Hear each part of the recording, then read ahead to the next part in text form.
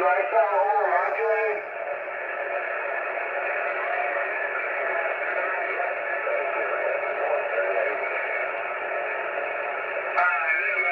over to the other mic. Give me a standby. I'm going to switch over to the other mic. Radio 529 down under. Radio 529 down under. This is station 506, Central Wisconsin, outside of Green Bay. We're standing by and listening.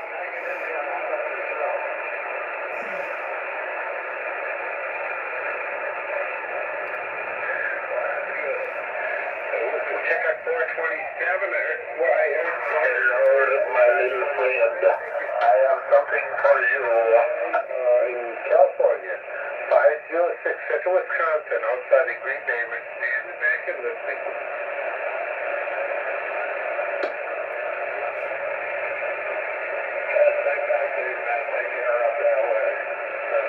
Here, still Las Vegas, Grandma. Stand back, please.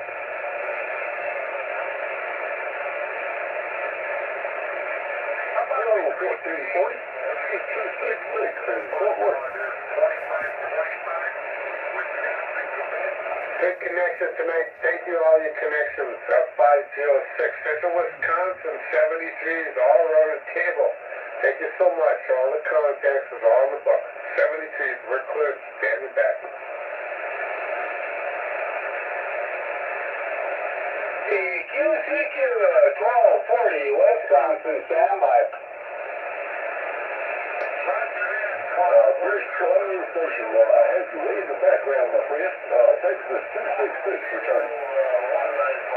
Oh, I got up there. That's 40. Who know I think about it? Still got Australia coming in. So 506 Wigan, and I'll let you know we have in contact. Can't get on numbers. Not a killer Mary out there.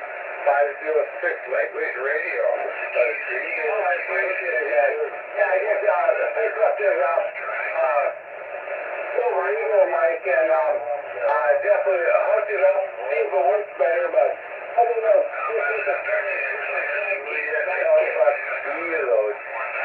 Okay.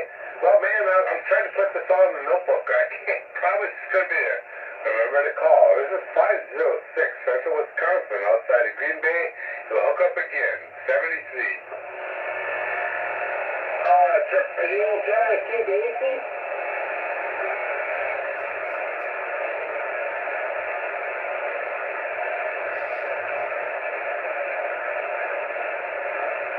This is Tanner Sidekick.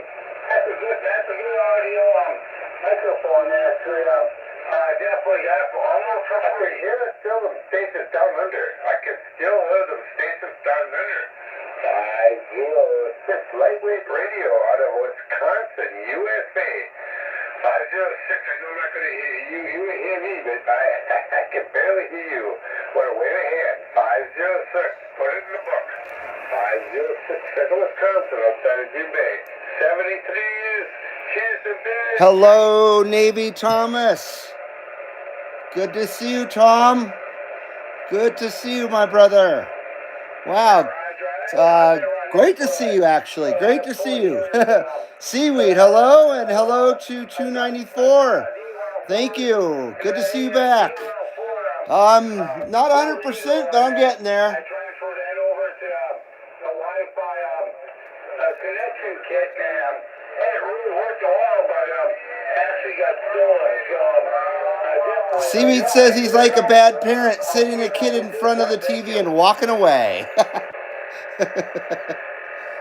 Well, it's nice to be back. I've been sick as a motherfucker. I can't say it as any other way. And no, it's not the coof. It's definitely not the coof. But I lost my voice for about 5 days. My wife enjoyed that, I'm sure. And yeah, here I am. Tom says moving to a retirement place in June. Right on, man. Good deal, dude. You're staying in Council Bluffs, I hope. Gotcha, brother.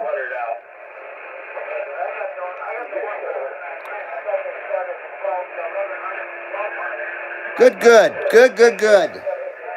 Well, it's great to have you in here there, Tom. Navy Thomas 8. Thomas here is, we've been friends for, boy, about 13 years. Yeah, about 13 years. So it's good to see you out there, Tom. You're smoking a Lutheran joint. Or you're moving into a Lutheran joint. I see. Well, welcome back to the CB Lounge 2112. I'm returned.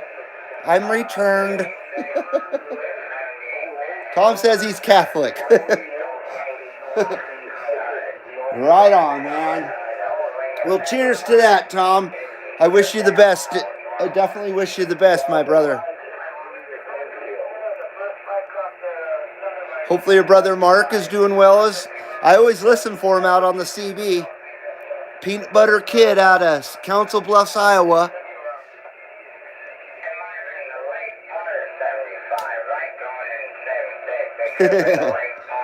So anyway, trying to get back in the swing of things here.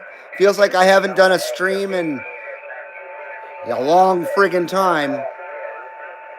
And it gave me harassment trying to start a stream. Jesus Christ. Every time I come back, they've changed something. You go away for a week, they've changed everything. It seems.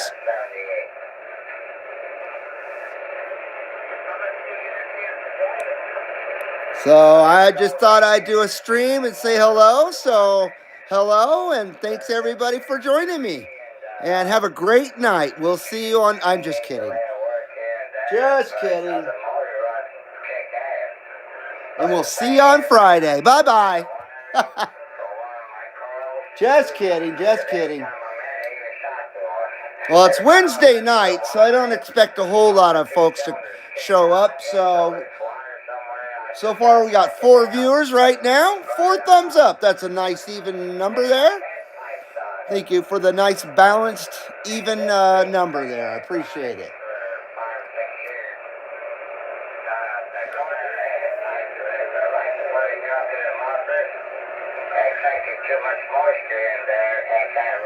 So I gotta get my ears on correct here, and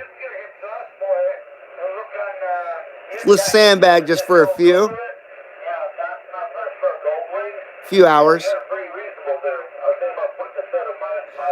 Now my clarifier's a little out of spec, so that's why it's to the left right there. That's actually center right there. And it was more of a pain in the ass to fix it than just to leave it. But it's definitely on frequency. I guarantee.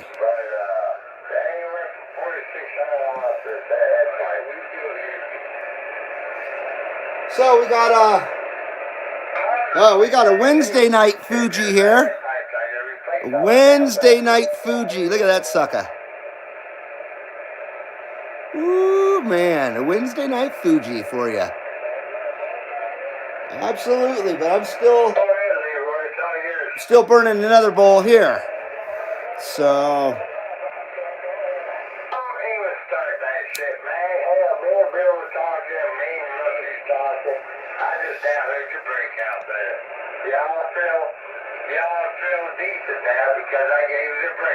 hello, Travis. Good to see you, sir.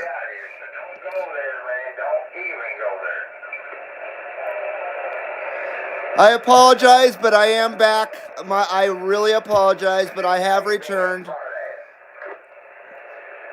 I know another week without the CB Lounge would have been preferable. I know that. But I had to make my return at some point. Now that I can talk. I lost my voice for five or more days. So I got to be careful with them Kelly Ripas as well. I'm definitely not 100% here. But compared to how I was last week, I'm to the moon. To the moon.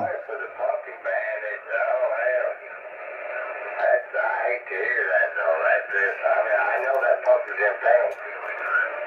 Hey, dope him up, man. So good to see you, Travis. Travis says hello, everyone and all. No need to apologize. We understand. I appreciate that, sir. Definitely appreciate that. You had some tranquilizers over here just for a pup dog. So yeah, first stream of April. Every time I have to take Zeus to the vet. Last month was pretty good. I think I did 12 streams And all that. for the month of March. The vet traded Zeus. I don't know why Zeus is a good pup. We're having a nice day today outside, but winter is going to rear its ugly head again here in the next 4 or 5 days. So we have a false spring going on right now. Winter just will not let go of us this year. And skiing in the local area is supposed to last past 4th of July. We're supposed to be able to ski past 4th of July this year. Amazing. Love it when that happens. Just make sure he's all good. Make sure it's consistent. But you're there, pup dog, it's just maybe a quarter of it or whatever. That's all he needs, you know, because Zeus is a big pup dog. So- 165 pounds. That's why it takes so much. Travis says it's 61 degrees at his place. We might see 60 this coming week until the weather turns to shit. It was supposed to warm up a bit, around 55, 58, somewhere around there.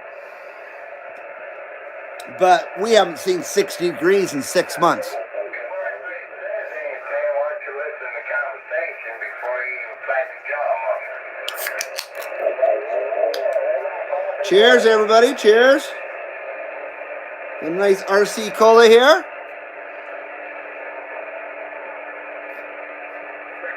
Oh.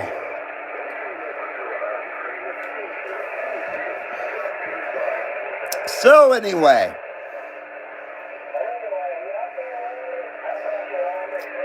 got 8 viewers. Hello, 8 viewers. Thanks for joining CB Lounge tonight. Much appreciated. The return of the CB Lounge 2112. Last week was hell. And I'm not kidding. So I'm happy to still be with you. I'm glad I didn't have to go to the hospital. But I was getting close to that, I have to say. So, hello, Steve Quinones. How you doing? Steve says 74 degrees here right now. Hit 87 earlier. Man. We had 42 today, and I was wearing shorts and a short sleeve shirt outside. It felt like summer. So if it was 87 here today, I'd probably have a freaking heat stroke. I'm serious. One time we went, in the middle of winter, we went to, right at the end of winter, we went to Kona, and we went from like 40 degrees for the high to Kona, and I got like almost like a heat stroke, and my wife did too, just from the change in temperatures. It really hit us hard. So we had to go sit in the air conditioning for a while and kind of like acclimate, like we were going to climb Everest or something. So we had to sit at Camp 3 for a while before we came outside. Steve says, too hot this early in the year. No doubt about that. Yeah, I'm not ready for 87, but 74 sounds fantastic. Yeah, 74 sounds nice. Once again, we got that Wednesday night Fuji here, a Wednesday Fuji.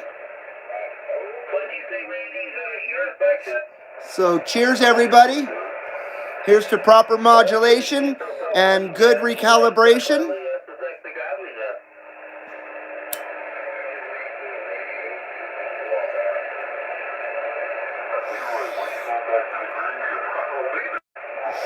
Definitely. We'll check that 2112 smoke meter here in a minute.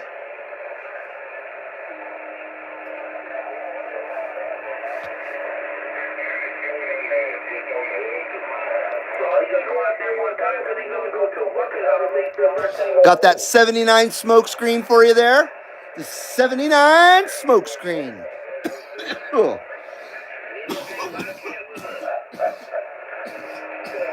Ah. I haven't had my CBs on or CB on since like 9 days. Yeah, about 9 days, I think. 9 or 10 days.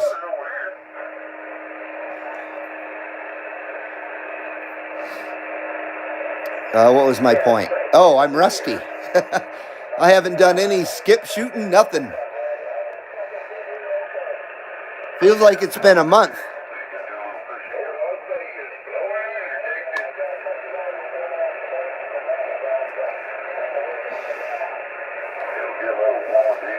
All I know is I'm looking forward to getting out on my motorcycle. Looking forward to getting out on my motorcycle and my skateboard and my bicycle.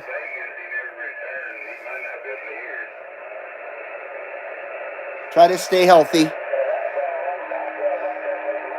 Exercise sucks unless it's fun. And skateboarding and bicycles, they're fun, definitely. I got a sweet, sweet bicycle, too. I got a Specialized. It's a road bike, a street bike. It's like a cruiser, like a beach cruiser, crossed with a BMX bike. It's a hybrid bike. It's very nice. I forget the damn name of it, though.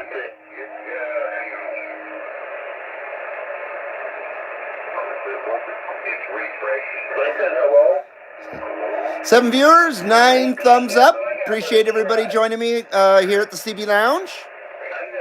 And welcome back to the CB Lounge. The lounge is open for your entertainment. And, grab what you got, properly modulate, and recalibrate here at the CB Lounge. Come on in and unwind. I know we haven't been open for like 10 days or so I appreciate y'all coming back. We'll check that 2112 smoke meter on Stan Grant, by the way. Yeah, we got Stan Grant here. Stan Grant's looking awesome in green, because everything looks awesome in green.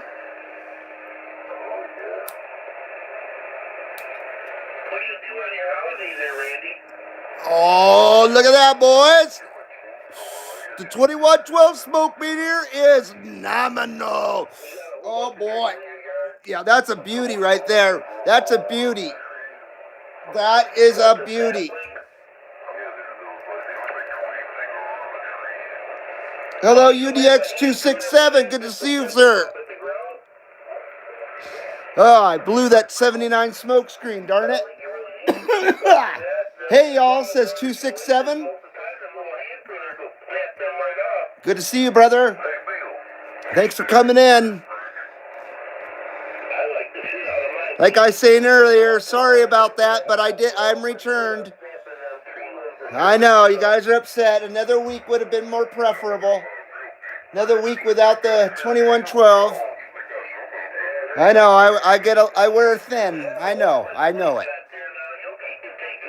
So hopefully 10 days was enough away from me. But you'll be praying for a 10 more after this show.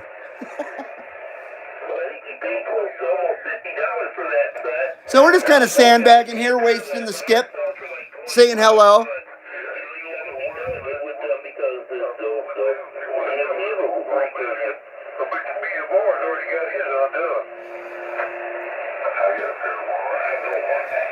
So once again, the clarifier is out of spec, but it's not off frequency. That's actually that's the center point there. Just slightly off, obviously. But the radio is right dead on frequency.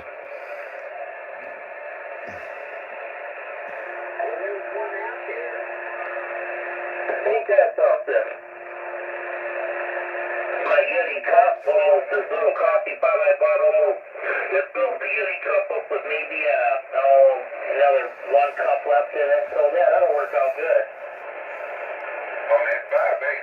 What do you say? Something about 1 cup? What is it? 4 guys, 1 cup? What the fuck? Oh, jeez. Oh. So thank you for all the well wishes on the CB Lounge Facebook group page. Much appreciated everybody's well wishes.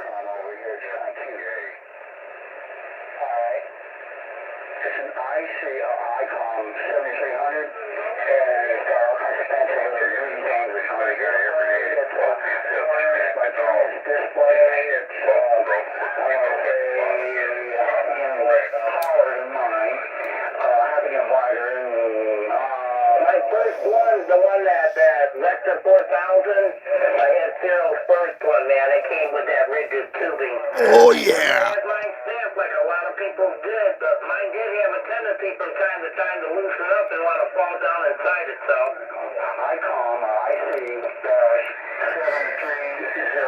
What in the world are these guys talking about? 75 foot to the bottom of the antenna.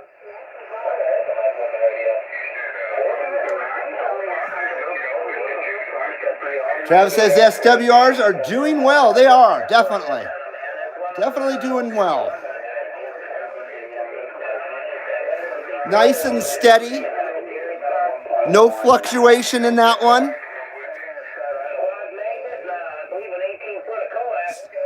So we got a nice steady 2112 smoke reading there.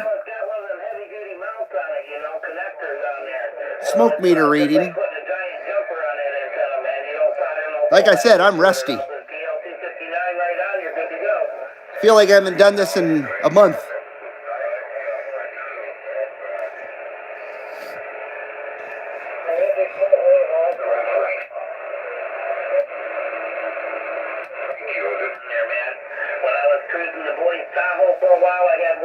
So anyway, even if I had a Wilson 5000 from time to time on there too, because I was running a second. my head's still screwed on backwards. Yeah, I mean that Hitman Radio 30. Yo, Ball Breaker into house, New York City. Good to see you there, Hitman Radio. Great to have you in here, my friend. Hope things are going great out there in New York City. Good, sir?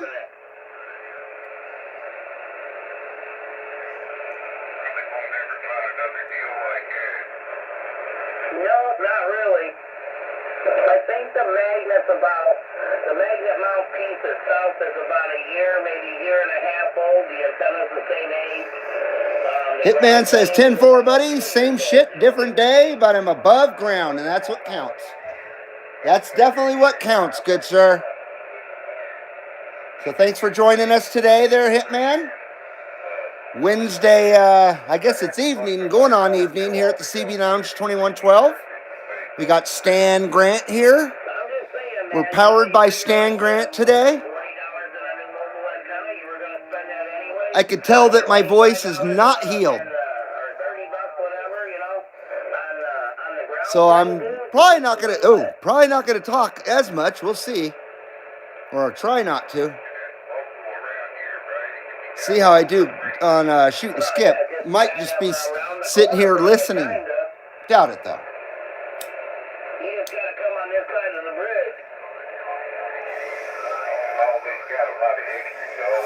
Oh boy. Yeah, definitely out of practice.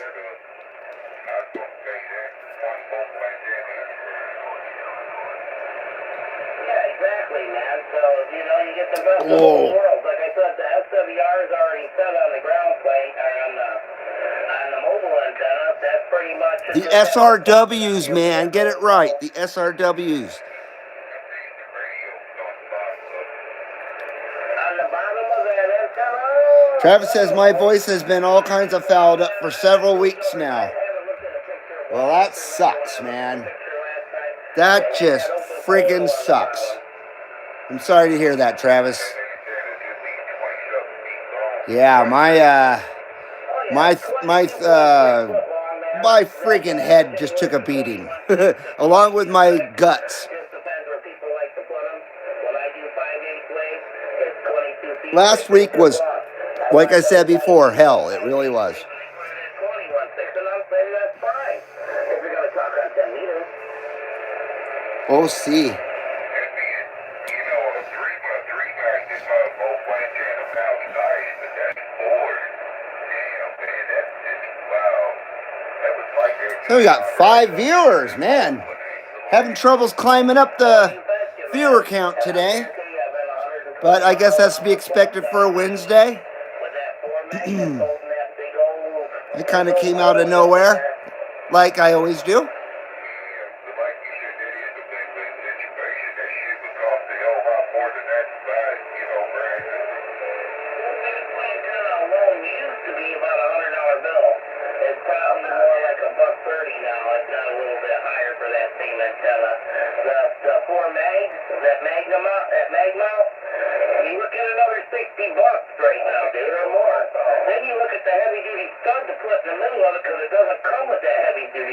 It comes with a little teeth one that you run a couple screws up in the bottom that's got its molded coax to it, thick garbage. And you have to put that heavy duty stud in there. And then you got the quad magnet, dude, you know? And it's all legit. That sucks. Everything is like that nowadays, for the most part. That's why I like these old radios. You don't have to do shit with them except tune them.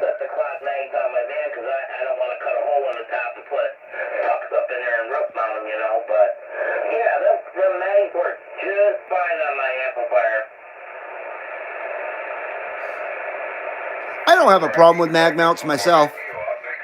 As long as the match is good. I've always enjoyed using mag mount antennas over the years. But of course, the best antenna I ever had was a 102-inch WIMP on the back bumper of a Chevy Citation, believe it or not.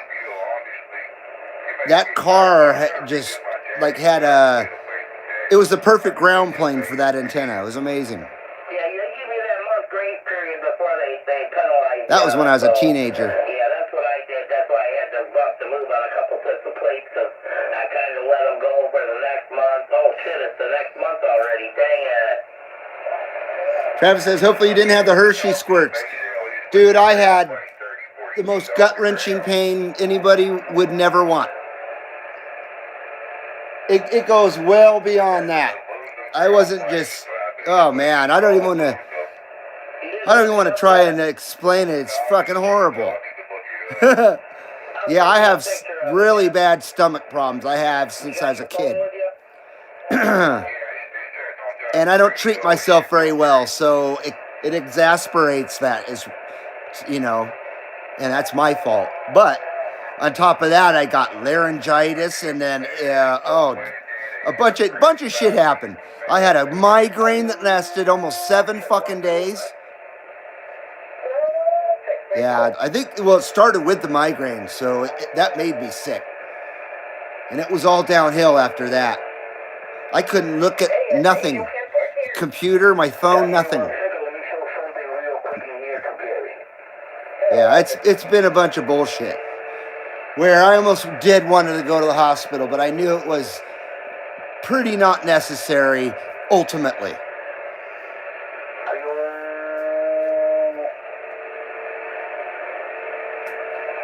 And I'm not trying to make something sound more serious than it is or anything. Or be a drama, be adding drama to it. So, yeah. I don't even remember how to shoot skip or even operate this damn thing. How the hell you operate this thing? I need to find a picture to download real quick. How do I talk to him? Which button do I push to talk to him? Where's this? Is this a touch screen? Is this a touch screen here? How do you switch to channels? Huh. I must have to pay a subscription to get it to work right. And maybe I have to register it online to make it work correctly. And what in the world is this frickin' thing?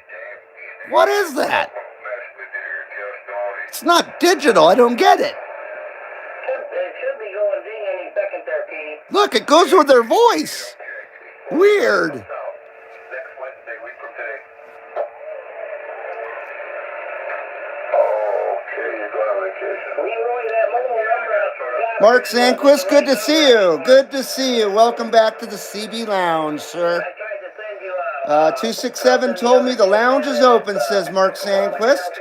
Thank you, 267. Obviously, notifications aren't going out today or something from YouTube. We should have more than 6 viewers, I'll tell you that. Unless nobody's happy to see me back, which I understand. Travis says, I'm not a GM person by any means, but those Chevy Citations were tough little car and ugly as sin. They were. All the above. It was a good car, man. It could take a freaking beating.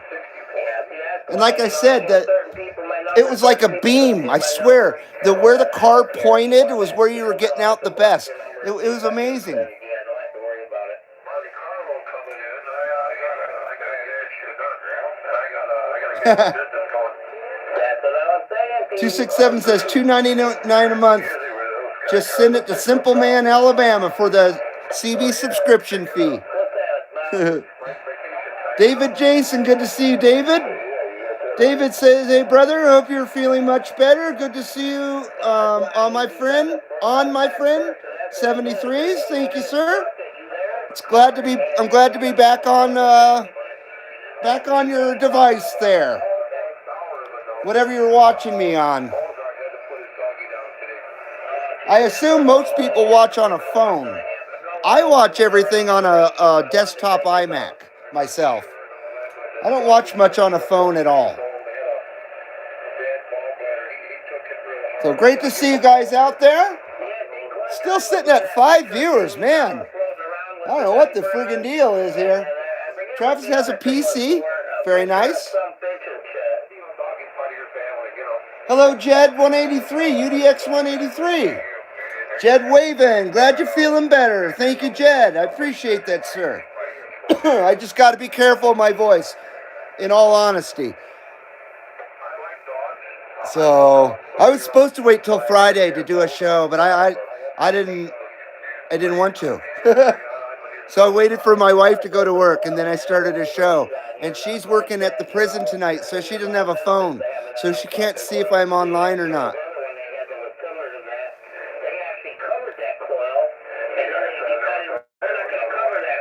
David says he's watching on a cell phone because he can't afford anything else. I hear ya. A lot of people are like that in that situation, that's for sure. This economy's garbage. Well, hey, that's better than nothing, though, you know? Back in the day, if we didn't have a TV or anything else, man, we didn't have nothing to watch. You watch your rotary phone or your touch-style phone at home, you could watch it. And then when caller ID came along, you could sit there all day and wait for a call to come just to see it operate. Caller ID, that was some futuristic shit.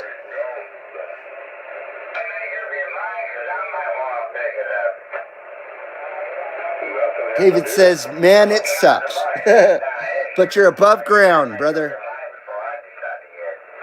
You're above ground, and you're hanging out at the CB Lounge 2112 with Laryngitis Guy. Laryngitis Guy and Stan Grant at your service.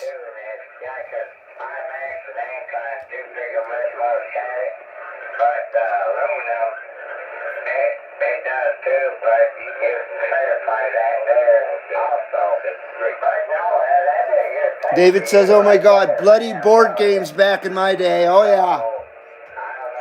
Luckily I had a skateboard and a bicycle, man. I was outside all the time. I wasn't much of a TV guy ever, really. And I literally haven't watched TV since 2004. And I feel like fresh as a daisy because of it. I feel like a petunia. Or getting shit-faced, exactly. Yeah. Oh, yeah. Back in the day, though, I watched Headbangers Ball. That was a staple show. And Cops, of course, and America's Most Wanted. Those were the staple shows in my later years, or my late teens into my 20s. What's that? In Living Color, that show, back when stuff was funny. That was a good show. But yeah, TV, I can only imagine how awful it is now. I don't even want to know. I don't care. It was so bad in 04. It's a steaming pile of shit now, I'm sure. It's so bad my wife don't even watch TV no more. And she is a TV-aholic. Or was a TV-aholic. And we're not old, believe me. We're only 27. Almost 28. She's almost 28. I'm already 28.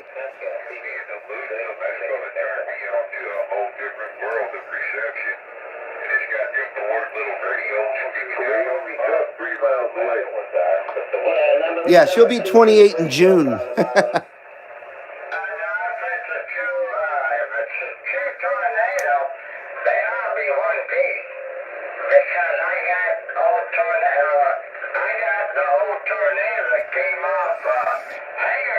Wow, the tornadoes in Oklahoma, or I guess it was the tornadoes. The footage out there on YouTube is fucking amazing. Sad as shit. I feel so horrible for anybody that loses their home. And the amount of homes gone is just, it's really stomach churning.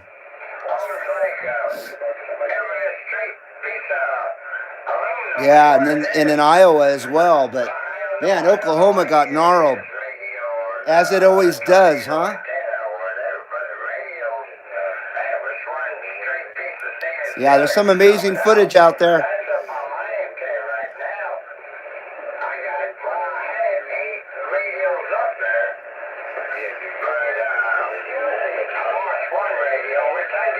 David says, oh yes, it's like $80 to have TV channel, $180. You're right too, a month to have TV. It's insane. You're paying for garbage. You're paying for absolute bullshit too.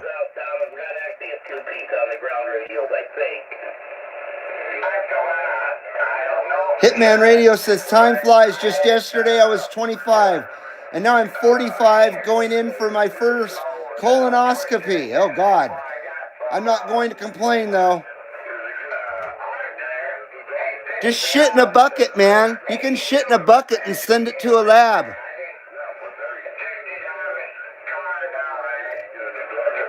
For real. Travis says, I remember when flip phones came out, people would check them discreetly, like they were in the FBI or the CIA. LOL. I know. Yeah, I know. Now it's part of people's hand. Some people don't ever let go of their phone.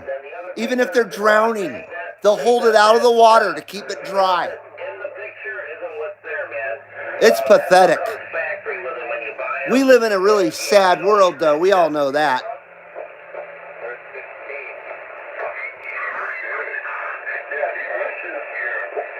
Mark says he quit mainstream TV 4 years ago. Good for you. Travis says 5-gallon bucket of shit and mail it to the lab. Laugh my ass off. For real, you can shit in a bucket and send it to a lab. I'm serious. It's a special. You got to get a prescription from your doctor, and this company sends you this medical kit that you take a dump in, and you send it away. And it's much better than a colonoscopy if you can avoid one. And it's, as far as I know, just as good. I'd rather shit in a bucket, motherfuck it.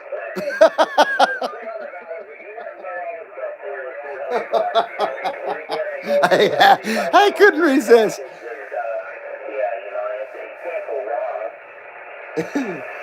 Oh boy.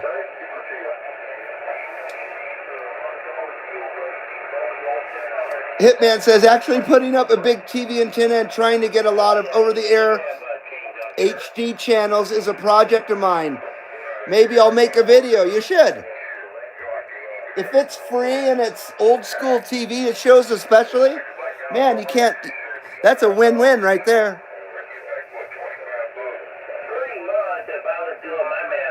Because, you know, TV was tolerable in the 80s and the 70s and the 60s.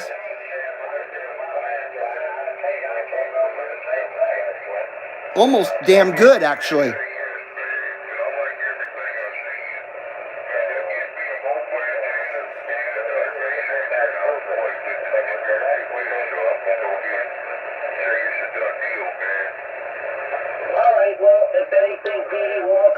All right, should I shoot skip here?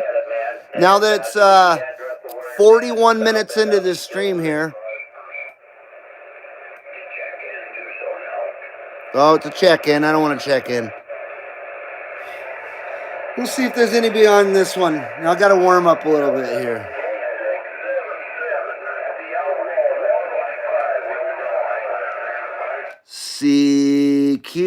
CQDX, CB Lounge 2112, Carson City, Nevada, with that live video gate on YouTube. Come on, come on. Boy.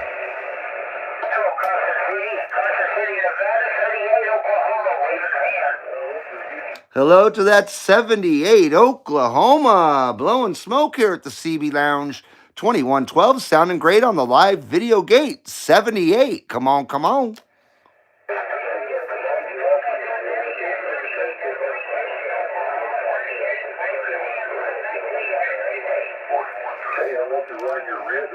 Much appreciate the comeback there, 78 Oklahoma. You stay safe out there, 78. And we're sending those good numbers to you from the CB Lounge 2112, Carson City, Nevada.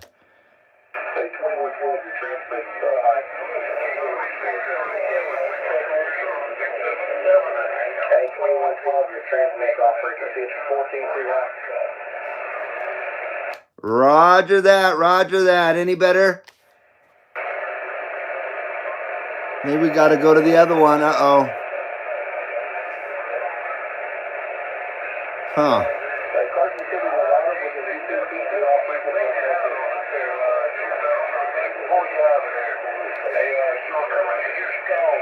CB Lounge 2112, we appreciate it out there. I guess we're off frequency. CB Lounge 2112, we apologize.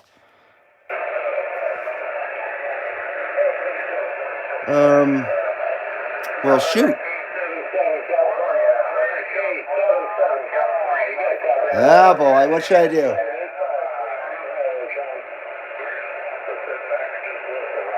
I don't usually hear that I'm off frequency. I can't believe this radio would be off frequency. I don't know. I know that guy wasn't trying to be a jerk or anything.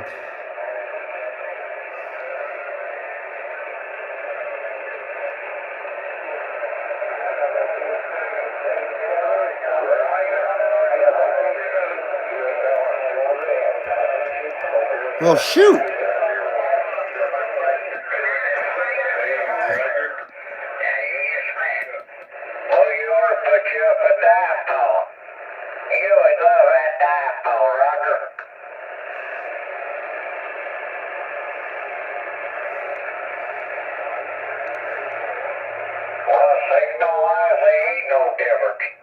Woo!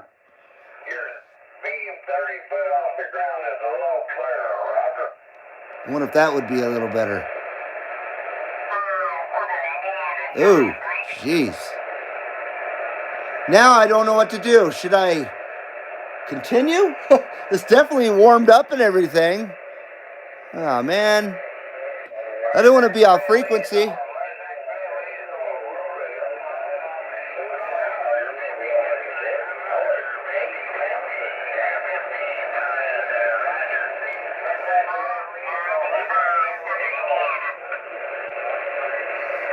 I might go to Ginger Grant maybe. Or the Galaxy.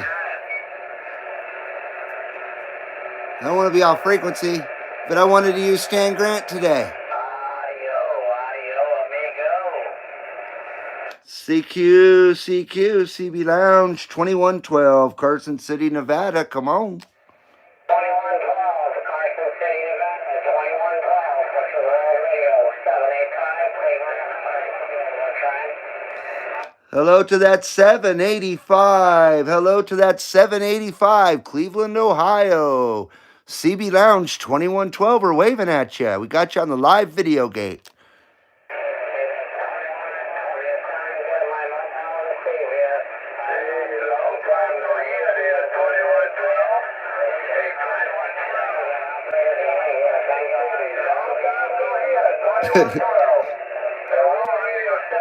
Oh.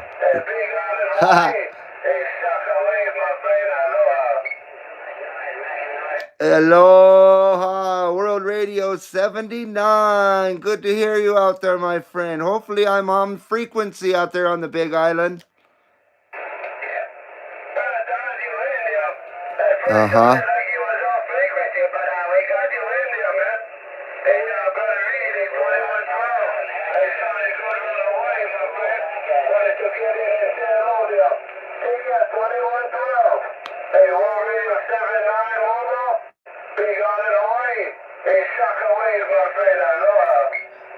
Shaka wave to that World Radio 79. We got you on that live video gate right now there, Ed. We always appreciate you being on the live video gate, my friend. And I think we're going to switch radios here, so we're not going to be off frequency now.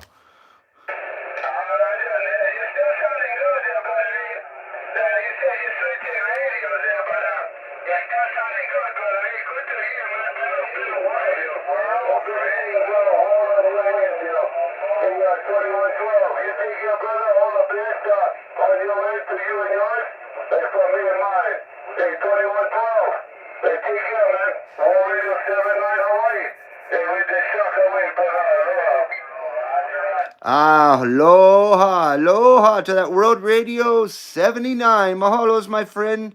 We'll see you out in the DX land, good sir.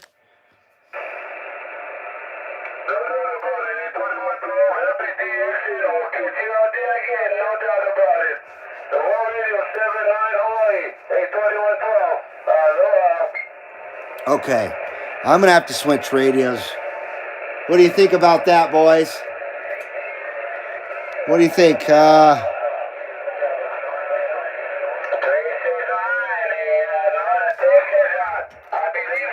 Oh, boy.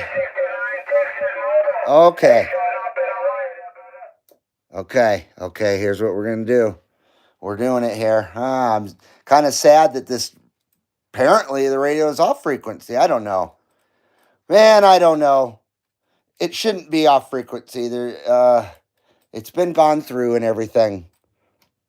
So, I don't know what to think. Sometimes, you know, people just say it to mess with you and shit. I know that, I definitely know that Ed wasn't trying to mess with me. And I don't know who the other fella was, but I don't think he was trying to mess with me, obviously, either. So, as much as I don't want to, we're going to have to switch radios. I was planning on using this one all day today. So, I apologize. I wish I had some music to put on for you while I do this bullshit. So, let's see here. Oh, boy.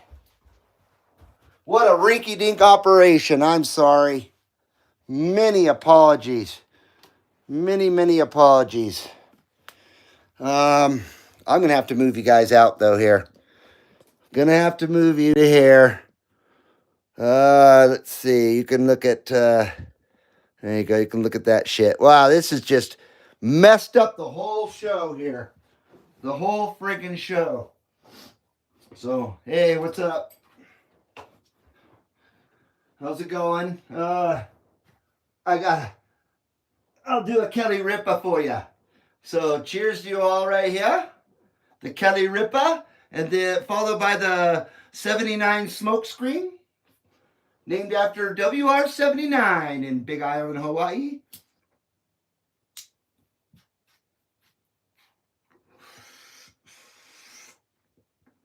That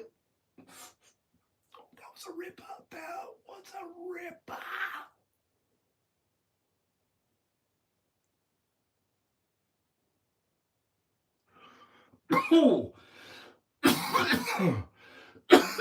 Oh, 79 smokescreen. Oh my. Now I don't know what I'm doing. Oh. Well.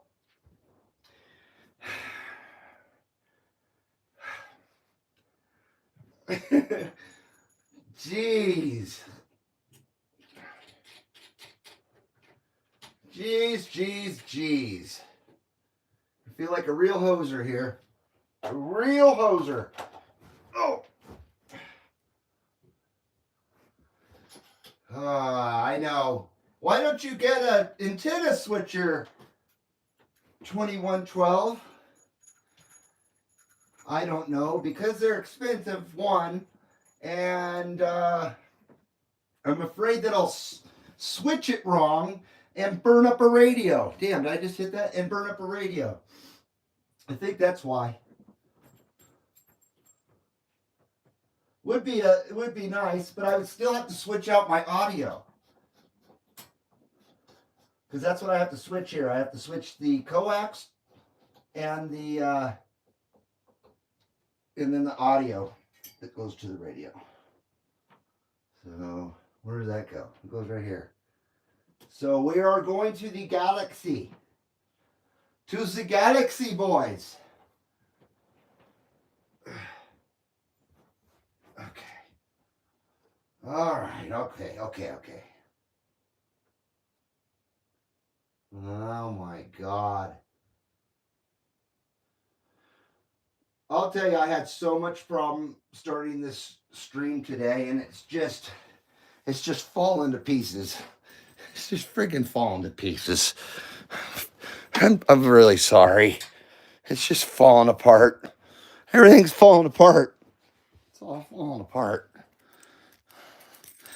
The lounge is falling to pieces. Okay. No adapter for this one. Boy, we are pro today, aren't we? Real pro. Now I gotta let this sucker warm up.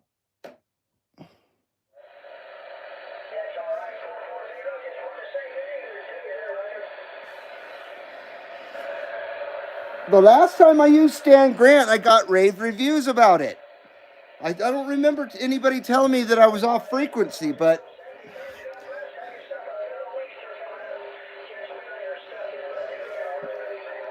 I can't tell where my power is at. Power. So we'll give this a few minutes to warm up. Should have been warming up the whole time anyway. While I was unplugging all that shit.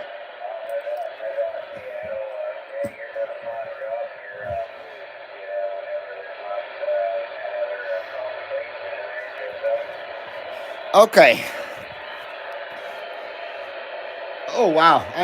Everything's out of whack. Including the host. Everything is out of whack. Check it out. Look at all that stuff. I did a cool, nice cleaning on Boss Hog.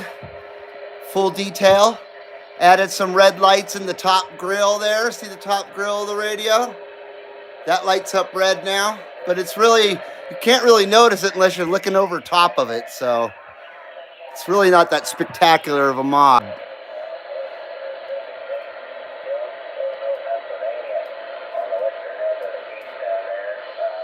And there's that beautiful galaxy.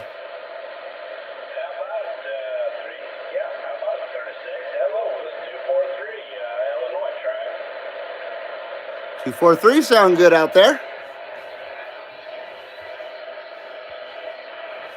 Oh boy, God, I seriously apologize about the freaking joke of a stream here. But don't I say that every time? I think I do.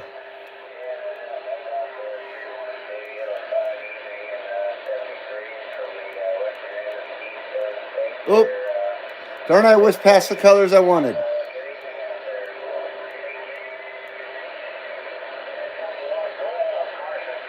Huh? Oh, we got 267 out there. I got to give this thing a warm up for a few minutes before I holler on it.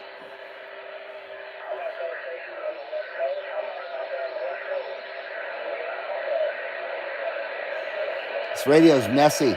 I see spit on it. I spit on it. Oh.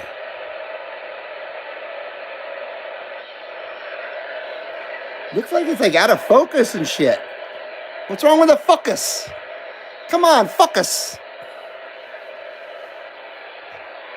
Hello, Whiskers McMeow. Sorry, I'm busy on the messing with shit over here and not paying attention to the chat side. I apologize, guys. I know you guys were talking about over-the-air television. And then Gray Squirrel West Coast got his ears plugged at 267. Shaka waving. Galaxy's pumping it up. The Jam. Sometimes Skip throws it off frequency, says Mark. Thank you, sir. Appreciate trying to make me feel better. I know. Double check with a local. There is no local to double check with, unfortunately. So that's a no-go. Whisker says you look like me an hour ago switching 5 radios to my new desk. 73's LOL. Good to see you, my friend. Look at that gorgeous radio, says Travis. So good to see you all here. 11 viewers. 11 viewers, 14 thumbs up. Appreciate it very much. Thank you.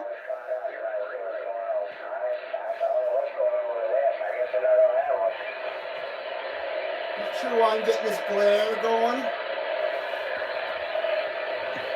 That just really didn't help.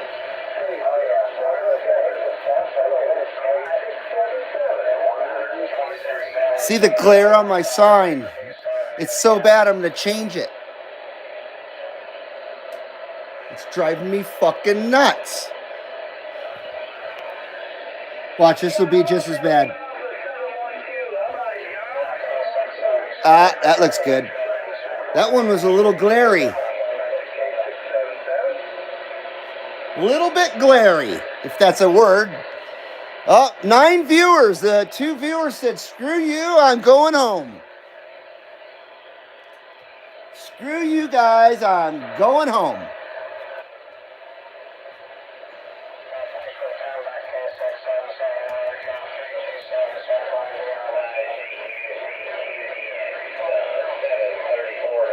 Well, I'm kind of sad about Stan Grant there.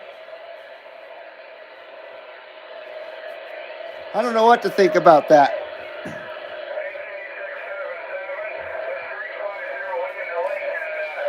Is it like a GoPro and it only works when it wants to? I'll tell you what. I've had a lot of GoPros over the years. None of them ever work right. And there's nothing else that can beat them. It's kind of like the YouTube debacle or dilemma. You know, it's I wish there was something better, but there isn't. So you put up with the damn bad quality sometimes. I don't know. I love GoPro cameras, don't get me wrong. But there's always some glitch in every single model I've ever had. But GoPro is the best when it works right, man. They're the best. Can't beat them.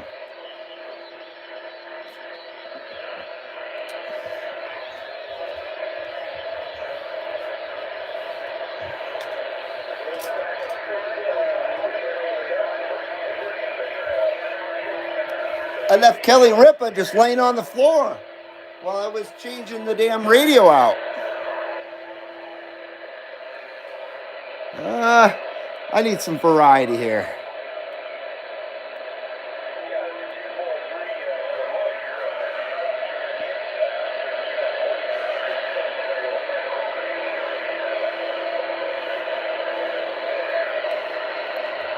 So once again, I apologize. I very, very much apologize. I'm very rusty. I'm trying to think of an excuse why my stream is so bad today. I got no excuses. I'm just awful, that's all.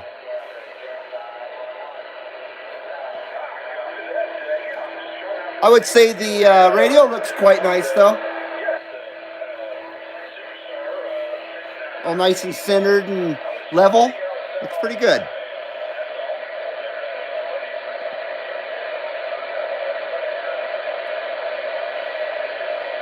So don't forget to hit that thumbs up if you haven't already. It's much, much appreciated. We got 8 viewers out there, so it's definitely not a super stream. Nobody loves CB Lounge 2112 no more.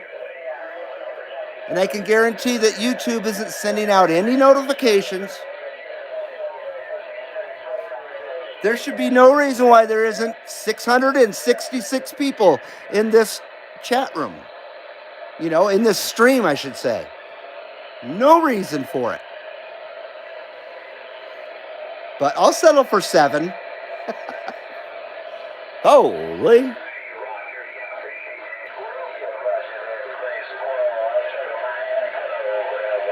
There's that gray squirrel. I don't hear gray squirrel. Gray squirrel probably in California, huh?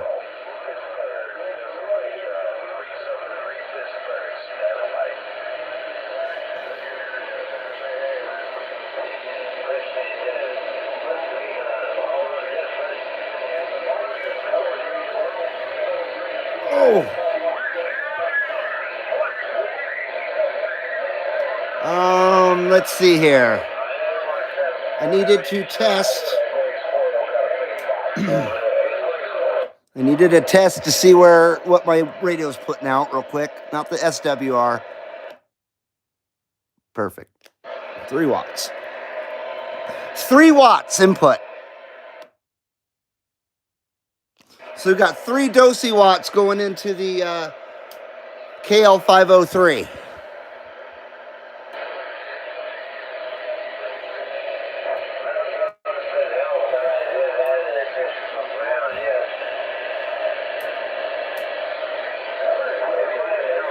We'll just have her full power here.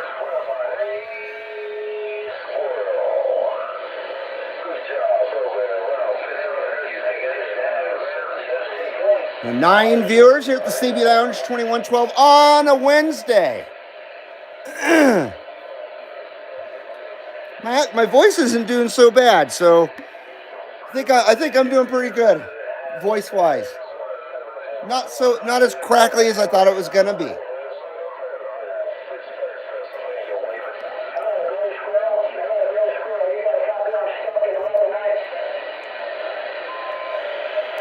Mark says 3 watts into the reverse preamp. Exactly.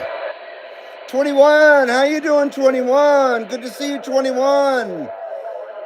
21 says, I'm coming in like a wrecking ball to leave a thumbs up, but I'm not licking the hammer.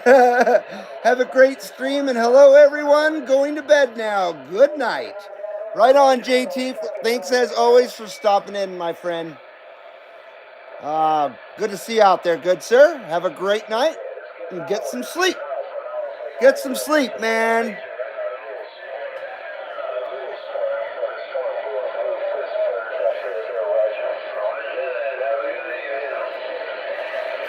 Okay, let's see if we sound any better on this thing now. Make sure we're all dialed in here. Sideband. CQDX, CB Lounge 2112, Carson City, Nevada, with that live video gate on YouTube. We're standing by.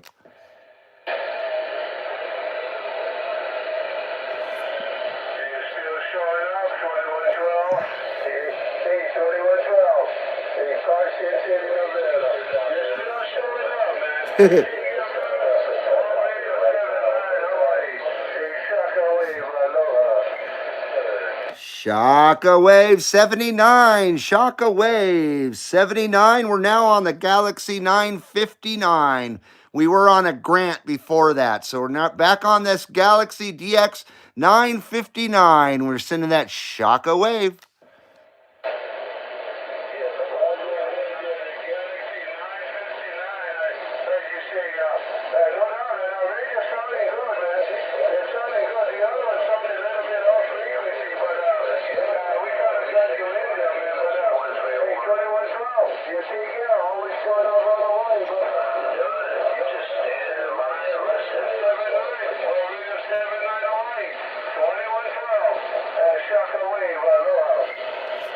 Aloha, WR79. Aloha, WR79.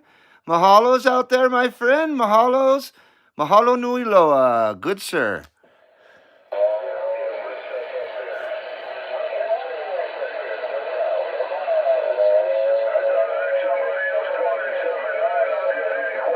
So we're getting to the Big Island, obviously. And the Galaxy is obviously on frequency. So I guess Stan Grant is off frequency. And like was said before, Skip throws it off as well, but it must be really off frequency. I don't know, man. I just don't know what to think.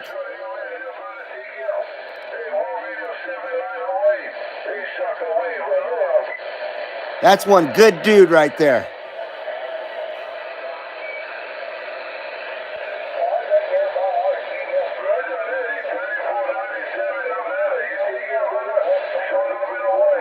Travis says, I'm getting aligned and calibrated with a cold one. Very nice. Excuse me. David says, there sure is a beauty, or that sure is a beauty of a foot warmer you got there, my friend. Would love to get one of them for sure. I recommend they. I very recommend they. If you can find one for a decent price, I don't know what they're going for now. I paid $300 with shipping for mine, but that was 3 years ago or 2 years ago, going on 3 years ago. Yeah, it's a great amp. Just keep it cool. Keep it cool. Use a nice 8-gauge power wire and stuff for it.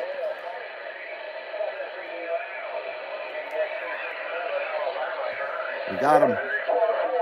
Hello to that UDX 267. UDX 267. We got you here at the CB Lounge 2112. Come on, come on.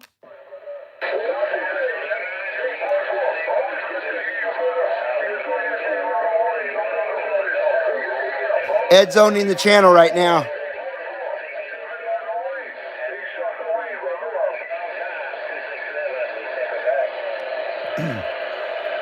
We got you out there, 267. We got you out there, 267. You're battling that WR79, but we definitely got you out there. 267, UDX 267, CB Lounge 2112. We're waving.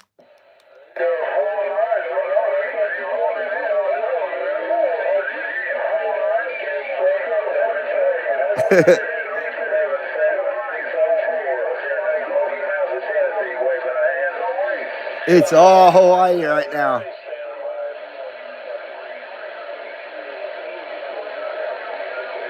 Travis says that was a good price for that heater. Definitely was. Yeah, when I got back into the CB again, things were still reasonable. And that was only 3 years ago, you know? Then in this last year especially, has been just ridiculous. With prices and behavior on the radio. It's like someone opened up the freaking playroom for the little kiddies to come out and play in their diapers. Like, you know, channel 38 lower. Prime example.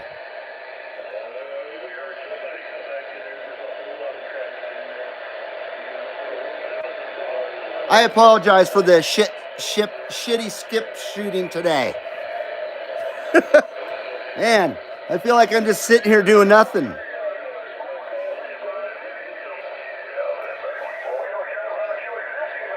See, let's listen to this for a few minutes if we can.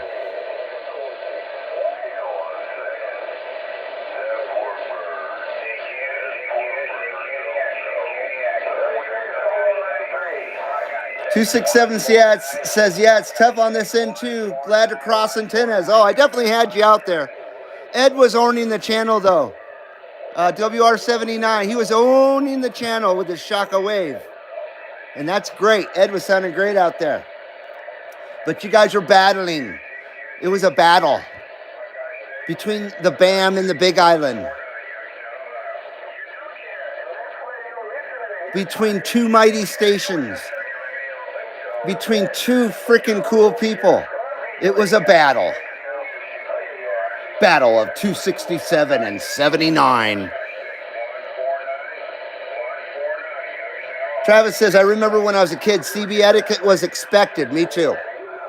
Absolutely. Remember when you'd say break channel? Like break whatever channel? You don't do that no more. You just start screaming. It took me a while to kind of get used to that, because I didn't feel comfortable just screaming out. Oh, I don't scream, but yelling out, you know what I mean? Without calling for a break or a station on the side. In a way, I kind of prefer the free-for-all. It gets monotonous waiting for your turn. I don't know. It's just a whole different scene now than it was back in the 80s, that's for sure. But it was all about local channel back then. Not so much skip, at least in my life. Of course, skip shooting was a thing, but we had such a vibrant CB scene back then that we didn't need skip. Skip actually interrupted our local scene, you know what I mean? So it was kind of a nuisance a lot of the times. Guaranteed I'm being drowned out by California. Once again, we don't hear California very rarely here at the CB Lounge 2112. I think you guys all probably know that.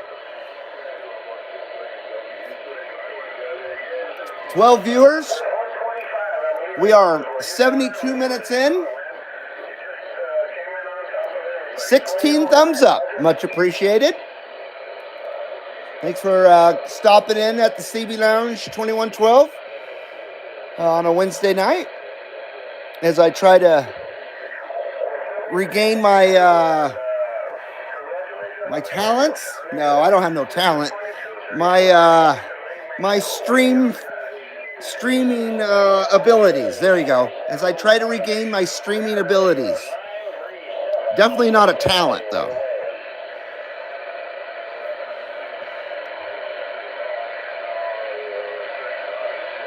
Travis says, I still followed CB etiquette through with it even as I got older and was on my own with my old 77, I still would. I will too. Hey, there's Lucky 17. How you doing, brother? Good to see you, Marcel. Man, I got to get off my ass and catch up with your videos, Marcel. You got 3 out. You got 3 out, and I haven't even seen them yet because I'm a piece of So, looks like Marcel is the 13th viewer, and he's lucky 13. But I hear you there, Travis. I gave up, though, in the new era.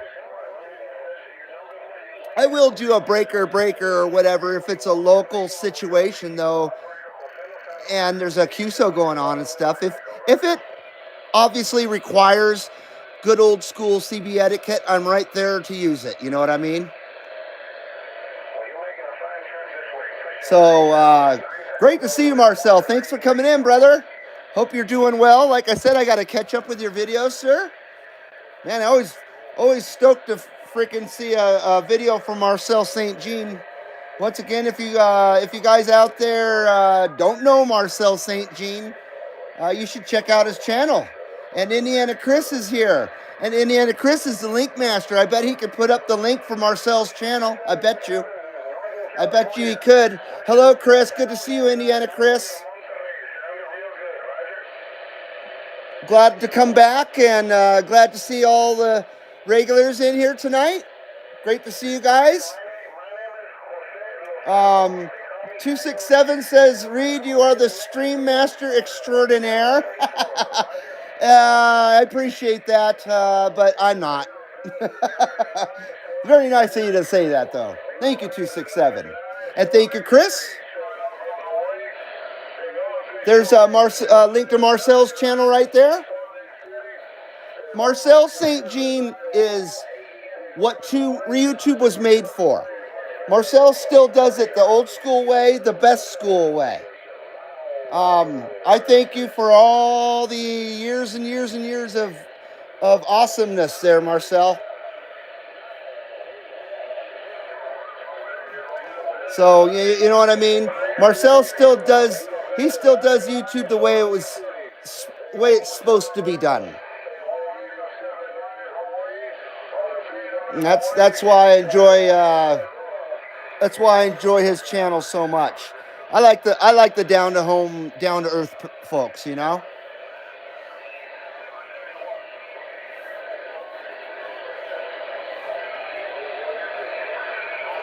So hopefully Marcel will get himself a base station set up one of these days.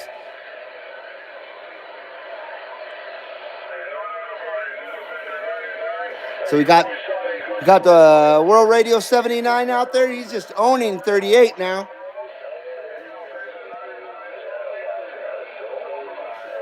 We're actually listening for the goofs. Where were the goofs on 38? I guess they all went back and got their diapers changed, or they're getting their diapers changed right now. They're getting their diapers changed and going back to bed in the basement.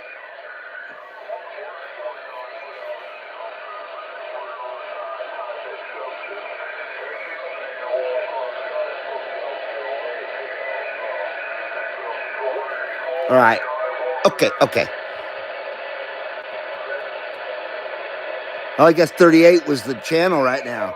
So cheers, everybody. Cheers and cheers and cheers. Here's to y'all. Here is to you all in the lounge tonight. Luck is a lady tonight.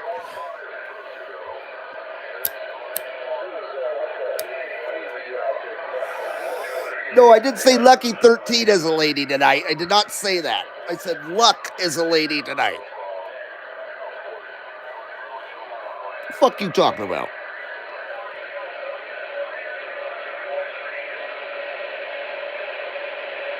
What you talking about, huh? God damn it. Indiana Chris says, new antenna coming tomorrow. Thank you. Good job, dude. Cheers there, Whiskers. Woo. Oh my lordy. Okay. CB Lounge 2112, Carson City, Nevada, with that live video gate on YouTube. Come on, we're standing by.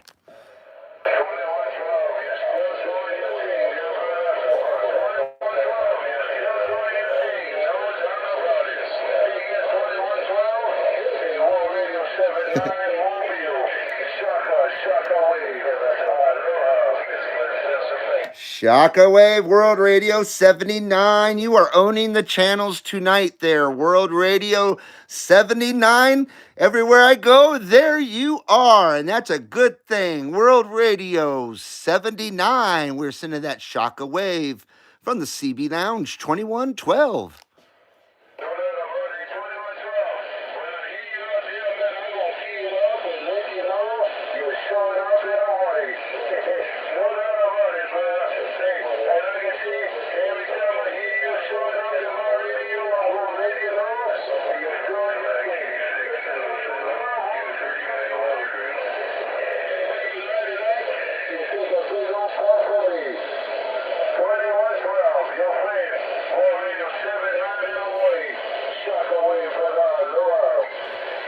Aloha World Radio 79. Aloha. We're going to do that World Radio 79 smoke screen for you here on the CB Lounge 2112 live stream. We're going to do that World Radio 79 smoke screen for that World Radio 79 Big Island, Hawaii. Aloha, my friend.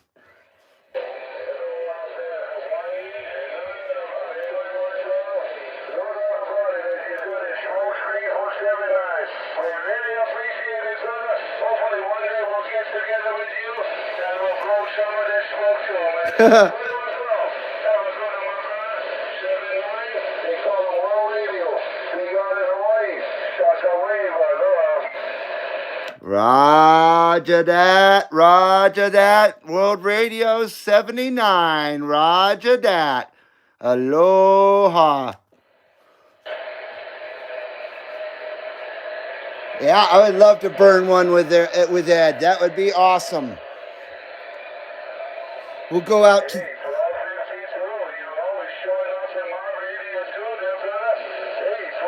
There's a special place on the Big Island we could go burn. I know a sweet spot, and I bet he knows it too. At the teepee, if the teepee's even still there. On the high road, teepee at the high road at Waikoloa.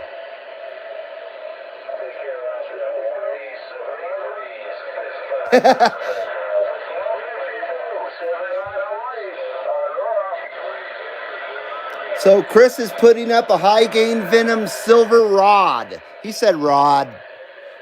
All aluminum. That sounds like a cool antenna, says Travis. And Chris says, I hope so. And I bet it will be sweet. I love aluminum antennas are the shit, man. And Chris says, read in Ed's Excellent Adventures. That sounds cool, man. I have some pretty excellent adventures on the Big Island. That's for sure. It'd be cool to have an excellent adventure with Ed, too.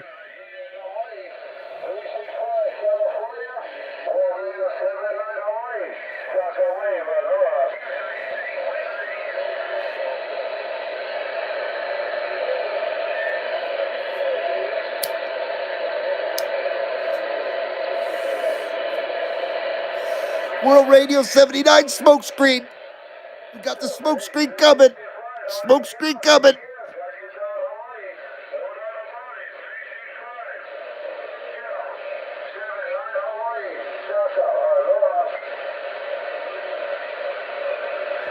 Woo.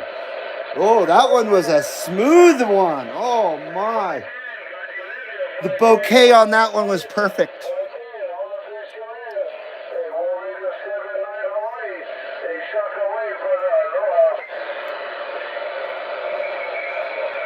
Travis says he used to run an old Army Big Stick years ago.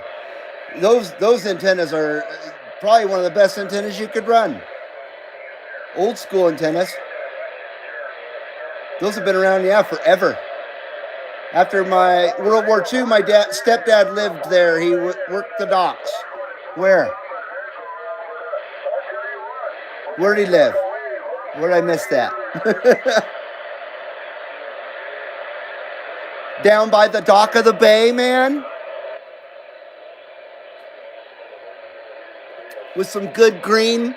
Sitting on the dock of the bay with some good green. While we listen to World Radio 79 in Big Island, Hawaii.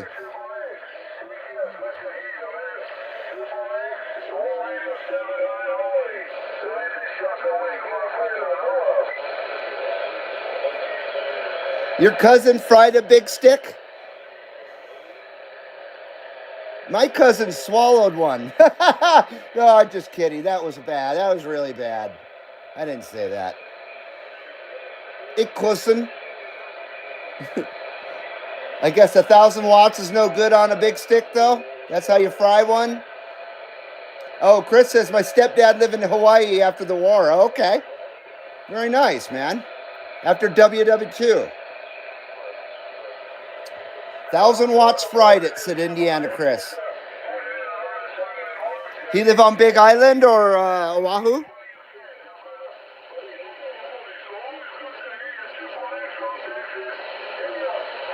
Maui's a beautiful island.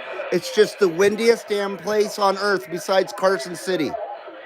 That's why I never go to Maui. It's not because I hate it there. I just don't like the wind.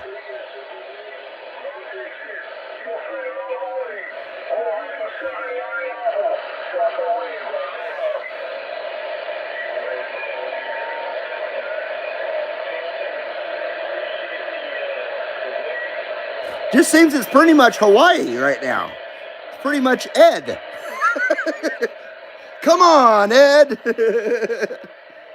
I know I've told the story about Ray, right? Come on, Ray. I don't want to repeat a story if I have. When I yelled, "Come on, Ray," inside the 7-Eleven, and I didn't even realize I did it. That story. That was a wild story.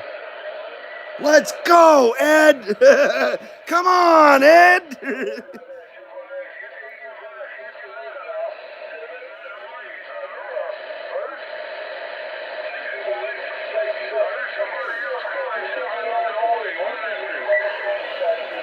Okay. We love Ed, but let's see what's up on AM. If anything. Now that it's almost 7 o'clock here at the CB Lounge, 2112. I still got 6 going.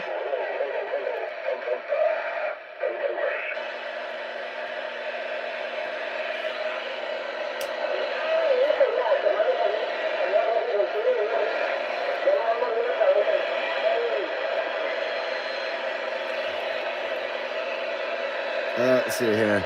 How about it out there? Channel 15. How about it, Channel 15? CB Lounge, 2112, Carson City, Nevada, with that live video gate. Come on, come on. Thank you, Chris. Switch.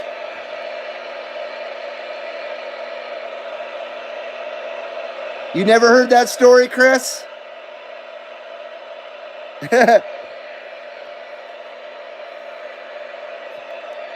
I guess it's funny. Sometimes I think my stories are just too stupid to even tell. Even though I think they're funny, I don't think I tell them very well, and they just wind up becoming a dud. Nothing on 15.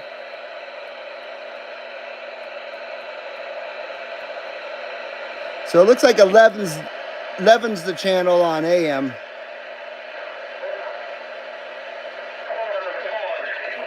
And there ain't no way I'm getting through that mess.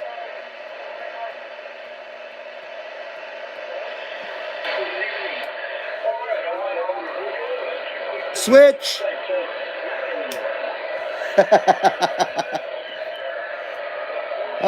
Chris says, let's go, Ed. Never heard it. Travis says, at least it's not the ungrateful Ted. That's right. That's right. Exactly. Notice he never came back. Oh, that's right, because he got banned. Oh, instantly damn near. What a jerk. What a jack stack. 267 says, try 390 on channel 23. Is he out there right now?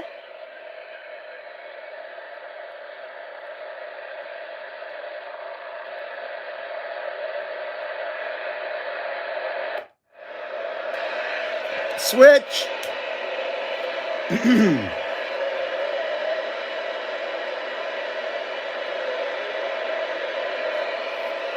How about that 390 Wagon Master? 390 Wagon Master. CB Lounge 2112, Carson City, Nevada, trying.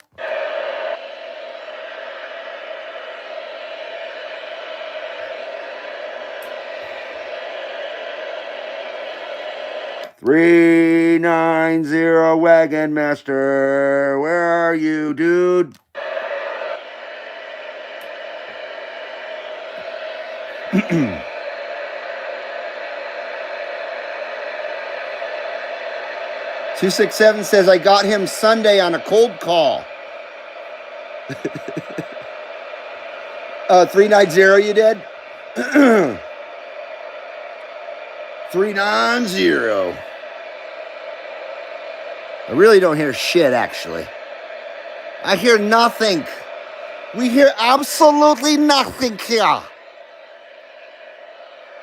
Chris says, I'll be looking for a good power supply and a small amp this summer. Very nice. Well, you can't go wrong with the KL203 and get the P version so you get a preamp with it. And all you need is like a 30 watt supply or less even.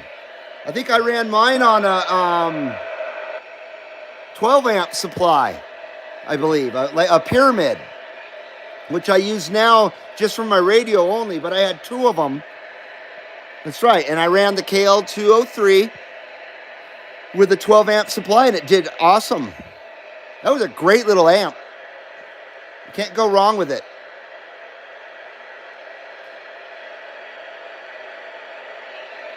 No Wagon Master, boys. 28's even dead.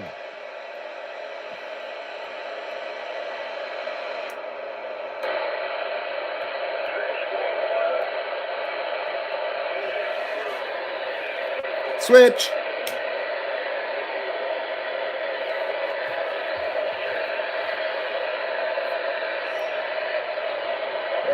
Stand by.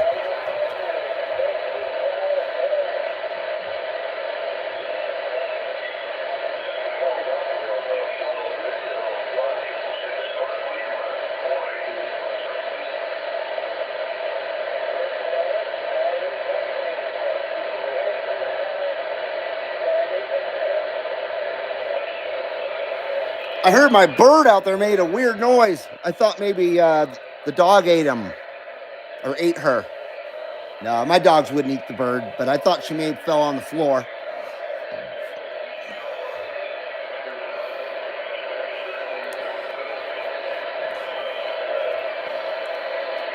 Well, we know 267 heard us today, and we know Ed heard us today, but that's about it, huh?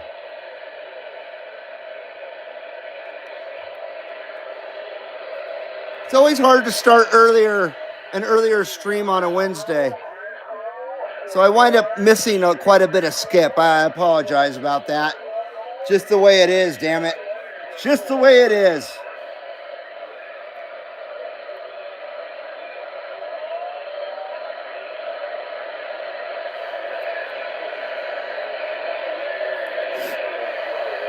Steve Quinones says, I picked up a KL 200P for my McKinley. The SWR increases when turning it on.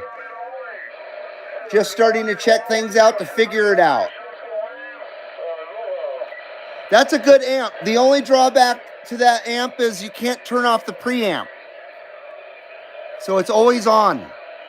That's why I didn't choose that one, because of that reason.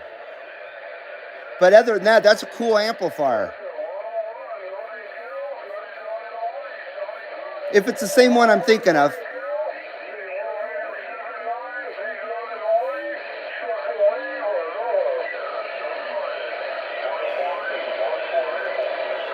Well, cool, man. I hope it works really good for your McKinley. Steve says this one has a preamp switch. Very nice. Then you're good to go. Is that maybe that's something new that they've added to it? I don't know. Because I swear I got the KL 200 and I didn't realize that the preamp was always on, and I was able to return it actually. So I'm glad to hear that they have a switch for it now. That's like it's like 2 KL 203s. It's double those. It's the size of 2 of those, right? As long as 2 of those, or as wide as 2 of those. That's the one I was looking at. Or the one I think you got.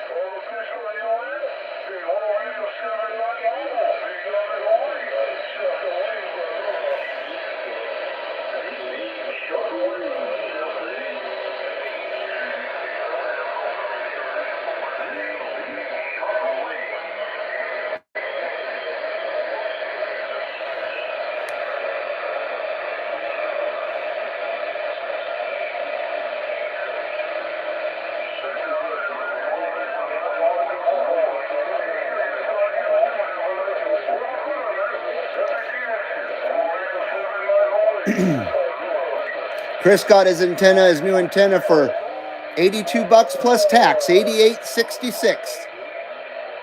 That's a good price, man. Free shipping from the UK. Oh, sweet. Oh, that's coming a long ways then. My Italian antenna came from Sacramento.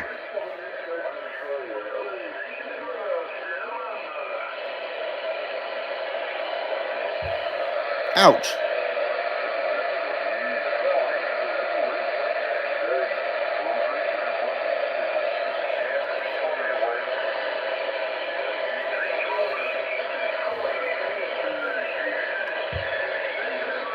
Keep hitting my elbow on the damn futon couch arm. Son bitch. My God, that hurt. 11 viewers, 18 thumbs up. Very nice. Very nice.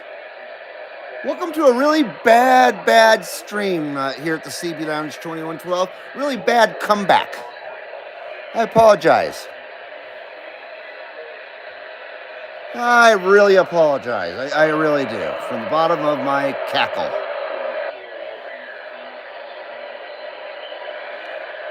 How about it out there? CB Lounge 2112. Come on, come on. We got that live video gate going. Come on back. I don't even know what I'm doing here. I don't even know what's going on.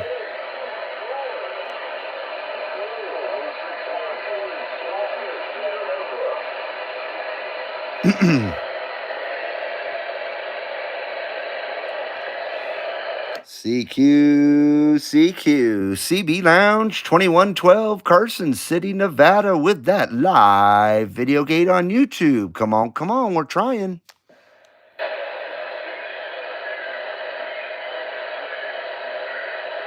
You saying something about Mushu? Something about Mushu. Huh.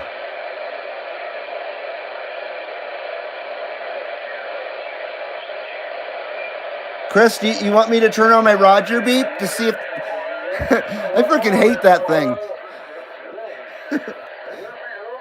Oh, I always wanted a radio with a Roger beep and shit, and then I got this Galaxy, and I used it twice. And I was like, wow, that is friggin' annoying. And I never used it again. That could also stand for Reed's Bud right there, RB. Reed's Bud. 267 says there are no bad lounge streams. What say y'all? You guys can be truthful. It's all good. It's all good. It'll just make me better. So rip me apart. Let's hear the criticism. Let's hear how bad the lounge smells. I mean, sucks. Actually, the lounge smells amazing. Because I got some apple cobbler going on here. Oh, yeah. It's right up there with Jack Herrera, but Jack Herrera is the king.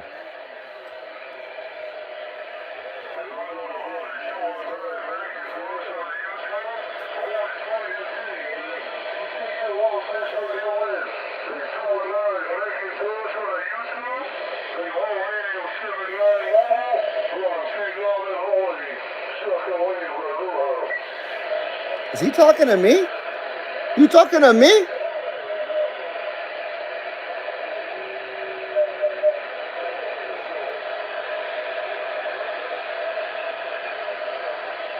Mark Sandquist says, CB Lounge streams, breaka. Seaweed says, that's the problem you need. Oh, wow. I think he's talking to somebody else. What is that noise? What in the world is going on here? Chris says he's cooking cobbler. Oh, I'm smoking cobbler, my friend. I wouldn't mind having that RG 213 there, Steve. That's good stuff, man.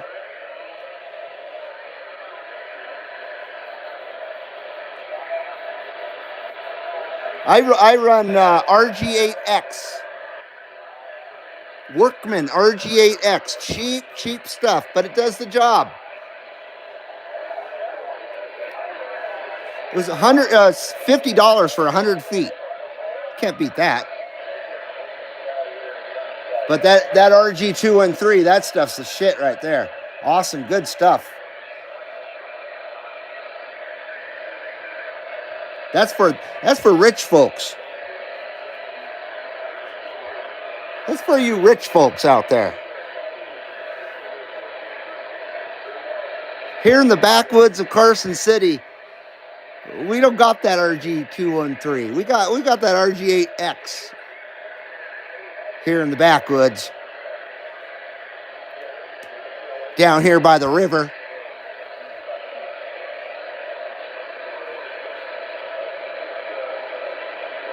CQDX, CB Lounge 2112, Carson City, Nevada, with that live video gate on YouTube. I wanted to sound like it was urgent. It was an emergency CB call.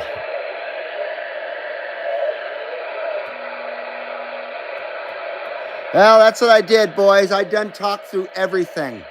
Like a complete goof. I apologize. You know, we worry about the goofs coming into the lounge. The goof's already here. He's the host. The goof is the host. But listen to that goof. I think I'll turn on my CB radio and blow a flute into it. Exactly. Living in a van down by the river, eating government surplus cheese. You know, that cheese is actually pretty good. I remember that government cheese from the 80s.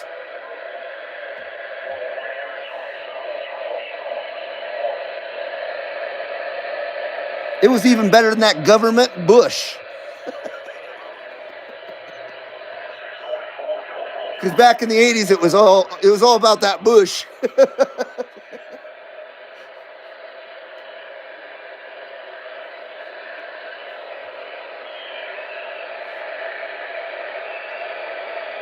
Travis says it made the best grilled cheese sandwiches. You know it, man. Up in the air. Wow. That's a long one. Something run outdoors. I'm not sure what that little logo is there. Apologize. What's up in here? Senior Share, Indiana. Oh, cool. Well, welcome to the CB Lounge 2112 there. Up in the air. I'll just call you that. Up in the air. Good to have you here. Welcome. Welcome to the CB Lounge, where I just blab and blab and blab. You come here for CB radio talk? No. I just blab over it. But some people enjoy it, I guess. I don't know. Yeah, foot-long block of cheese in a box. Foot long, man. Like a Subway sandwich.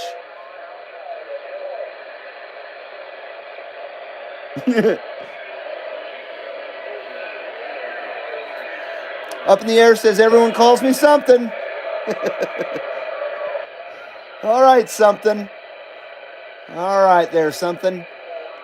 Travis says, he's saying hello to Up in the Air. Flute music, says 267. Flute music. That's what I call Marshall Tucker Band. Huh? Marshall Tucker Band? I'm not too hip on who that is, actually. I know the name, of course, but when I think of the flute, I think of Molly Hatchet. I think that's the band. Molly's Danish, or is that Mary's Danish? No, that has nothing to do with Molly Hatchet. Yeah, there you go, 267, thank you. Jethro Tull. Yeah, Jethro Tull is pretty cool. The flute guy from that band actually did a song with Bad Religion. Bad Religion had him in their song. It was pretty cool. I can't think of which damn song it is. There's nobody out there now.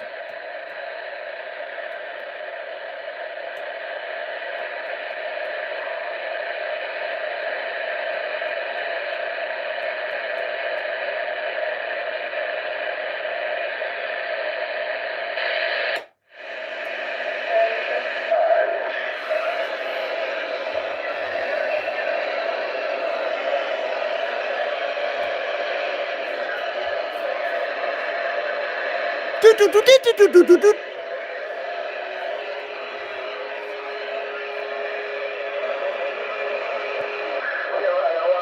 Up in the air says, who you talking to tonight? We were talking Big Island, World Radio 79 out on Big Island.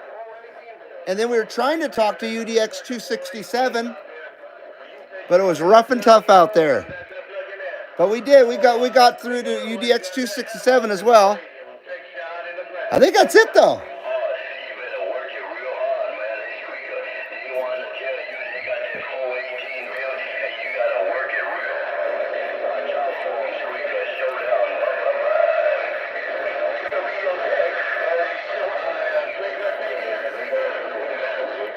Where's Snowman and the Bandit says up in the air.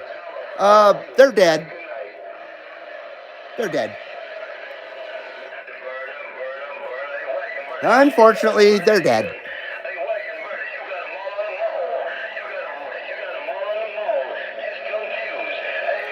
Hammer Jockey Repair, good to see you, sir. Good to see you. Welcome to the lounge tonight. Welcome to my triumphant return. Yeah. Hammer Jockey says, glad to see you back, brother. How we doing today? We're doing much better. I would say we're about 85% of normal. So I appreciate it, brother. I appreciate it, man.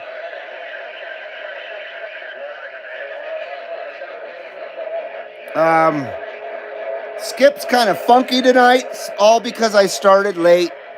Once again, it's hard to start any earlier than really 5:30 on Wednesdays and Fridays. I don't know if I'm going to continue to do 3 days a week, though. I might just do 2. I think 3 is probably too much, and you know what I mean? People get burned out on me. So I think 2 would be better. Maybe Wednesdays and Sundays.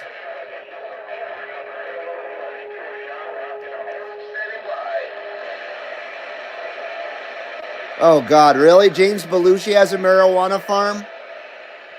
Watch out for that guy. That guy's a true fucking dick, Jim Belushi is. I mean, I know that from experience and watching him interact with other people. On a movie set, especially. But I've seen him treat some fans, not at the marijuana place. I didn't even know he had one of those. But yeah, I've seen him treat some people like some real shit, that James Belushi guy. But that's cool that you're going to his marijuana farm for a tour and other activities. He's got a big farm about an hour and a half south of Seaweed. Just watch them Hollywoodsters, man. Just watch them Hollywoodsters. I think Willie Nelson's the only one that should be allowed to have his own marijuana stuff. I think all the other celebrities need to FRO. But that's just my opinion. I hope you have a good time, and I hope they give you free stuff. Yeah, James Belushi, wow. I mean, I saw him treat some people so bad firsthand while they're filming a movie. It was pure cringe. I wanted to crawl out of my skin, my own skin. I felt like he was treating me that way. It was that bad. I was disgusted with him. That was about, that was a long time ago. We're talking late 90s.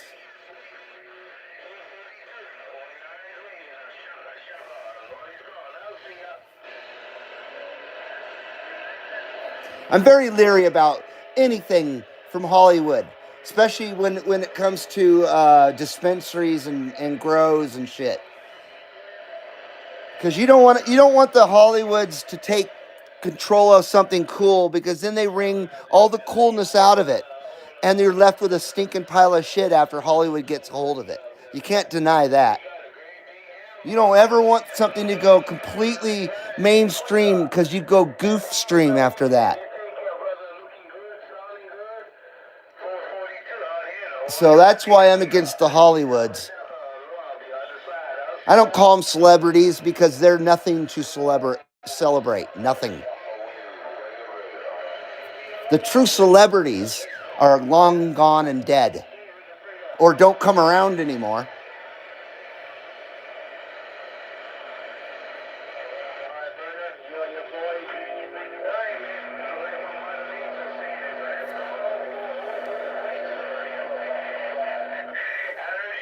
Hammer Jockey says, rock on, brother. I hate feeling down.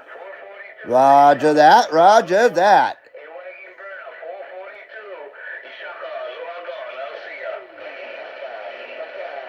So we got Hawaii out there on 11. That's their local channel.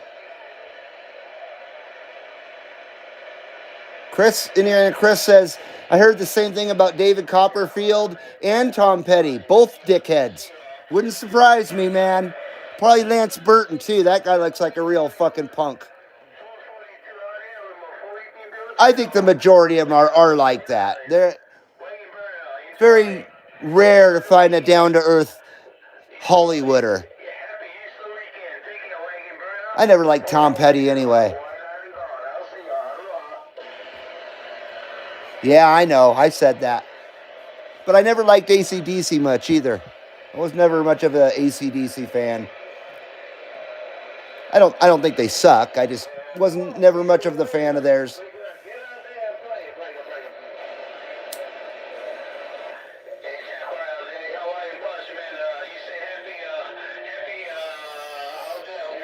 Happy something, buddy.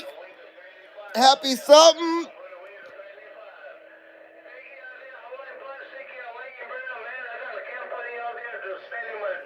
Woo! Oh, man. That one got a little stale. I wonder if we can get out on AM to Aloha Land. How about it out there, DX Land? How about it out there, DX Land? CB Lounge 2112, Carson City, Nevada, with that live video gate on YouTube. Come on, we're trying.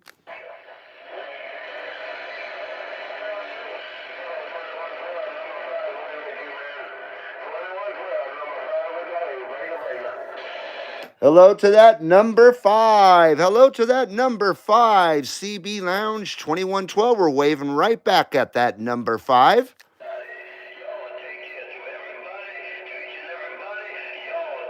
Someone heard me. Number 5 did.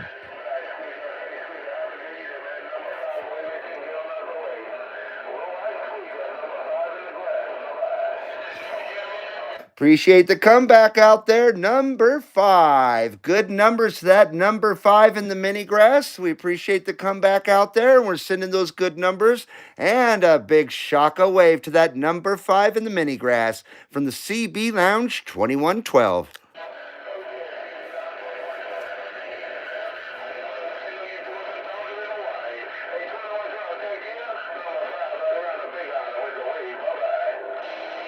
Right on.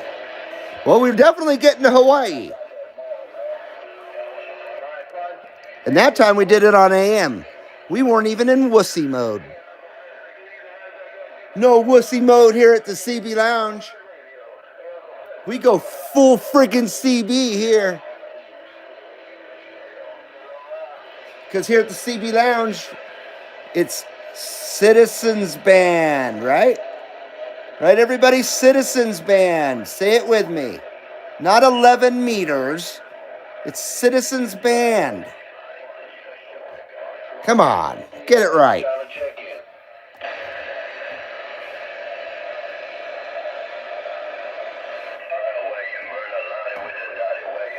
Yeah, we should check that 2112 smoke meter real quick here. We're down to 9 viewers. We did have 10,000 about 10 minutes ago, but we're down to 9. But we're doing okay here. Let's check that 2112 smoke meter. Should be doing okay. Oh, for sure. Look at that. Holy crap. Oh, yeah. It's even got a vortex. There's even a vortex in it. Holy crap. We got the World Radio 79 smoke screen coming for you.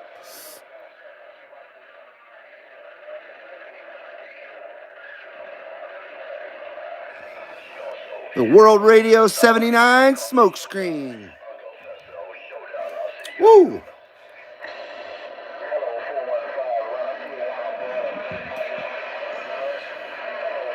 Up in the air says, gotta run. See y'all later. And thanks to the host and chatters. We appreciate you coming in. Everybody's calling you Air Run. But I'll call you Up in the Air. Up in the Air, thanks for coming in. Much appreciated. I hope you come back. You're always welcome here at the CB Lounge, 2112. Chris says, high smoke meter. Oh, definitely. The smoke helped. Absolutely. Travis says, Chris is right. The smoke gave it some rocket fuel. Refill soon, Reed. But still good SWRs, no doubt about it. Mark Sandquist says, smoke screen breaker. With World Radio 79 smoke screen. Indiana Chris says he's been known to having a backup bowl. La la la la la. There's the backup bowl right there. It's just burned on the top. Very, very astute. Very astute. Chris pays attention. Chris really pays attention. But that's true. I've been known. This one's still doing all right, though. We're still doing okay here. But as you can see, the mountain is no more. We do not have a Wednesday Fuji anymore. We just got a caldera. That's all it is a caldera now.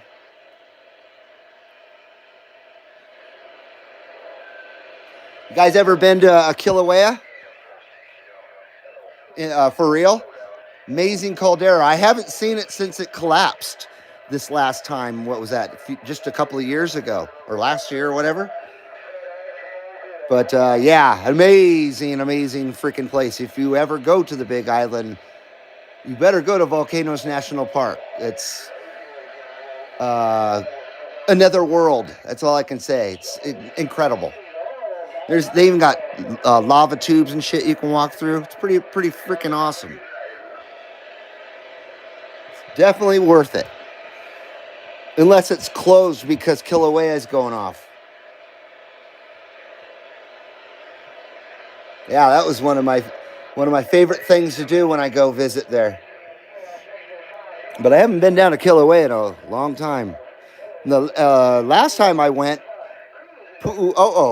that was going off. So you couldn't really go down into the Volcanoes National Park at that point. I think actually it was closed altogether. But that almost took out Puna.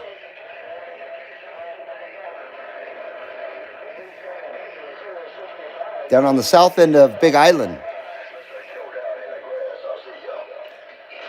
But yeah, Volcano National Park, amazing. It's pretty cool. You can look at Kilauea, and then you look behind it, and you got Mauna Loa. It's just weird. There's five volcanoes, distinct volcanoes that make up Big Island.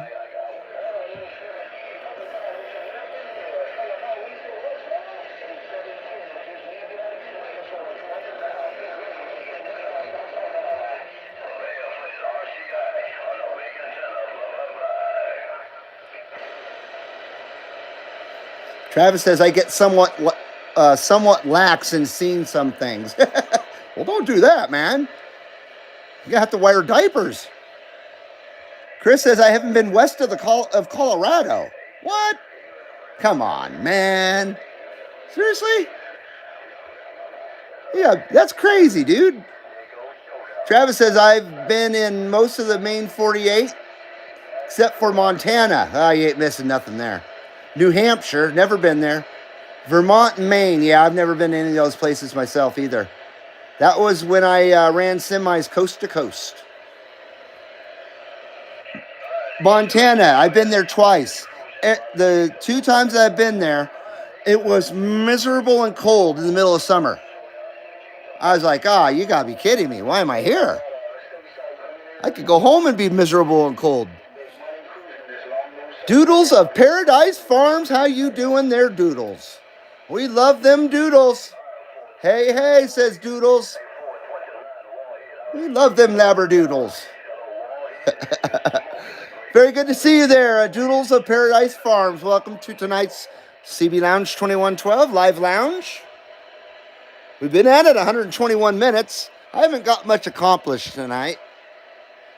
Much apologize.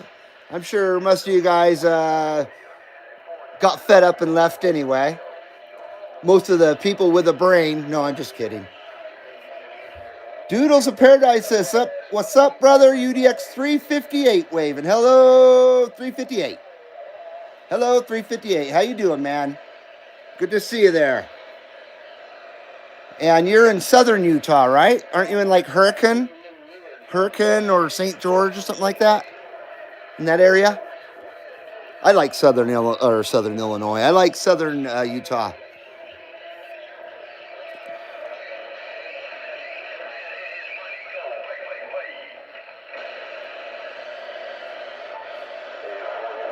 Oh, I could have swore you were in Utah. Doodle says, over the road 27 years, all 48, no North Texas. Oh, I see. You're talking to somebody else. You're talking to somebody else. Oh my God, you got me so goddamn confused. Oh, Jesus Christ. Oh, God damn it. I get so freaking confused without my glasses. I don't have any of my glasses, and I can't hear so good. When I don't have my glasses, I can't hear very good at all.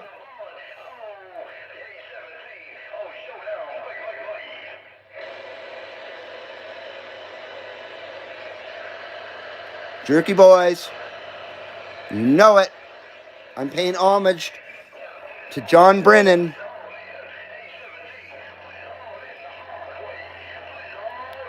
Boy, the 90s wouldn't have been the same without the Jerky boys.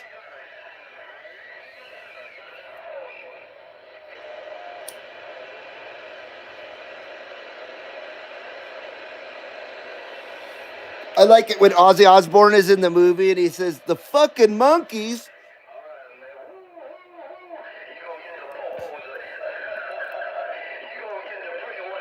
I think he was the manager for the band Helmet in that movie. And they were doing a Black Sabbath song. I forget which one. Probably Iron Man. I think it's Paranoid, probably.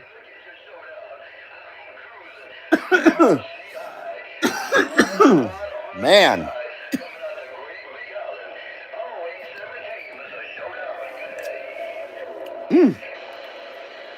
Shall I do a shout out again? Hammer Jockey says, what are we doing? Saul Rosenberg now? Brennan and the Jerky Boys, they're from 30 minutes from me in Newburgh, New York. Whoa, that's awesome, man. Those guys were my heroes, dude. I swear to God, they were my heroes. My, my comic heroes. Still are.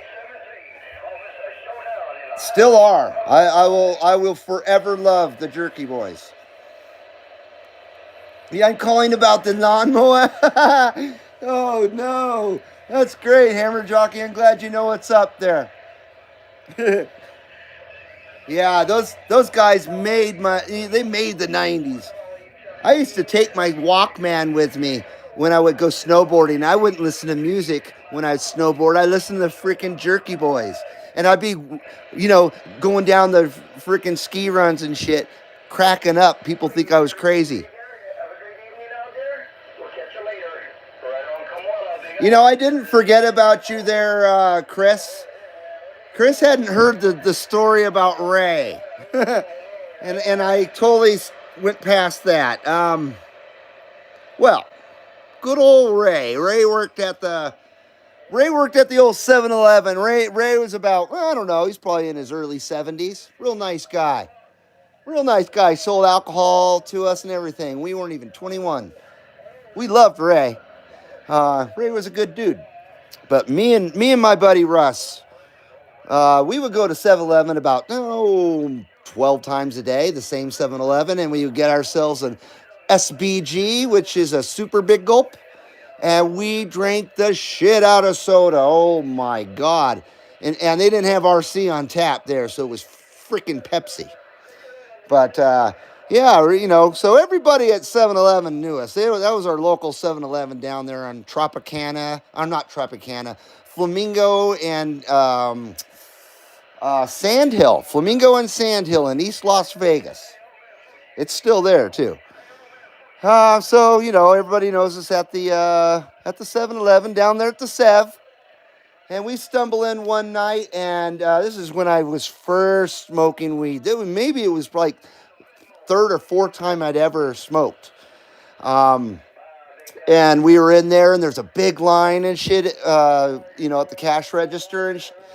And we go and get our sodas and everything. We got them all poured and, letting that fizz pour off the end and wasting half of it by pouring it down the, how stupid teenagers do shit. And, so Ray's ringing people up, and there's probably 10, 12 people in line. Russ already got ahead of me. So he'd already paid for his drink, and he's waiting for me to get through this friggin' line. He's standing by the slot machines by the entrance over there. And I'm standing there, and I'm just waiting patiently and trying to mind my own business and keep my shit together. And I yell as loud as I can, "Come on, Ray!"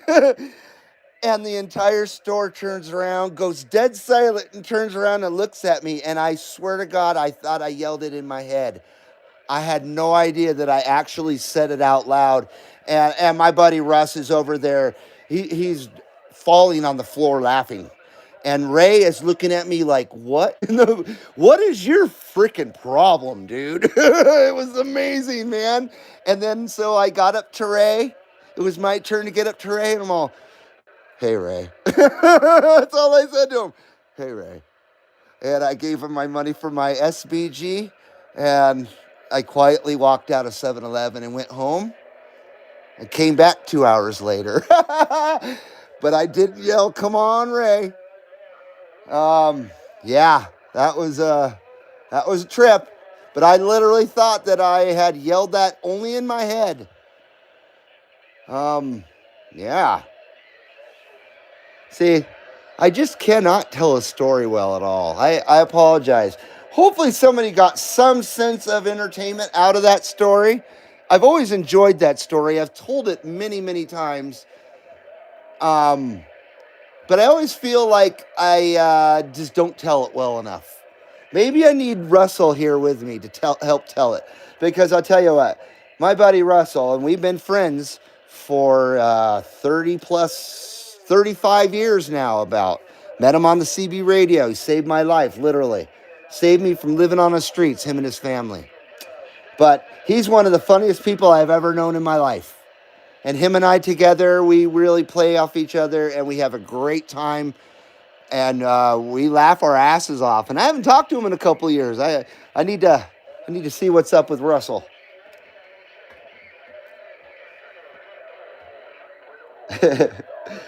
Oh my. So yeah. Hello, 4570 Palm Springs. Just talked to a dude in Brisbane, Australia. And World Radio 79 in Hawaii. Well, you tell that World Radio 79 in Hawaii that 2112 sends that Shaka wave. All right? If you don't mind. Where was that on sideband there, brother? I hear an aloha's going on out here, but I'm talking over shit as usual.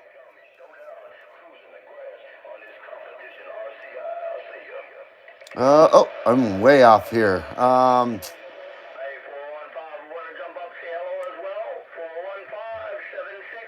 Travis says you're never completely drunk or stoned until you understand Ozzy Osbourne. Yeah, no doubt about that. Doodles says 2 conversations with you, 48 states over the road, and Wagon Master 390 funky, UDX 350 waving, great conditions tonight. Well, I wish I could hear Utah. You are in Utah, or are you in Texas? There, Doodles 358.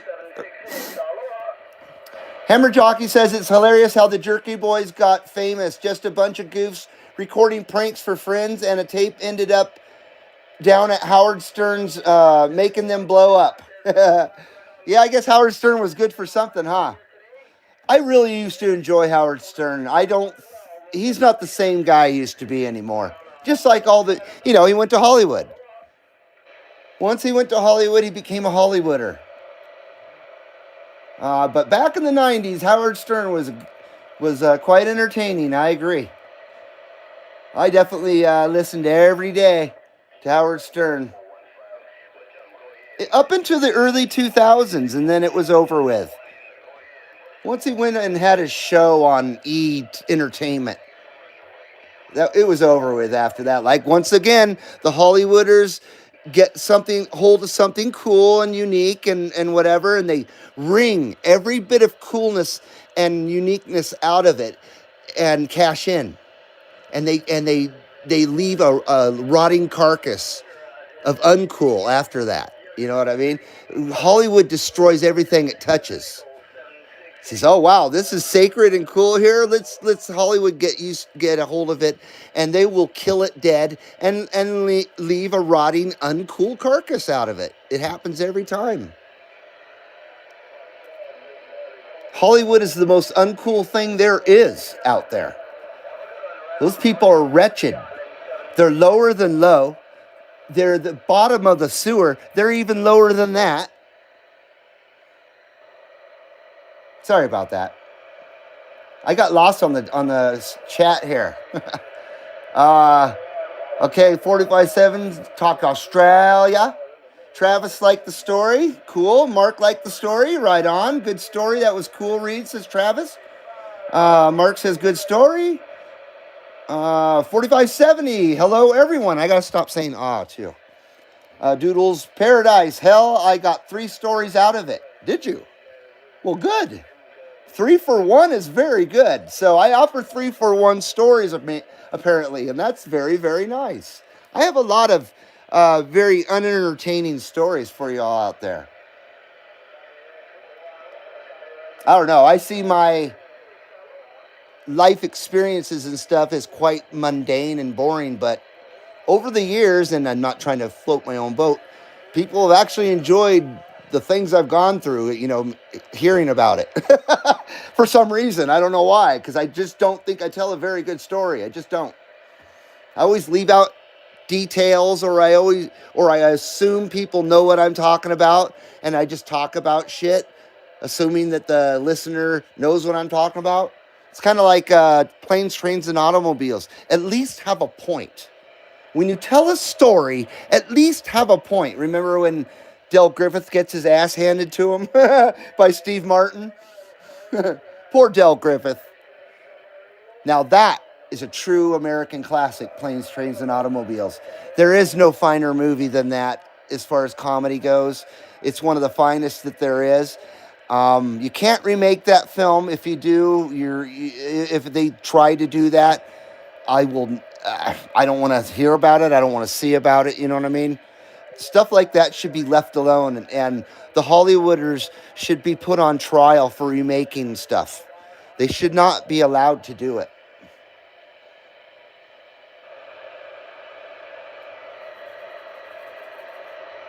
Who am I leaving out? Am I leaving anybody out here? What in tarnation, says Mark Sandquist. Worldwide Eric D. Okay, everybody saying hello to Eric D there.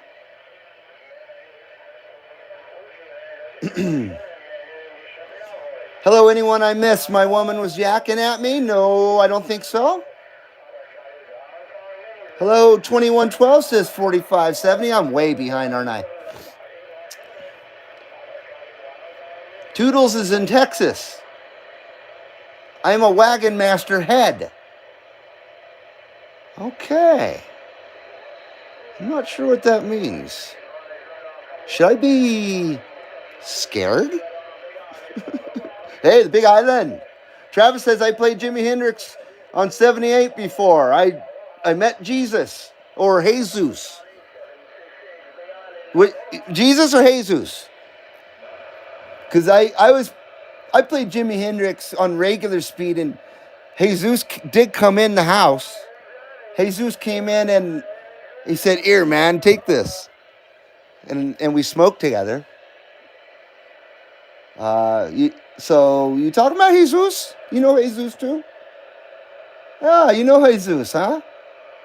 Hammer Jockey says, I'm terrible at telling stories as well. Then I get quiet and everyone always says, I've always got great stuff to talk about from experience. I hate it when that's that awful quietness, that awkward quietness. And they're like, so what's the point? At least with me. So what's the point? Oh, that was the point. You didn't get it? No. My wife always says, I don't get it. She gets it. She just pretends like she doesn't get it. That's all. Australia's kicking on 38 lower. We are going. We got to hear them Australia's, boys. Or not.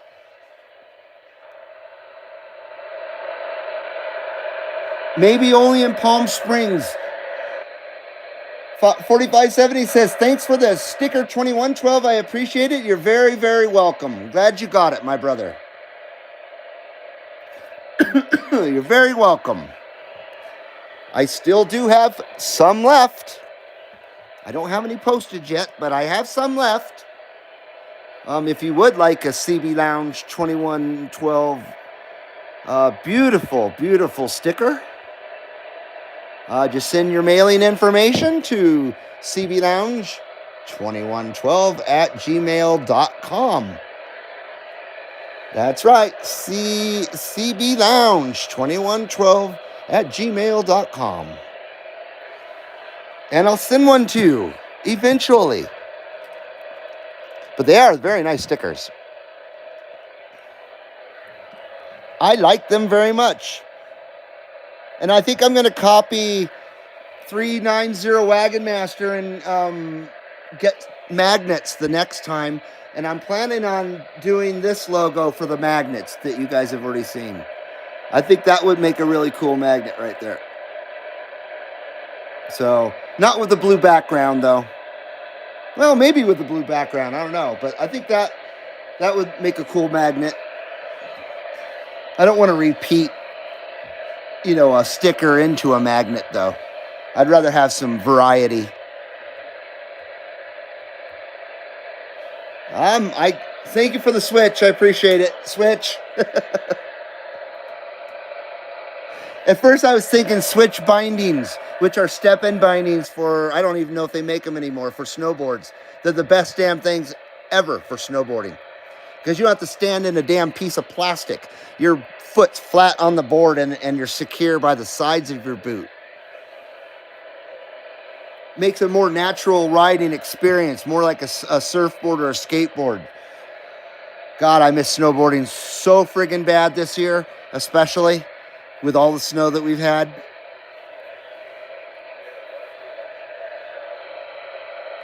No Australias, boys. Nothing. Darn it. Travis says Jesus the Lord. Oh, okay. Not Jesus. Yeah, Jesus never showed up, but Jesus always did. But that's good, man. That's good. It's very good.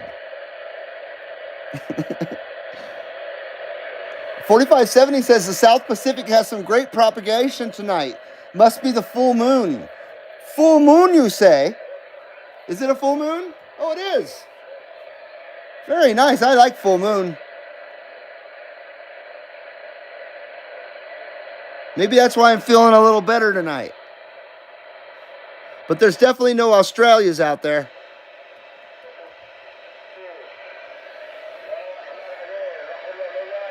Oh, there's Australia. I think that's Australia right there.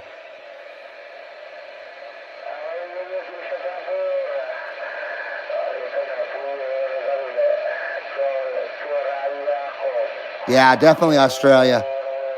Definitely Australia. Definitely Australia.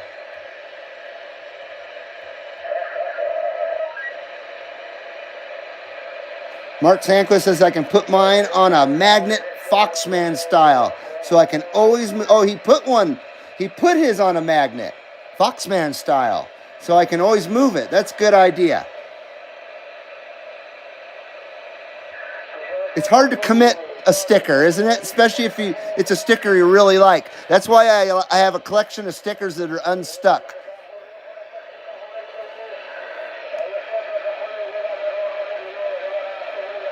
Like all the ones that I've gotten from Dirty Diaper and 390, they're on my wall, but I just use tape and stuck them to the wall using tape.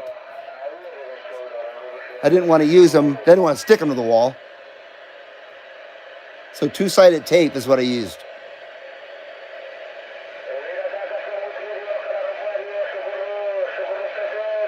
Yeah, oh, sorry about that. Australia was getting a little loud. South Australia. That was South Australia. Oh. Man, I am so sorry about talking through everything. I know I say it every time, but this time I really mean it. Switch. Switch. I got it.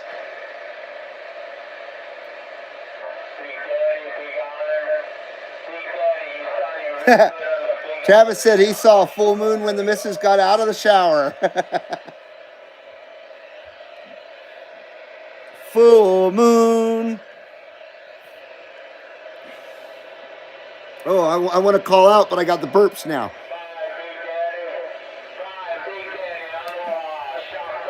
It is 7:53 right now. I just realized that I got to go give my dog his anti-seizure medication at 8 or before the alarm goes off on this here iPhone 14 that you guys are watching through. So stand by, listen to this, I guess, a little bit of skip, and I'm going to go take care of my pup, and I'll be right back. I apologize for the static there. I really do. Before I go, real quick, let's see if 6 is going. I don't want to leave you guys here with static.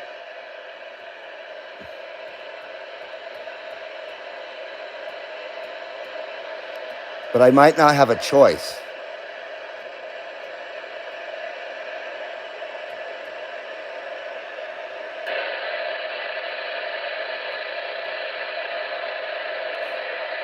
Yeah, there ain't shit going on. So it's channel 11 or nothing. Well, hopefully they'll come back on. I got my gain up. Oh, we got that gain up.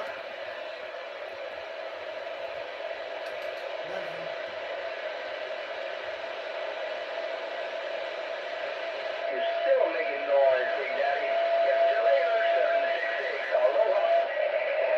Pull your pants up. Pull your pants up. Pull your pants up. Oh, yeah.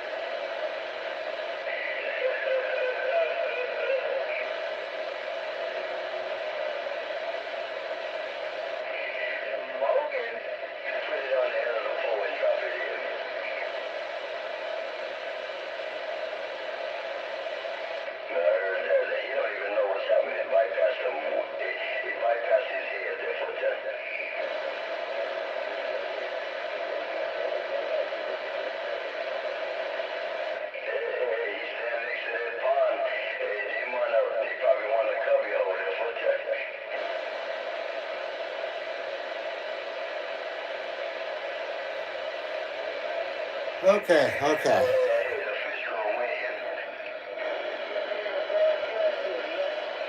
All right.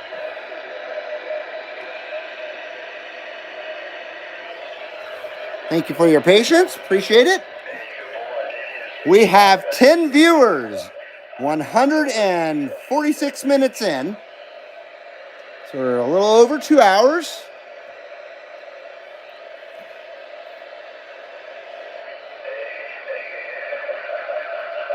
Waiting for that alarm to come up. Here in a couple minutes. Doodle says, all right, y'all, 2300, 11 o'clock here in Tejas. Speak of yo mo later. 73s and see you on the radio. Right on there, Doodles. 358, UDX 358. Good to see you, my brother. Thanks for coming in there, brother.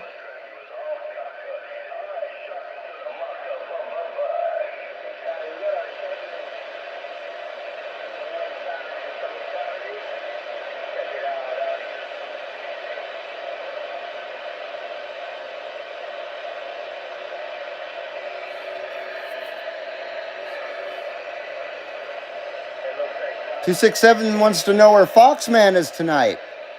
I don't know. Maybe he no love the CB Lounge no more. I hope that's not true. Hopefully he's doing okay. Hopefully there's no storms or anything that's causing any kind of havoc in his area or your area as well. As awesome as the tornado footage is on YouTube, I'd rather not have any tornado footage to look at at all than to see people lose their homes. That's just no good, you know what I mean? It's really sucks. But when it's ripping through a middle of nowhere, and it's pretty impressive and entertaining.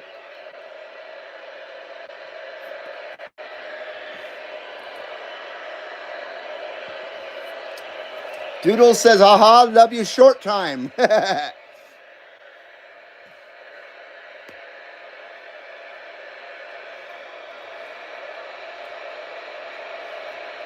267 says ours is coming tomorrow and Friday.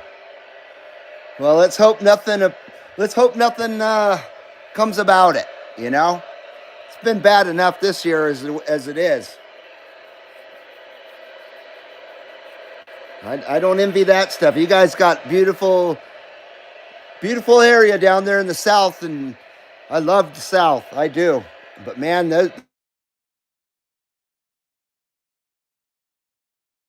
I'd rather worry about earthquakes and avalanches.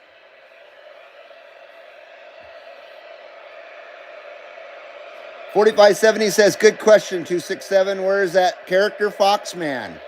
Where is that Foxman? Foxman, where are you, man?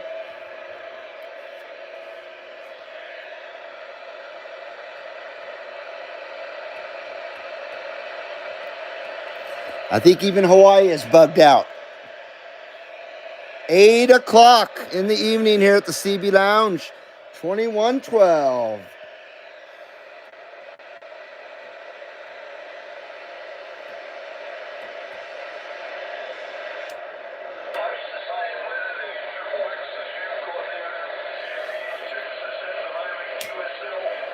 Australia's, boys, Australia's. I think it's been more of a sandbagging session than me getting out anywhere. Besides Hawaii. I'm getting spoiled getting to Hawaii that easy. It's kind of nice. Oh, what did I just do? Ah.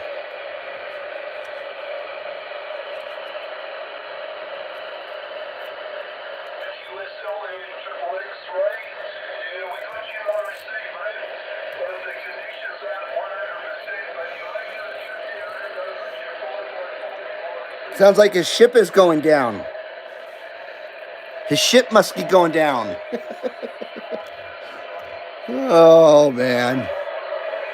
I think I need a Kelly Ripa. I can't get that high note tonight. The Kelly Ripa.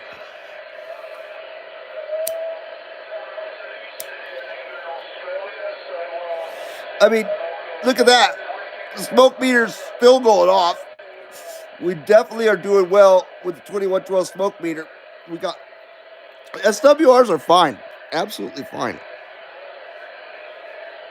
Now, if Skip would just obey. Ooh. Oh, man. Oh, man. Kelly Ripa. Kelly Ripa. CQDX, CB Lounge 2112, Carson City, Nevada, with that live video gate on YouTube. Come on, we're trying. Come on, Australias.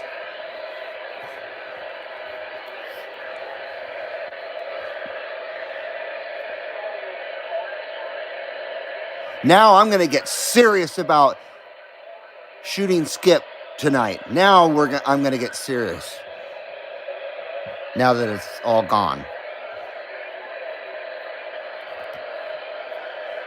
Oh boy.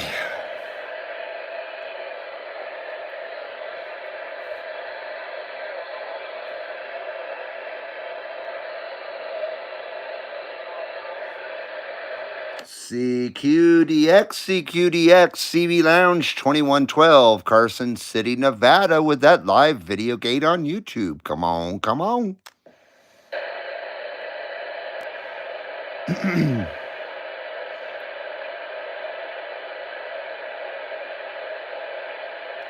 Okay, then.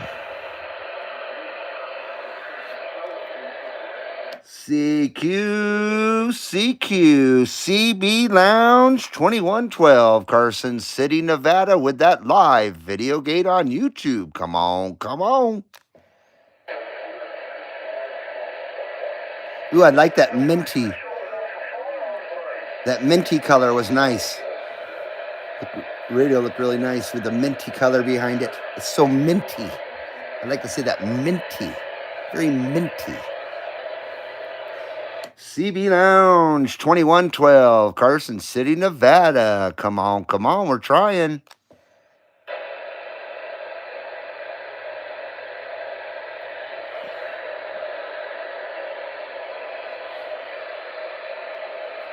Damn it! Son of a bitch! Ah, son of a bitch!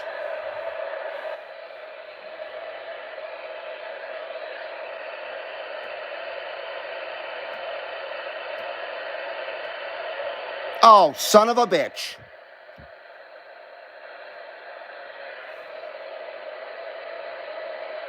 Where have they all gone, Pa? Pa, where'd they all go, Pa? They're gone now, Pa. Where'd they go, Pa? Where'd they all go, Pa? Oops.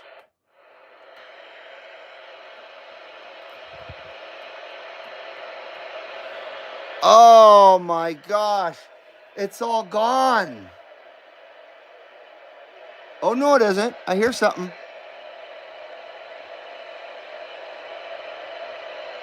Let's see here.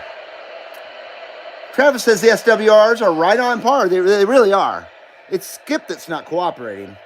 The SWRs are just fine. Travis says, see if we can't be heard out there once more. Real quick. CB Lounge 2112, Carson City, Nevada, with that wave. Come on, we're trying.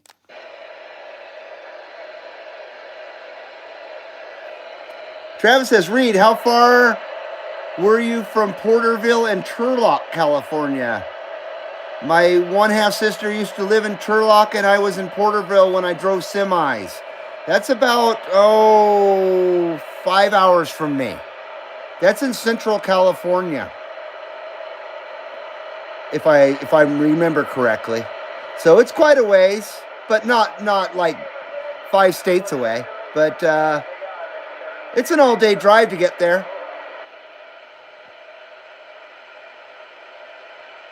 Turlock. I'm trying to remember exactly where the hell that is. I'm pretty sure it's Porterville and Turlock, somewhere in that area. Chris says, my aunt used to live in Turlock.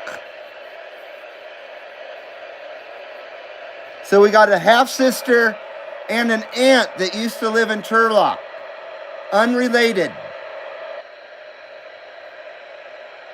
Now that is a small world, like Travis said. Turlock is close to the valley area. Which valley, though? The Central Valley? It's in the Central Valley, right? Because there's lots of valleys in California. I'm from the valley, man. I'm from the San Fernando Valley. The original valley, right? Napa. I love that auto parts store. I've been shopping at Napa forever. Chris says, my uncle worked at Purina in Turlock or in Napa. There's Purina in Napa, huh? Hopefully no kooks in Turlock, says Travis. Man, there's kooks everywhere. They just got to go back to the valley, man. Whoa. Australia.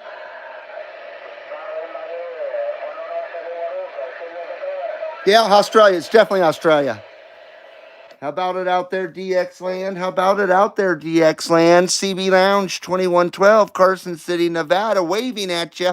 Hello, Australia.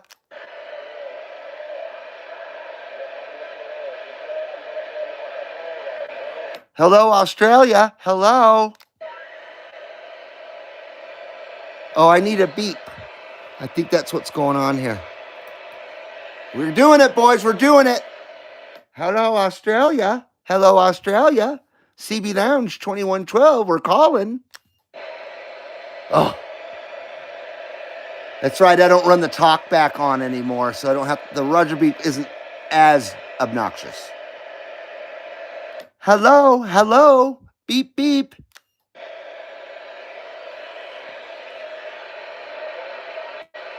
Nope.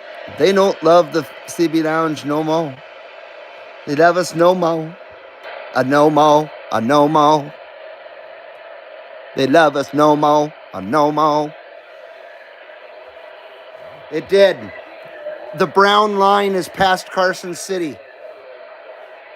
The brown line has passed us now. 4570 says, I didn't realize that Australia and Hawaii are the same in miles from the west coast of the USA. They're not. Australia is 8,000 miles from the west coast, isn't it? Oh, maybe you're... sorry, I didn't mean to contradict you, man. Maybe you know something I don't. But I swear it was 8,000 miles to Australia. Or is that how the kook flies? 8,000 miles as the kook flies, right? But I definitely know that Big Island is, yeah, it's 2,500 miles. And then some. 4570 says, shut her down over here. No propagation for his area. Herd the kooks back in the valley and build a huge wall around them and let them be, says Travis. Chris says, Phil Collins. Yes, sir. Absolutely. Phil Collins gets a lot of shit, you know what I mean, from newer generations, maybe. I don't know. People don't appreciate Phil Collins as much as they should. He did get a bit saturated, I agree, there for a while. But now that you can revisit Genesis and Phil Collins' early solo stuff, fuck, that stuff's is complete masterpieces. All of that stuff. Genesis wasn't good until Phil Collins, in my opinion, wasn't good until Phil Collins started singing. I didn't care for Peter Gabriel and just the weird music they were making with him. And I never was much of a Peter Gabriel solo fan either. Shock the Monkey was a great song, though, I gotta say. That was probably his best single.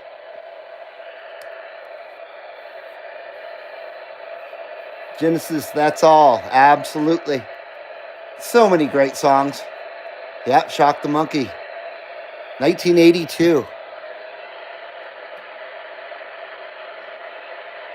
So I guess Peter Gabriel is actually, I enjoy his music more as a solo artist than when he was with Genesis.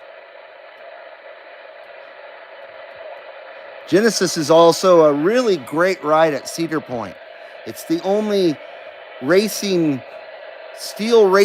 tubular steel racing coaster built by Aerodynamics. I'm a big freaking roller coaster nerd.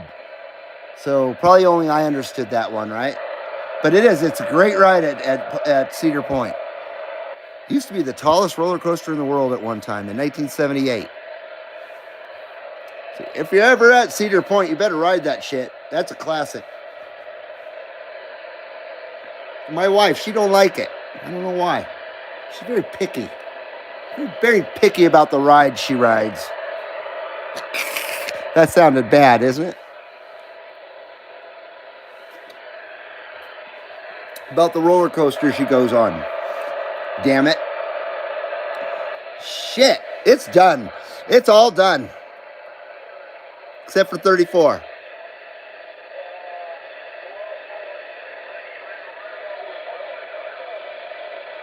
I think that's Mexico.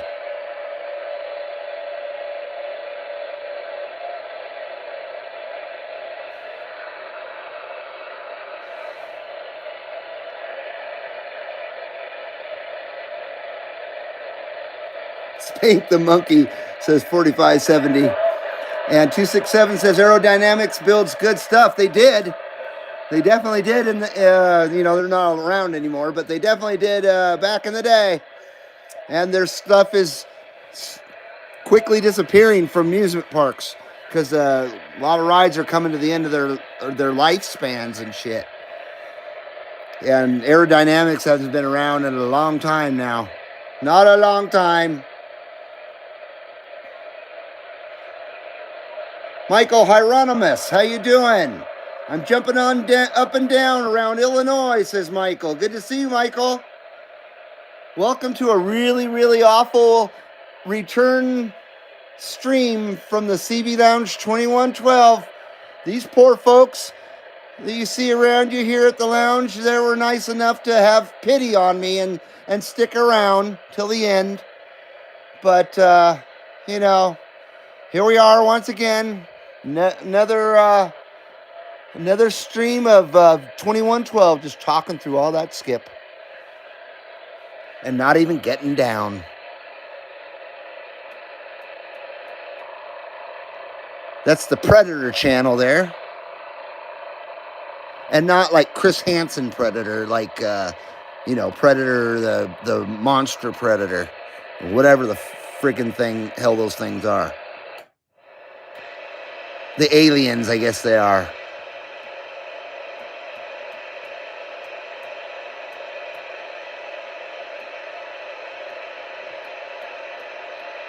I'm going to say that's it for Skip. We're turning her down. Way down. I will not make you look at my face. You'll just have to stare at the radio for the next couple minutes. I will not shock you that way. Let's see here. Michael says, can't hear me, I guess. No, unfortunately, I didn't really hear Illinois at all today. Although something just happened on 11 there. Well, it's still going, but it's Hawaii. No, I didn't hear Illinois today, unfortunately. It was mainly Hawaii. That was pretty much all the skip was Hawaii, I think. Is it safe to say that, do you think? 4570 says, my bad, 7,200 miles. Google is wrong. Okay. Right, I just didn't want to come off like I was being a smart ass at you. Glad to see I was right. No, I'm just kidding, dude. But yeah, 7,200 miles does sound a bit more reasonable. 3450 lower sideband. Oh, that's where you were. Okay.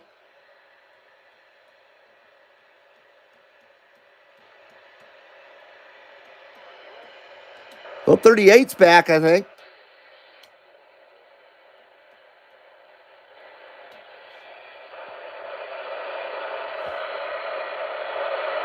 Okay, we got it. We're listening now. Hey, Jungle Joe, how you doing?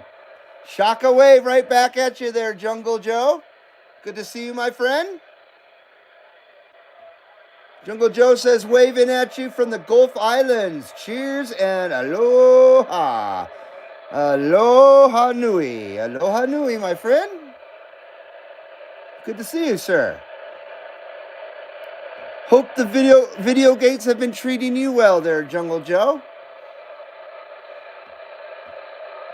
Jungle Joe says, great live stream. Keep up the good work. Thank you, sir.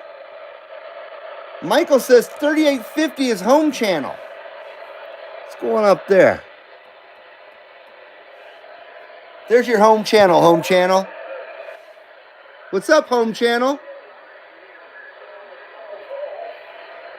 What's happening, home channel?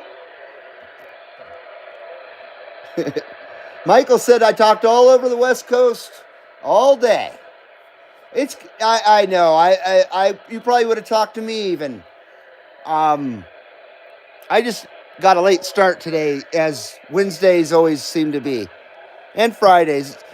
It's hard to get an early start just because of my wife's schedule, and I don't want to wake her up and so on and so on. So Sundays are usually the only time I can get going before, 4. And Skip's still rolling pretty good at that time. But it is 8:19 here at the CB Lounge 2112, and it's still rolling. It is still going. We just can't understand what's going on out there. Just can't hear it. It's Mexico. Yeah, definitely Mexico.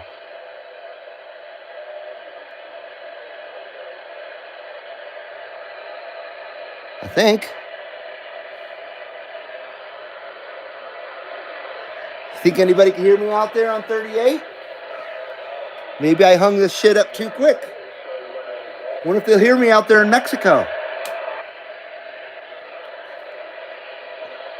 All right, see if I'm in the right mode.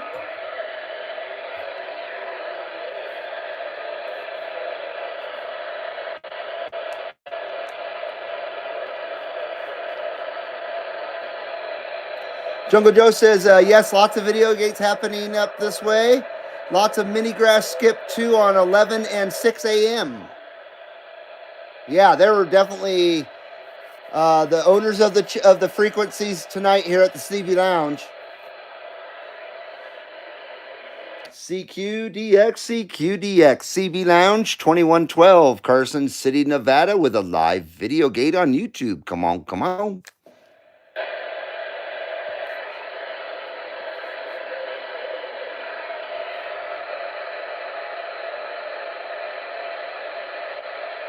After it's 11:20 at Travis's place, so it's getting late there, even though that's early for me. Late for some of you, though.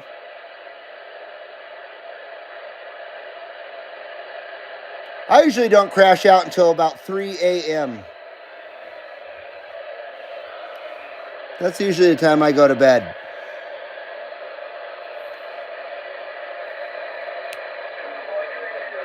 Except for last week. I never got out of bed, basically, for a while. It was awful. And no, it was not the coof. It was not the coof. Far from it. Travis says, I just got my first win, LOL. Well, bless you. Yeah, I'm a late night person, always have been. I've been on graveyard schedule for the most part since the mid-90s. I've always hated morning time. Like when the sun is coming up, daybreak, can't stand it. I don't like to be freaking bothered or talked to. I don't want to hear no noise before 11 a.m. I am not a morning person whatsoever unless I'm going to an amusement park or something. Then it's a whole different story. I'm only half pissed off at that point, not completely pissed off.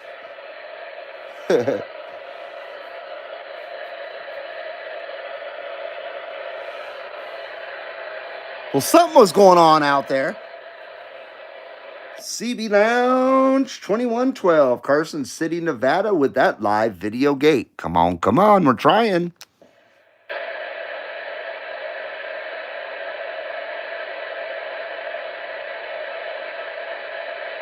Nobody's shaka waving or anything, man.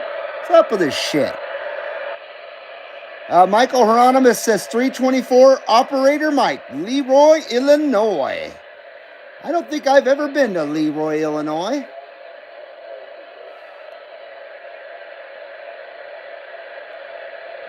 Not that I recall.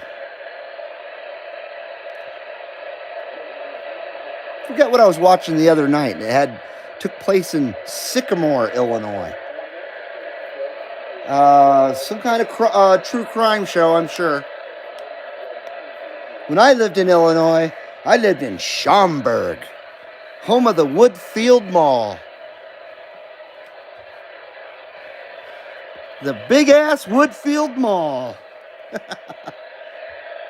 And Motorola as well. Motorola has a headquarters there. There's a radio company called Cherokee.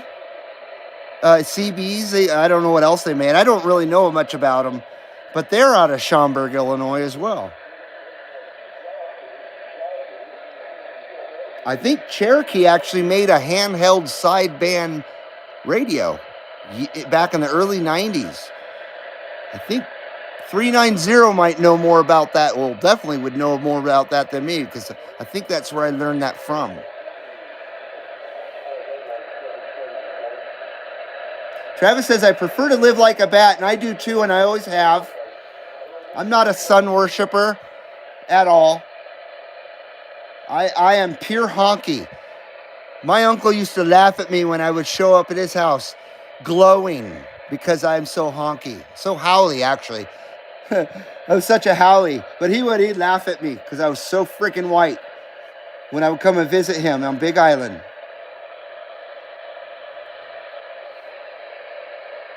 And I was, and I am. I'm very honkified. I'm a very honkified individual. It's the English and German in me. Very, very honky. Very, very honky-like. Uh-oh. We got an intruder here. There he is. There he is again. There he is. There he is. Hello, Bo. What do you need? That guy right there is gonna make me take him OUT to go POTTY. I think they can spell. I know the other one can. And he's gonna make me leave you here with static. Can you believe that? So blame him. Blame him back there. Blame him. But that's what he wants. That's what he wants. Something's still happening out there on 11. We'll turn on the preamp. And I'm going to take them out. So maybe something will come back in to entertain you. Once again, I do apologize for the static if there will be some.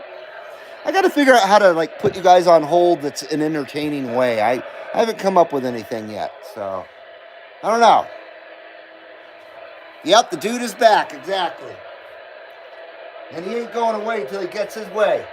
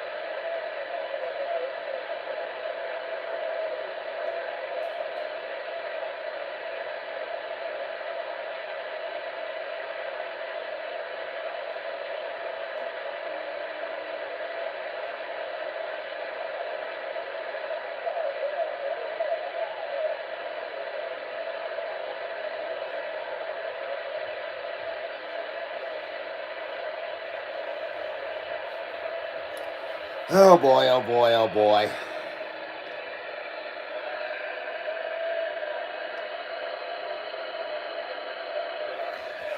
Okay, unfortunately I returned. I'm really sorry about that, but I did come back. I do apologize. I do apologize to all 10 of you out there. Thank you very much. 179 minutes. 24 thumbs up, 10 viewers. And we're all here for the static. Excuse me. The static and the feedback.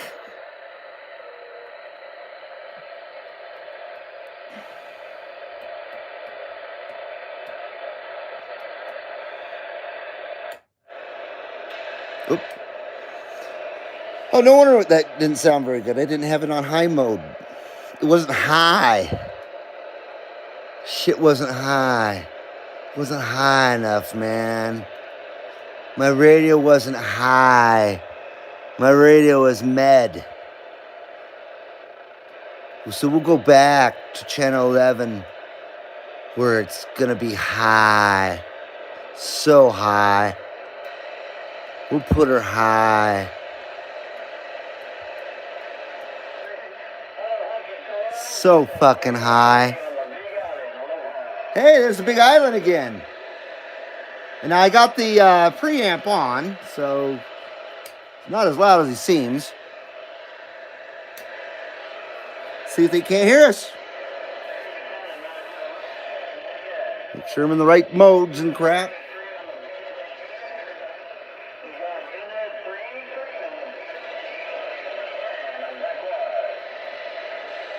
CQ, how about it out there? I forgot I was not on side down. Hello, hello, how about it out there? CB Lounge 2112, come on.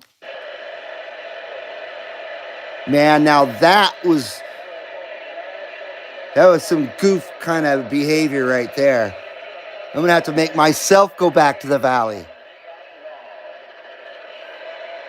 Shaka Wave from the CB Lounge 2112. Shaka Wave.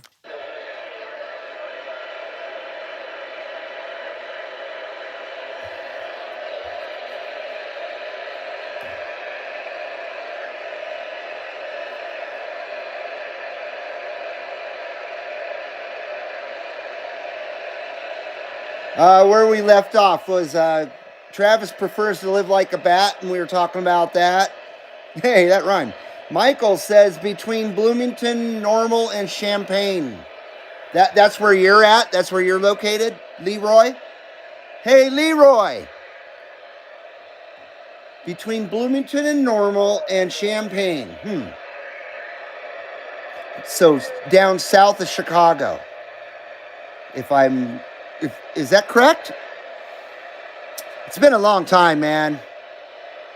I'm not from Chicago. I just lived there for a short while. I lived there with a woman that I met actually in California. I met her at Disneyland, I have to say. That's a whole nother story. A whole teenage story as well. Yeah, I moved from Southern California to Schaumburg, Illinois. And back in 1988, that was culture shock for me.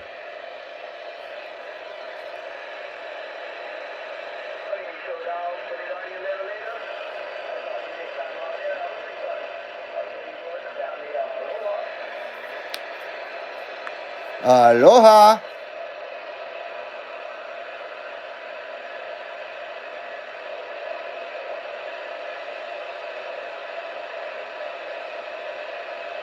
You guys are talking about using a computer power supply for to run an amp. I've always been curious about that as well. Never tried it myself. I'm just trying to catch up with your comments here as you listen to all the static. There is skip going on out there, so it counts. So it's still Wednesday DX for you. The title of the show is not clickbait. Ah, shit.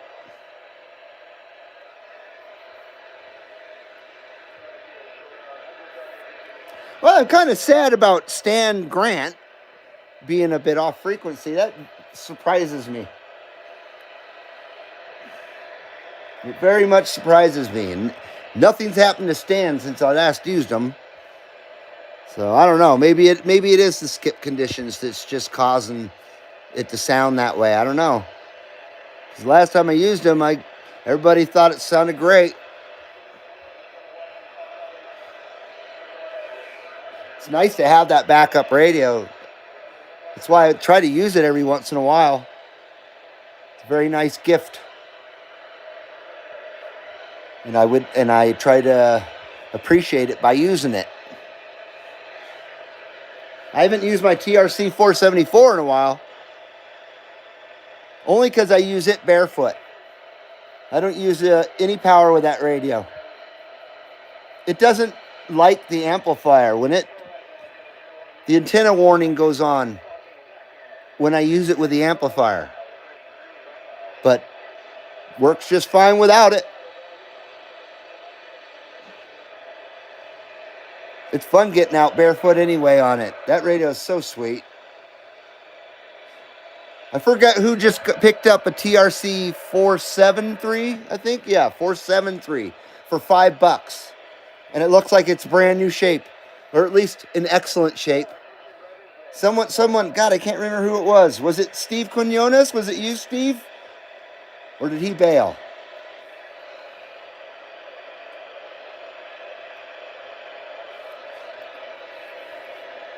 Well, another Kelly Ripa.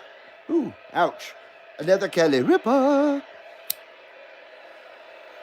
Ooh, Kelly's being stingy. Kelly needs a stir. That's what's going on here. Ooh.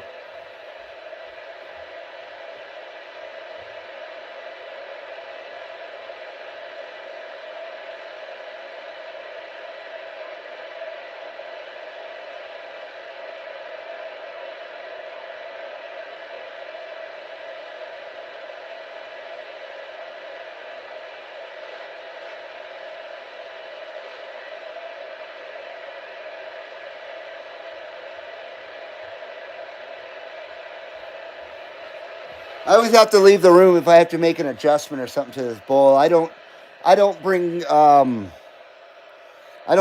break up smoke or I don't break up bud in here, and I don't stir shit in here. Just because it is messy. And I don't want to burn our carpet or something accidentally, or just get ashes everywhere and get all ashy. So yeah, I always have to go out to the green room for the green.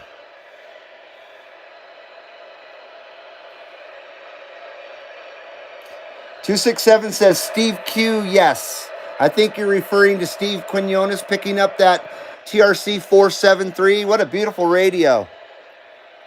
It's basically the same as the 474, but with an analog meter. I would love to have one, but I have no excuse to have one unless it was $5. But I certainly haven't come across a $5 one, not one worth paying $5 for. There's some radios out there that just aren't worth the time at all. Kind of like women and cars. And definitely crook politicians.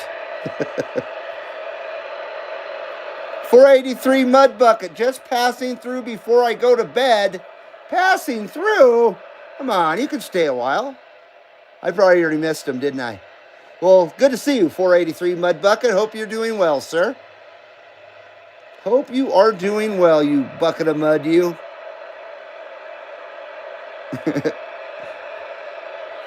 Cheers, I stirred Kelly Ripa here. Gave her a stir. Hello, Popcorn. How you doing, bud? Good to see you, Popcorn. We're struggling here. We're struggling. There's still skip going on out there.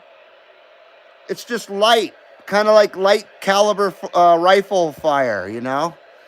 Just way out there in the distance. Light caliber rifle fire. Kelly Ripa. Kelly Ripa. See what a stir will do? Oh, my God. Holy boys, look at that. Damn. Damn, damn, damn.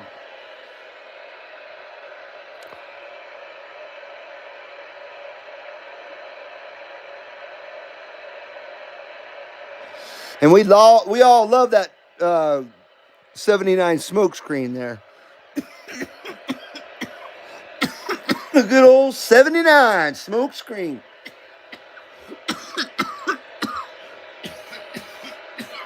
Woo.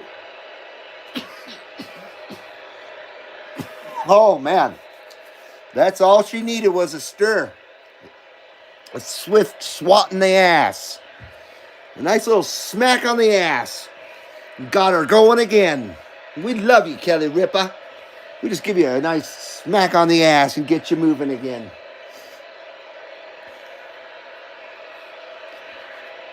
All right, can we talk? Can we talk? Who used to say that? Joan Rivers. That's who used to say that. Joan Rivers. Now, she was funny. I really actually didn't mind Joan Rivers in her early days. When she would guest host The Tonight Show and stuff. She was a pretty good guest host, I thought. But of course, so was Jay Leno. How about it out there, DX Land? How about it out there, DX Land? CB Lounge 2112. We're pathetically trying. Hello. Yeah, the brown line has passed the CB Lounge now. The brown line of Skip Nation. The brown line of Skip Nation has gone past the CB Lounge and has left us in the mud. We are now ducks. We are now ducks of the mud. Here at the CB Lounge 2112. Preamp is on. There, Chris. There's the preamp's off. Popcorn says, made a few contacts on my way home, hit Oklahoma and Tennessee. Very nice. Very nice. I always enjoy talking to both those places. Popcorn says that rattlesnake is always booming in my area. I missed all the earlier skip today. I usually do when I try to do a show like I've been saying on Wednesdays and Fridays. Sundays it's a little better. I can catch the earlier skip.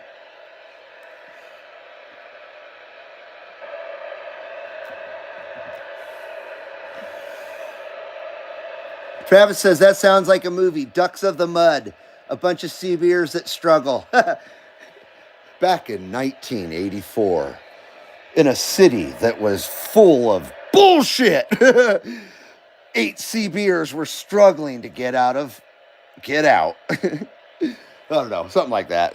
Yeah, I'm real funny. Real funny there, 2112, you dick. Thanks. Appreciate it. Appreciate it very much. Oh, boy. Can we talk?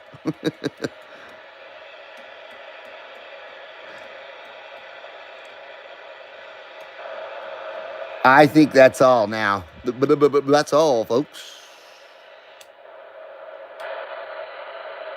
If there's anything left, I'll be very surprised. I'll shit a plaid brick. I will shit a plaid brick if there's any skip. I think I'm safe to say a plaid brick will not be shit tonight.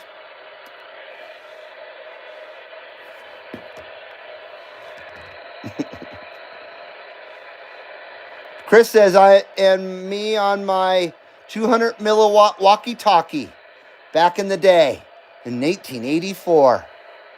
Howard the Duck. What a weird movie. That movie is so weird that I do not like it. Howard the Duck is just a weird creature and is, I don't know, it just a very cringy creature. I can't express it any other way. I remember that movie with Leah Thompson from Back to the Future. She was a hot item there for a minute. I never really thought she was that great looking. She wasn't ugly. And she definitely was great in Back to the Future. And will forever, ever love that film. All three of them. That's one of the few trilogies that's every one of them was great. The other one would be, of course, the Indiana Jones movies, with the exception of the fourth one. They should have just left it at The Last Crusade, because all three of the first Indiana Jones movies were masterpieces, every single one of them. But the fourth one is a piece of garbage. Oh my God. That's one of the few movies I seen in the theaters in recent times, and I know that was a long time ago. I think that was 2009 or 10 or something like that. But I walked out on it. It was so bad I didn't even want to finish the film, and I walked out on it and went home. And I've only walked out on a few movies over the years. E.T. was one of them, and I wish I'd never walked out on it. But I was a stupid kid, and I thought it was a dumb movie. I haven't seen it since, but I bet it's a good movie. Travis says, I'm so hungry. Chris says, it's creepy, Reed. Speaking of Howard the Duck. Yeah, just a creepy, weird movie. Rear Short Circuit. That one came out around the same time. At least that one was a robot. That was kind of cringy, too, as well. Leah Thompson got banged out by Howard the Duck. That really happened, didn't it? And I think that was one of the things that made me want to go puke. Like literally, it made me sick to my freaking stomach. It was so bizarre and wrong. It's just wrong. Some things just don't translate well to film and stuff. And that movie does not translate well at all. And I bet it don't stand the test of time. E.T. was corny, says Indiana Chris. Chris said he read the Indiana Temple of Doom. Indiana Jones, Indiana Chris. That's too funny. I read the book Temple of Doom. I have never read that book, but I bet it was excellent. Indiana Chris says Close Encounters of the Third Kind was great. That movie is one of my most favorite movies of all time, absolutely. That movie truly is a masterpiece. I can watch it now and enjoy it just as much as I did. Well, actually, more than I did when I was young, because I understand all of it now. But I loved that movie since I was 7 years old when it came out. My dad took me out to the movies. One of the few things I remember about that son bitch. And I remember him telling me, you have a choice between Star Wars or Close Encounters of the Third Kind. And I said, Close Encounters of the Third Kind. And he looked at me like, what? Really? That's what I want to see too. He didn't want to see Star Wars. He wanted to see Close Encounters. And the fact that a 7-year-old kid chose the same movie, he was totally stoked. And that movie, I've loved ever since, of course. And they better not remake that ever. Stupid Hollywooders. Retards. Oops, did I say that? I can't say that. I can't say that. I can't hear that no more. I got an ear infection. Twat, I can't hear you. Twat, I can't hear you. I've got an ear infection. I better go see the doctor. That's so juvenile. That's something I used to say when I was like 12. Twat, you say? I can't hear you. I've got an ear infection.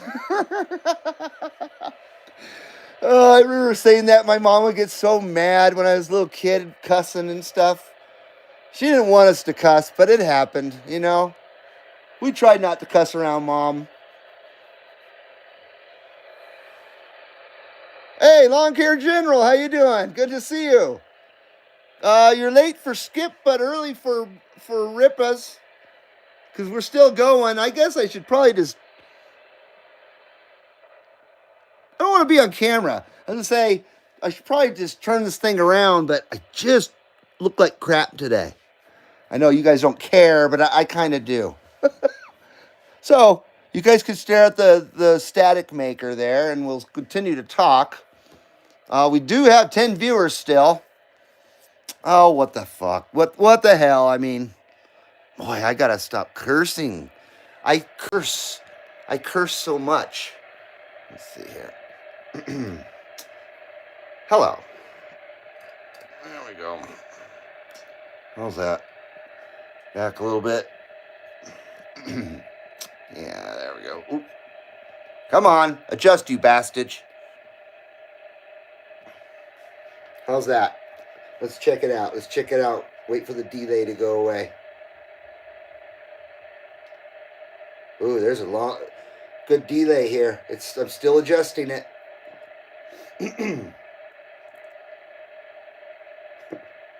And it's crooked.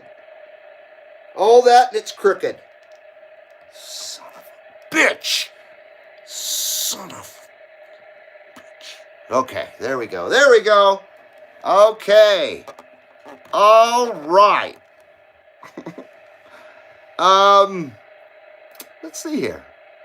Lawn Care General says, yo, I would have been here earlier, but my car battery died and I had to go take care of that. I got my sticker in the mail. Thank you so much, and you're very, very welcome. One person, it took like almost 3 weeks to get to him. I forget who that was. Somebody in Canada, though. I know that. So I'm glad you got your sticker there, sir. Enjoy. Like I was saying before, I think when I make any more swag, if I ever do, it'll be magnets this next time. 390 had really cool magnets made for himself for his channel, and I'm envious of him. And I would love to have magnets as well, and I bet you would too. And I was thinking of using this logo here for the magnets because I don't want to repeat. I want a little variety of stuff, so that's what I was going to use for the magnet. I got a small one even. Look at this one. Tiki.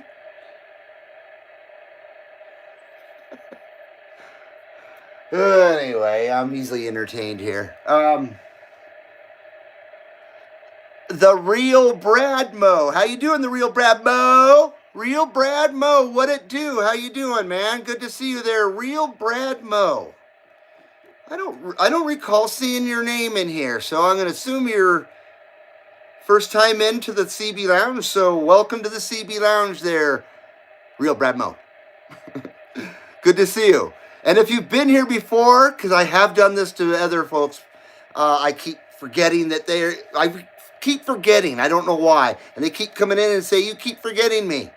I've been here before. So I apologize if that's the case. But I don't think it is. Travis says, hey, that guy looks familiar. I think you're talking about this guy. Love you long time, says Lawn Care General. Absolutely. Mark Sanquist says, that was probably me. Canada is slow. And the Real Brad Mo says, first time big chillin', man. Right on, right on. Where are you at there? Are you in Missouri? Is that part of your name, the Real Brad Mo? Are you the Real Brad in Missouri? Is that what that's up? Is that what that's about? Or is it their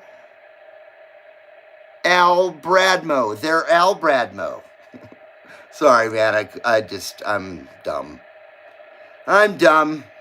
But I do have a Kelly Ripa here. So cheers to you guys. Kelly's still Ripa. She's still ripping. But we do have this one, like I said, it's just probably got 3 rips off of it. It's definitely got more life out of it. So I don't have to bail.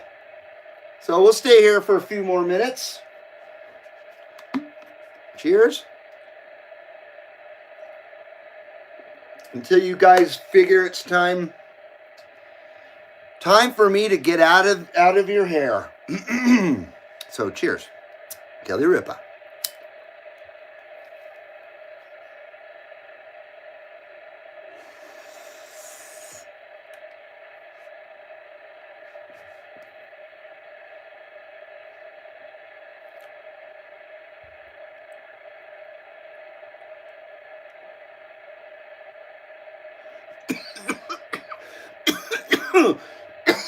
Smoke screen courtesy of WR79.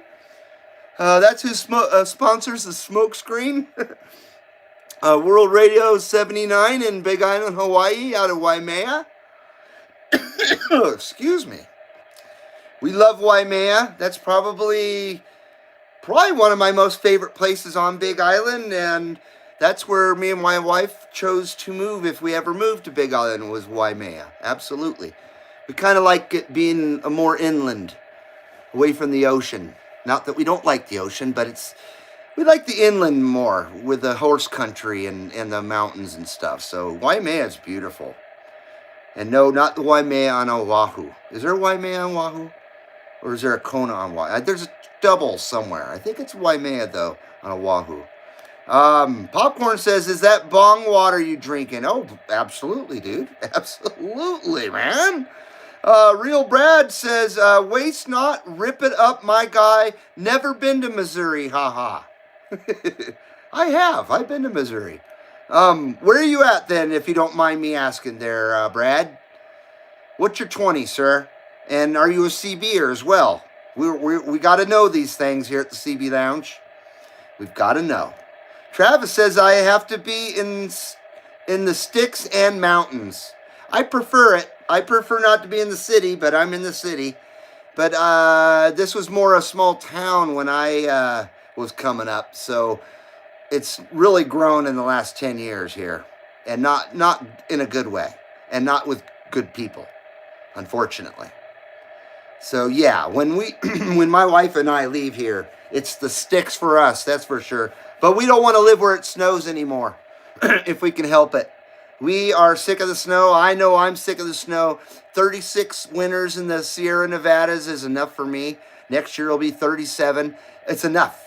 It's enough. And I probably got to wait another decade before I can leave out of here. When my wife retires from the state, then we can go. So, till that day comes, and I don't want that day to come very quick, because time is going by in my life, and I'm sure in your life as well, way too fast. For some reason, the world is in 10x speed. It's insane.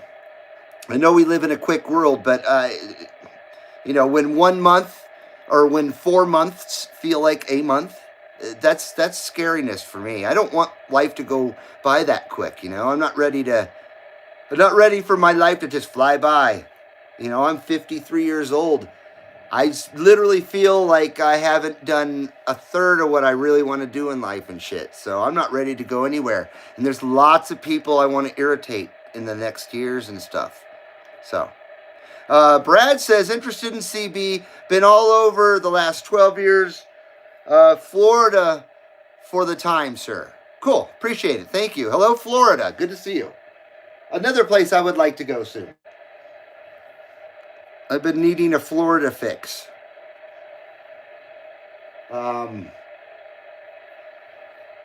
Yeah, I would like to go down to the Keys and shit and just go find a place that's mellow and quiet.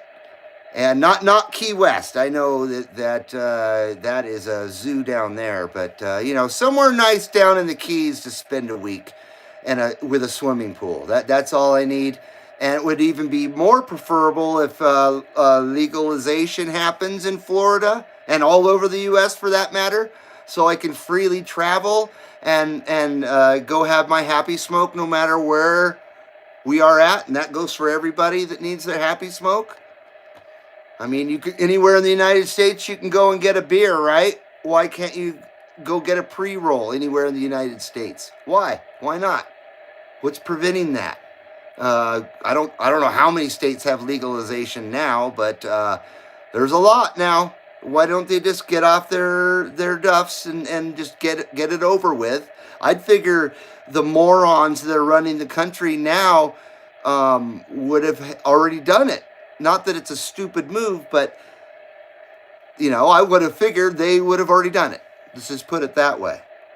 Because I'm not here to talk politics, that's for sure. We don't do that here at the CB Lounge 2112. If we touch on it, because sometimes it happens, you happen to touch on it, then we just try to move on after that, you know what I mean? So, but yeah, if Florida had legalization, or at least medical, and accepted cards from other states like Nevada, then I would visit immediately, or I would want to visit immediately. Travis says, let's see. Travis, same here. Oh, 267, excuse me. 267 says, Travis, same here. I can take a piss anywhere in my yard without looking for the neighbors. Now that's a beautiful thing, man. It really is. That means no one's looking, no one's watching you. And that's one of my things. I don't like people watching me unless I'm on YouTube. I don't mind if they watch me on YouTube, but when I'm in my private space, I don't want anybody watching me in my backyard and stuff like that. And we have a great house and everything, but we live in a housing tract. You get no privacy. One day we'll get out of the housing tract and we will get into some acreage. I only need a couple acres. I'm not greedy. An acre would be fine. A couple acres would be even better, where I could make a nice little track out back for a little motorcycle track, little dirt track. That was always my dream, to have my own motocross track in my backyard. I'm probably too old for that shit now, but I don't know. I still ride street bikes, but that's a lot easier than riding dirt bikes. And 267 says, just like I want it. Absolutely. I can, or Travis says that to 267. I keep reading your conversation. I apologize. But yeah, you guys are right. Being out in the sticks, there's nothing wrong with it at all. At all. And then in this day and age, you're really not out in the sticks. The internet keeps you in touch with the stupid stuff if you want to be in touch with the stupid stuff. And it also keeps you in up-to-date clothing and just up-to-date consumer things, because you can order from the internet. No longer is anybody really in Podunk Town wearing clothes from 10 years ago because they don't know any better, at least from my experience. A fad is now instantaneous. It doesn't take it a while to organically evolve around the country and then maybe even around the world, like, say, skateboarding and fad. Well, even though skateboarding really wasn't a fad, but at one time it was, unfortunately. Skateboarding for me is life. It always has been. That's part of my life, skateboarding. But yeah, fads are instantaneous now. They don't organically go around and take time to get across the country and stuff, where, Midwest was a year behind the times back in the 70s, because they were. You know what I mean? And then in California, a lot of stuff, that's where the trends started, or in New York, things, like that. And then it would take it a while to kind of move into the center of the country. And, breakdancing, for instance. I guarantee breakdancing wasn't going on in 1981 in the Midwest, at least from what I would guess. But it was certainly going on in Los Angeles and New York City.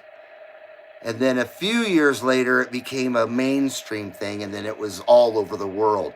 So if no one knew about breakdancing now, and they saw it, and it would become a trend, it would be instantaneous. There would be no lag in that trend of people breakdancing. People would be breakdancing everywhere, all over the world, you know what I mean? Because they saw it on YouTube yesterday. So it makes this world a really small world. It really does. And I've also noticed that out there, with with YouTube and things like that, everybody out there, doesn't matter where they're at in the world, tries to talk like an American, bro. You know what I mean? Sometimes it's really laughable to hear people out there that aren't American try to talk like an American, and they look silly, they sound silly, but when they talk like their normal selves with their normal accent and their normal vernacular, then they're tolerable. But there's so many people out there that it's like a sickness, that they all talk like they're from somewhere in the United States, bro. Bro, you know what I mean, bro? Yeah. Well, that's my take on shit, at least. Hammer Jockey says, bought my house that's a 45-minute drive to any real store because I wanted to stay away from the riffraff and allow me to do what I please on my property. I would love to come and visit your property. That sounds freaking rad, man. It really does. And the more I see society evolving, the less I want anything to do with it, you know? 45 minutes from any store sounds great to me. 267 says cordless hole punchers are his favorite. I must have missed something. Oh, I skipped something here. Travis says, I know where there's a podunk place. It's called Shunk. Not Shrunk. Shunk, PA, Pennsylvania. There is nothing there. I repeat, nothing there. There's a lot of that here in Nevada, too. But unfortunately, when you get nothing in Nevada, you get nothing. You don't get any grass or trees or water or anything. You just get dirt. That's it. That's not too much fun. It's definitely not too much fun. I gotta blow my nose real quick. Driving me nuts.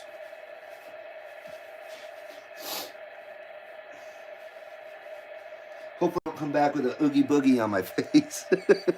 Is there an Oogie Boogie on my face? Okay. I'm going to go ahead and turn off the CB radio. I think we're done for today. Let me shut her down. We're shutting her down, boys. We're shutting her down, and we got a visiting punk. He's back. The boy is back. And I'll try and wind it down for you and wrap it up, so you guys can get on with your day, night, afternoon, morning, whatever the case may be, whenever the case you may be watching this, or maybe you're not even watching this, you just think you're watching this, but you're really not watching this. It's all in your mind. Let's see here. So yeah, Shunk, Pennsylvania. That's the name of it just is not very appetizing, you know? Shunk.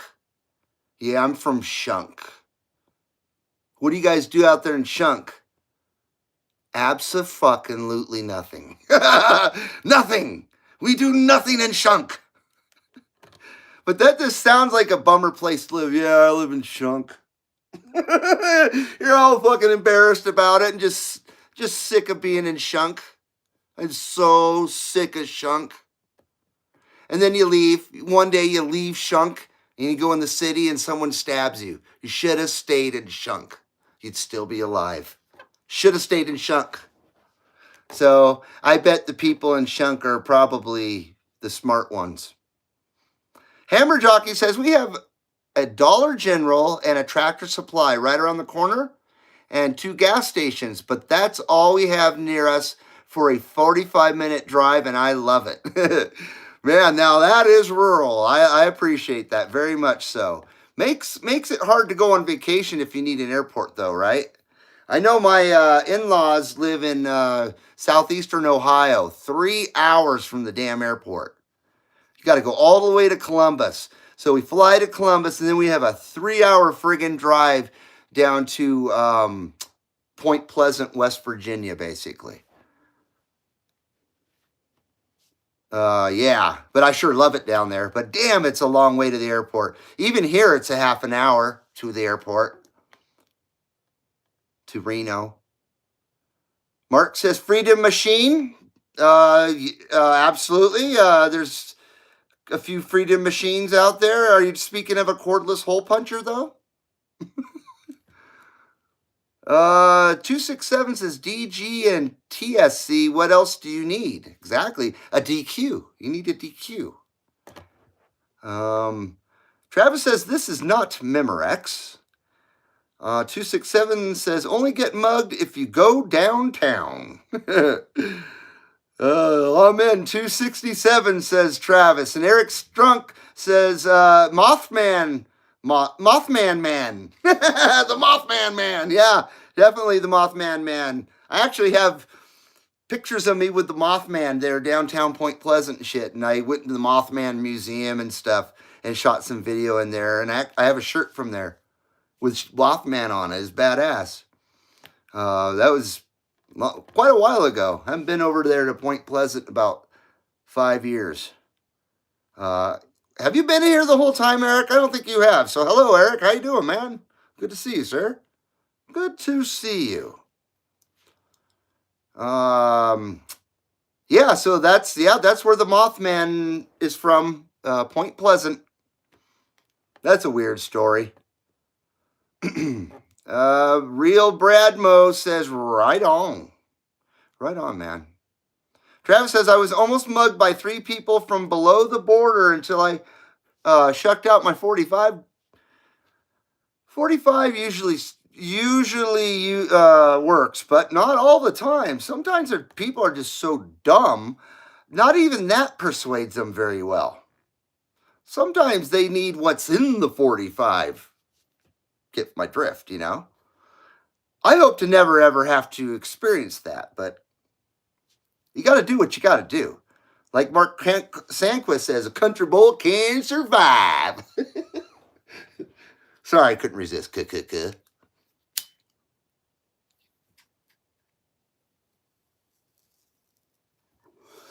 That was my best redneck imitation. I know it was really bad. I completely lack of I lack an accent altogether.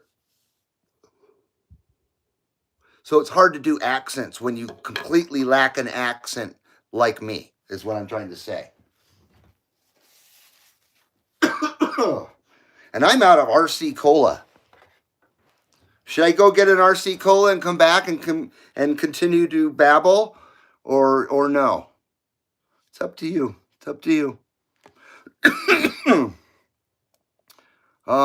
Give me a middle finger if you want me to FRO, or give me a thumbs up if I should go get another soda and stay a while.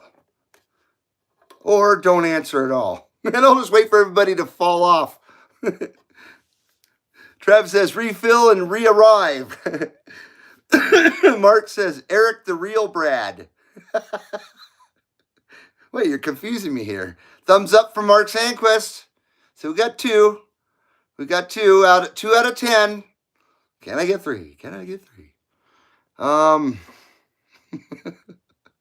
I'm calling it a day. See y'all next time, says Steve. Oh, he's out of here. He's had enough of the CB Lounge. All right, Steve, have a good one, man. Take care, sir. Take care. Thanks for your support. As always, nighty-nighty. Travis says nighty, Steve. Hammer Jockey says, keep babbling on if you feel like it. It ain't up to us, LOL. We're here to chill with you. If you want to go to... Oh, I don't go to bed. If you want to go to bed, and we'll get going. If you want to chill, we'll keep chilling. We'll hang in there for a few more minutes, says Mark. Thank you, Hammer Jockey. Appreciate it. Appreciate it, Mark. And 267 says, I'll speak my Southern English just as natural as can be. Right on, man. Well, I'm going to go get a soda. So I'll be right back. No, I'm not taking you out again, buddy. It hasn't even been an hour. It's been an hour. It's only been an hour.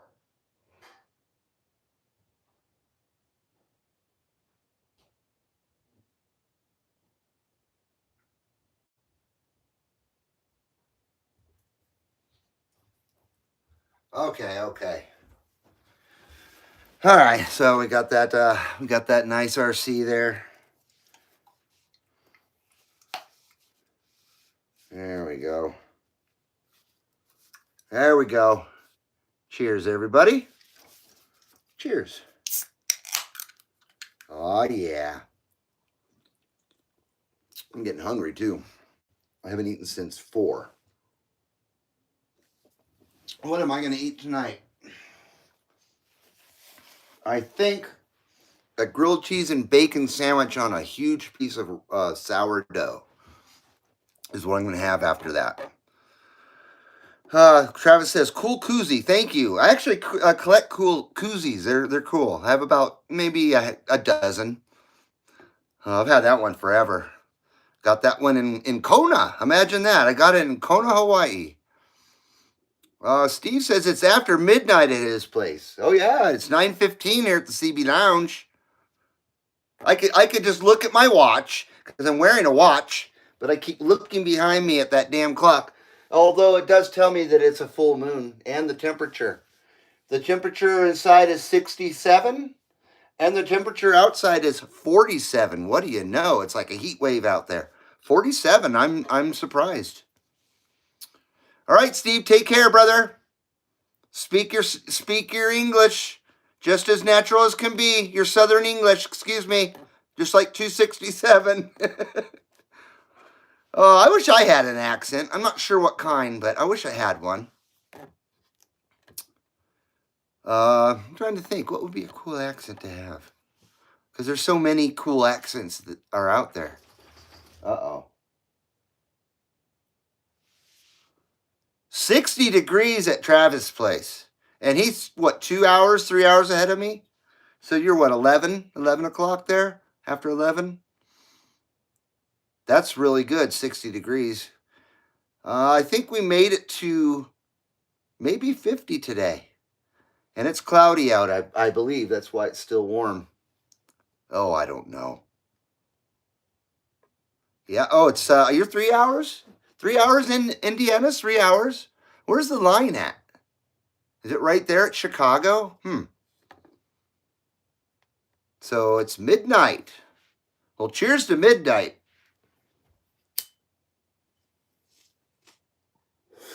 And Kelly Ripa, she done. She done with this one. Oh, God. Oh, yeah. That's really unfortunate there. Yuck. Man. Shit.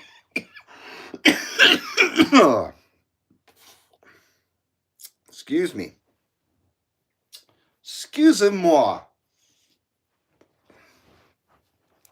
Okay. This one's probably got 4 Ripas left in it. 267 says it's still 70 degrees at his place. And that's 3 hours. So it's past midnight there at your place. 70 degrees. And I bet the humidity is probably pretty awesome too. And that's the other thing. Everybody always says, you're stupid or you're dumb. Because I like humid weather. I really do. That's why I like the South so much. My rest of my family, they don't care for it so much because they're a bunch of people from the damn mountains that can't handle the heat. But I love the freaking heat and I love the humidity. But I haven't had to live in it. That's probably a whole different thing. But that's why I love it so much in Hawaii is the humidity. The humidity feels so nice when you're used to single digit and usually double digit humidity. Like in the lower teens is what I mean when I say double digit. Sometimes down to 7-8% humidity around here. And it gets miserable. You itch all the time. You bleed easier. You could just slice yourself with a razor blade and you bleed on out here. You go down south, you slice yourself with a razor blade and it just heals instantly. You know? Mark says 32 degrees, still snow on the ground here for probably 2 weeks. Oh, geez. Well, you live up there in snow country. I bet, well, I know that there's still snow up there at Marcel's house too, because he's making videos out there on Weed Creek on his ATV and stuff. I got to catch up with Marcel's videos. I promised him I would. You should catch up with Marcel's videos too, Marcel St. Jean. Lucky13 is his handle. So we're going back to winter next week. Oh, don't you fret. This is just a tease right now. And like I was saying earlier, we're going to be able to ski and snowboard through the 4th of July this year. So it'll be pretty amazing. I actually might go and take up a day on the mountain in like 1st of June or something, right before the holiday. Mark says Marcel is about 100 miles from here. Wow, that's nice, man. If I lived 100 miles from you or Marcel, I'd come and visit you. That's really not that far. 267 says, no, we're standard time, 11:17. Man, that gets confusing. I would have think Alabama's further away than Indiana. In my mind, you know what I mean? I've been to both places, both Indiana and Alabama before in my life. But in my mind's eye, I see Alabama in that other time zone. So cool, man. So you got an hour still, dude, before midnight, man. So no excuses to not stick around. Cheers.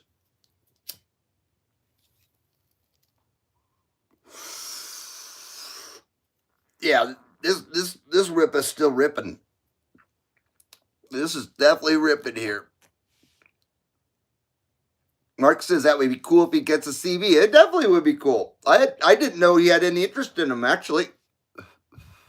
I forgot to where to look. I was about to blow my smoke out, and if you saw me, I was about to look over here or here, but all of a sudden I realized you were there. You know? I know. 267 says, set out my pepper plants today. Maters are next after storms. Very nice, man. I couldn't grow my way out of a paper bag. And nothing grows here in northern Nevada. I swear to God. We can't even keep our lawn alive. That's why we ripped out our front lawn, and it's all rock. It's all river rock and stuff, and it's very nice. And we don't waste any water. But it's nice to have a lawn in the backyard, and it's just so hard to keep stuff alive here. And planting a garden or whatever, if you don't get soil brought in and shit, you're not going to grow anything. You got to make a planter box and stuff to be successful. You can't just use the ground where I bet you're just using normal ground, maybe with, I don't know, urine and beer in it. I don't know, man. We usually use urine and beer. I don't know what your formula is, but urine and beer, that's what we try to soften the ground with over here in the backwoods of Carson City. You know mine. All right, I'm getting stupid. Sorry about that.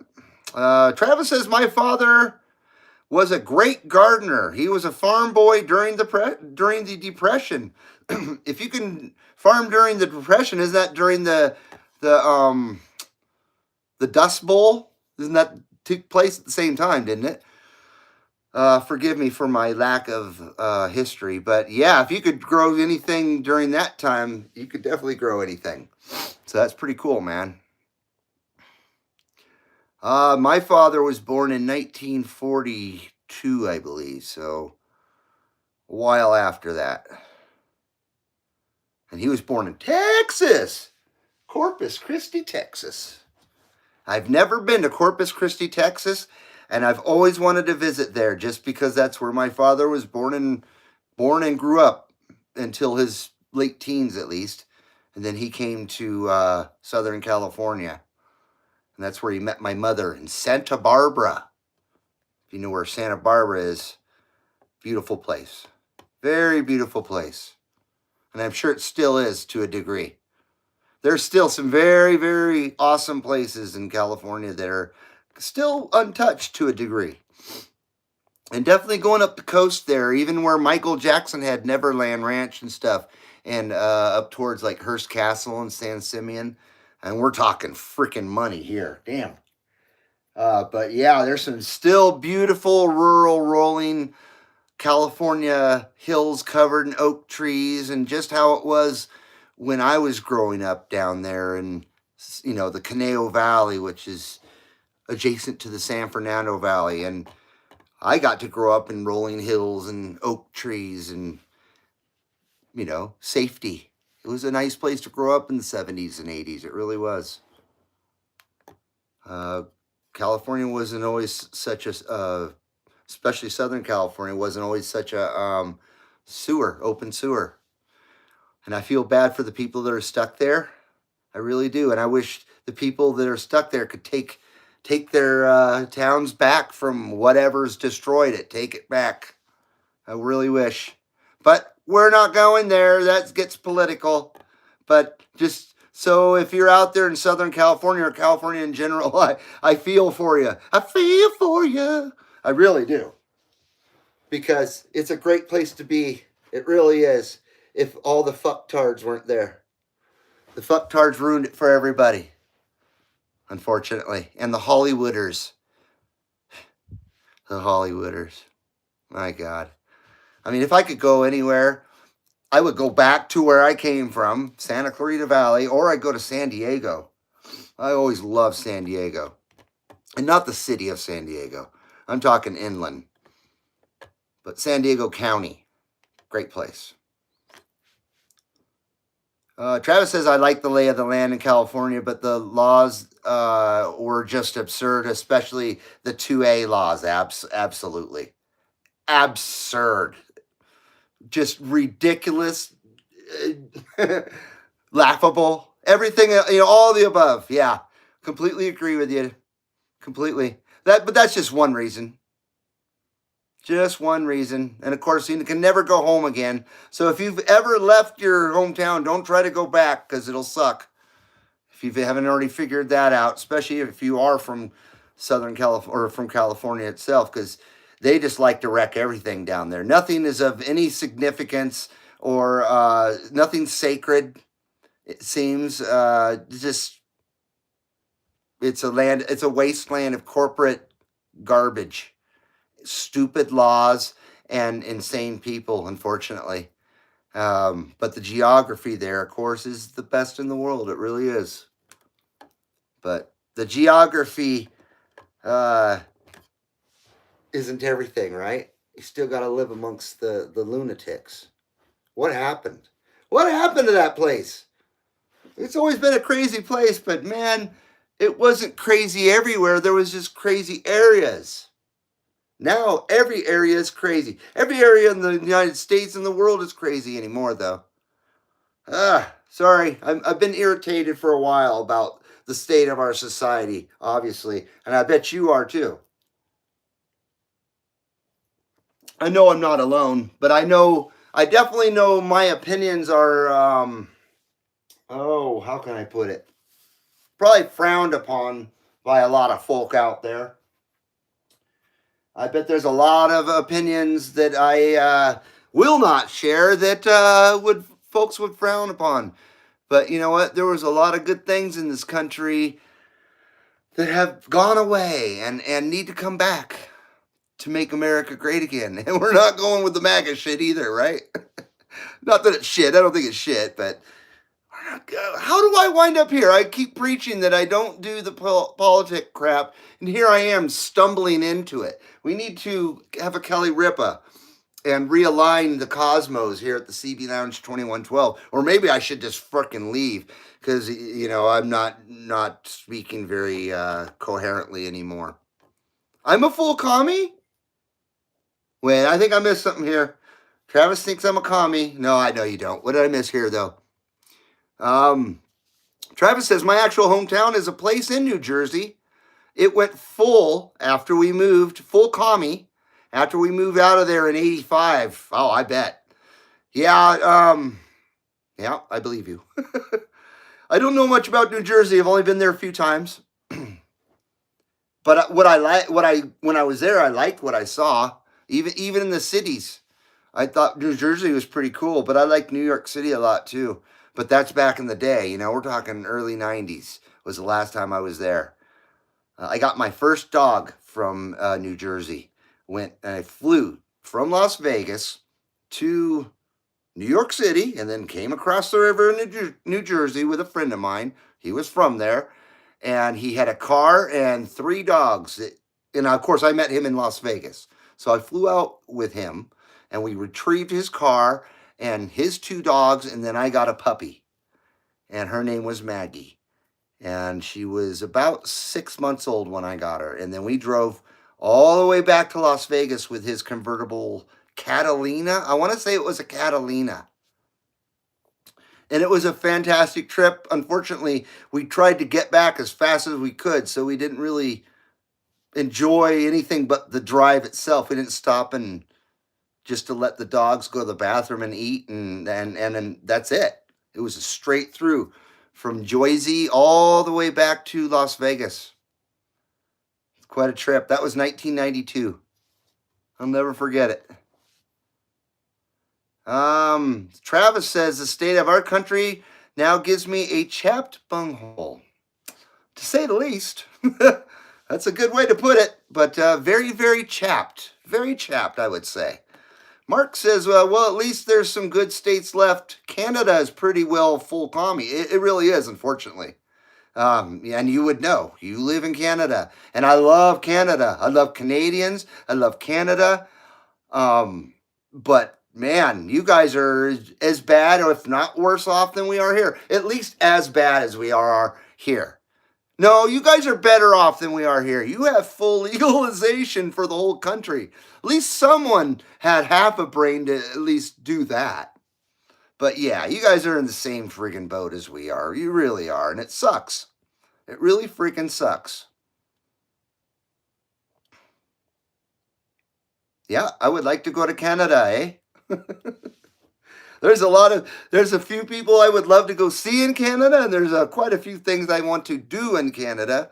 Of course, you guys know I'm an amusement park junkie, and Canada's Wonderland is one place I have to go someday. I have to, before I can't ride roller coasters anymore or something, because they got some seriously kick-ass rides at that amusement park, and it's in Canada.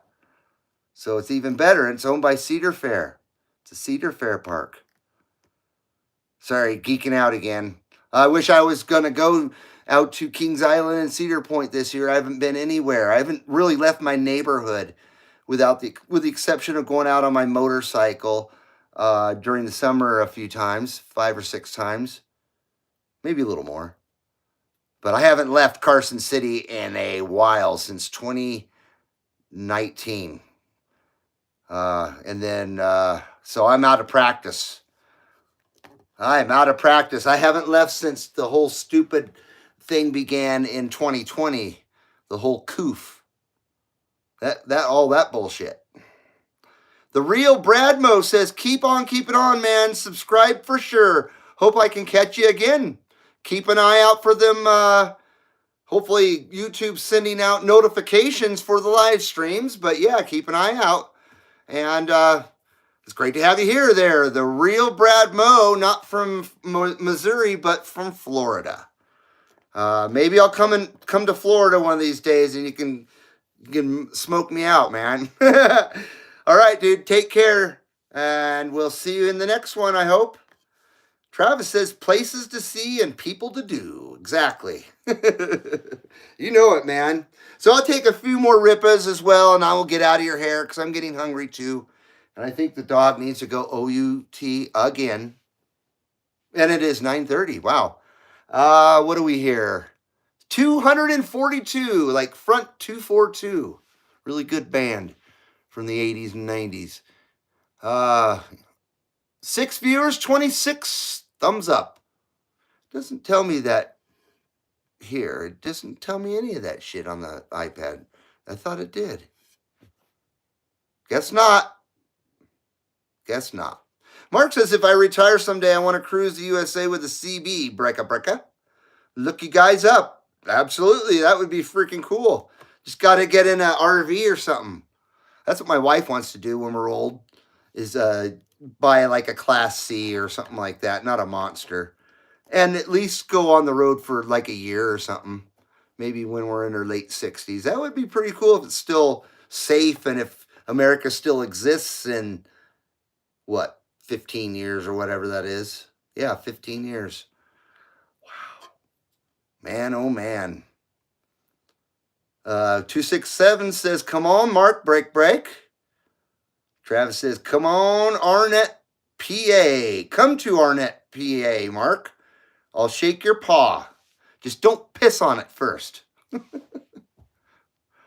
I watched a bear piss on his paw at the Columbus Zoo a few years ago. It was traumatizing, to say the least. I actually got on a video.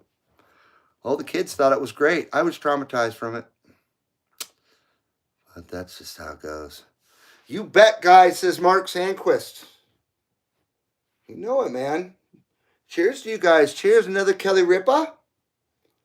This will be one of a series, one of two before we get out of your hair. I mean, I know I just got here. It's only been 200 and I always look at the wrong place. 244 minutes. But cheers to you guys.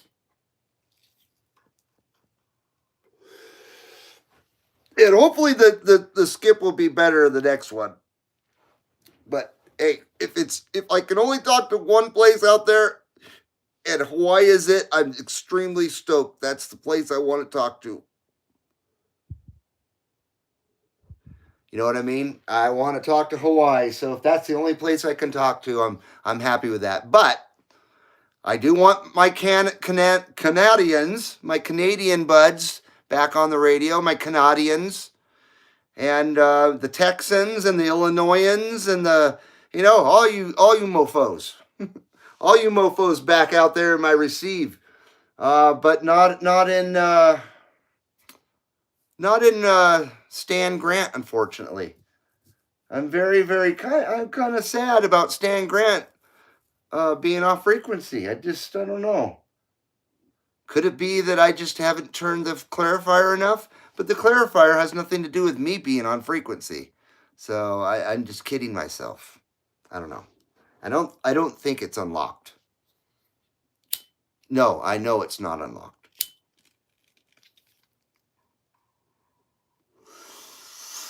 Travis says we got to make Reed an honorary redneck. I appreciate that. Definitely, man. Cheers to honorary redneck. Cuckoo. See, I always have to imitate like Cooter, or not Cooter, but Roscoe P. Coltrane. He's the ultimate not red. I wouldn't call him a redneck. I call him a hillbilly. I don't know what if there's even a difference. Because aren't all white people rednecks these days? Haven't we been lumped into one group? Aren't we all rednecks? Whatever. I don't care. It's not an insult to me. Not at all. But where was I going with that? But Roscoe P. Coltrane, he's my inspiration for a good goofy country accent or southern accent or whatever kind of accent. Country accent. Let's put it that. Maybe that's a more broad way of putting it. A country accent.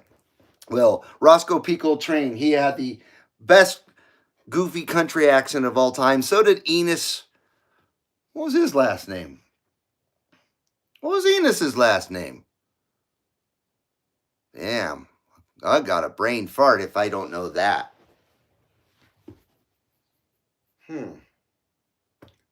Well, I don't remember. What?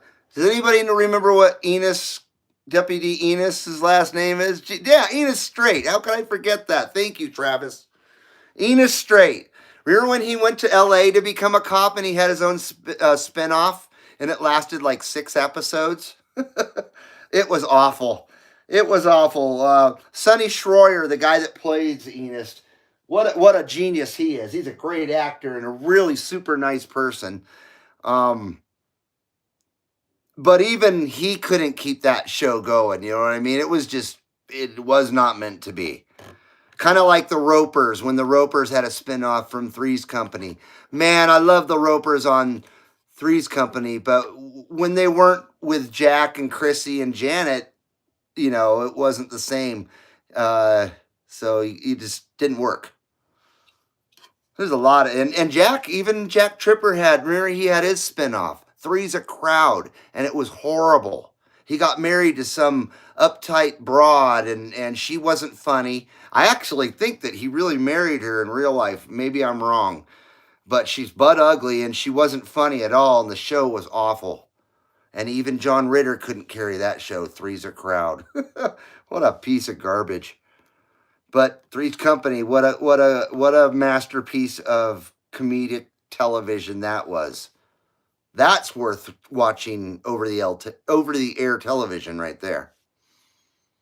267 says he's drinking an RC. What else you want? Travis says that car Enos had in LA was wicked. I don't remember. Wow, you have a better memory than me. I just remember the show being awful. I don't even remember the car he had. But I remember I lived in LA. I lived in the San Fernando Valley when that show was on. We always kept our eye out for Enos. We saw them film the Dukes of Hazzard all the time because my mom worked at the studio that made it. And then where I grew up, if you rode your bike far enough out into the country, you would find yourself a big ranch out there where they shot the Dukes of Hazzard and all the chase scenes and the Duke ranches out there and the Boar's Nest and all that was out in a place called Lake Sherwood out in Westlake Village, California. It's now a golf course with multi-million-dollar mansions on it and shit. They sold it years ago. And in the last few seasons of the Dukes of Hazzard, they moved that production to Santa Clarita Valley, which is north of San Fernando Valley. So it's very similar to the Conejo Valley. I don't know why I'm telling you guys this, because I know you guys don't know any of these places unless you're from there. But yeah, we were able to see them jump cars and all that shit as a kid. It was amazing. It really was amazing. And we would sneak onto this ranch. We'd ride our bikes like 5 miles out this canyon. And then we knew right where they where the ranch was, where they shot the show. And we'd go up in the high hills and lug our bicycles with us and shit. And we'd go watch from the high hilltops, watch them set up shots and jump the cars and all that crap. And then when they would wrap for the day, and everybody would go away, we would go down and go into the sets and shit and pilfer through stuff and bring back souvenirs like Hazard County gold star from the cop cars and stuff that have fallen off. Whatever we could rummage through and find. And we found a lot of really cool movie memorabilia that, got lost over the years. But we're talking like 1979, 1980, that era, when I was 9 and 10 years old. And we would ride a 15, 20-mile round trip to get out there. Oh, if not more. We did a lot of BMX bike riding. We went almost to the coast. One mountain range between the coast and the inland area. Yeah. Good days back then. Good days. Good days. So look up Lake Sherwood and Westlake Village out in the boonies. It's still out in the boonies, but the ranch isn't out there anymore, unfortunately. Now all the Hollywooders live out there. And that ranch is where they always had some Tiger Woods event or whatever. I know Tiger Woods loves that course. Someone told me that because I'm not a Tiger Woods fan or a golfer. I just know that little tidbit that he just loves the shit out of this golf course at Lake Sherwood. And I'm thinking, you motherfucker, you tore down the Boar's Nest and the Duke Farm. I'll tell you what, when we found the Boar's Nest, because we went out there for 2 summers straight, and every time throughout the summer, we'd always discover more shit, because it must have been 1,000 acres. I don't know. It was a huge area where they filmed. And the Boar's Nest was out there, and it was a brick building. And we about shit when we came across the Boar's Nest. There it was, way out there. And we're riding our bikes as fast as we can because we thinking there's maybe security or whatever, and we're going to get caught. We never got caught out there. But we went in the Boar's Nest, and what the hell was inside the Boar's Nest? It wasn't a bar or anything. It was the Dixie Jeep. It was Daisy's Jeep was inside there, along with a cop car. And they were film cars. That's why they were inside. So it was a storage area inside there where they could store cars. And so they had the camera cars in there that were made for, they're all clean and everything. They didn't jump these cars. They were, for the, close-ups and shit. And so we got to jump in them and, pretend like we were driving the Dixie Jeep. It was amazing. It really was amazing. And then the Duke Farm, of course, doesn't have an interior either, but it has a it's probably 70% complete inside.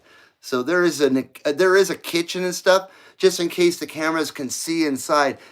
It can see the kitchen and things like that. So it was really amazing thing to grow up and just be able to ride your bicycle out there and sneak up in the hills as a child and watch all that stuff. It's very, very cool memories. Very cool.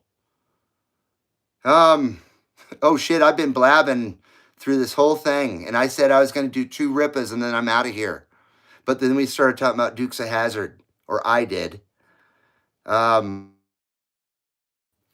Sabotage 666. Good to see you, sir. Good evening, everyone, and it's good to see you, my brother.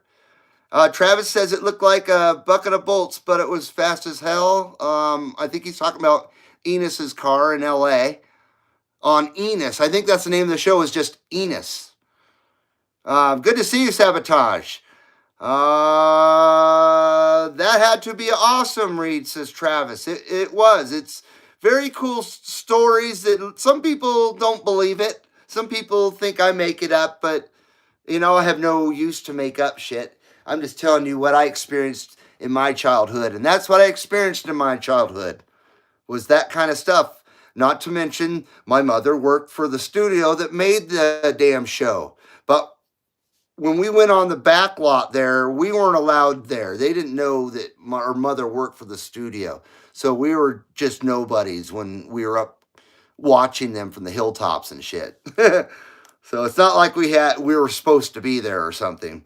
But when the studio is in Burbank, and it used to be called the Burbank Studios, and it was Columbia Pictures and Warner Brothers and a few other independent studios like Malpaso Productions, which is Clint Eastwood's production company, and a bunch of other stuff. And they shot sitcoms there too. Alice was one of them. I remember distinctly, and a whole bunch of shit. We're talking 80s here. We're 80s.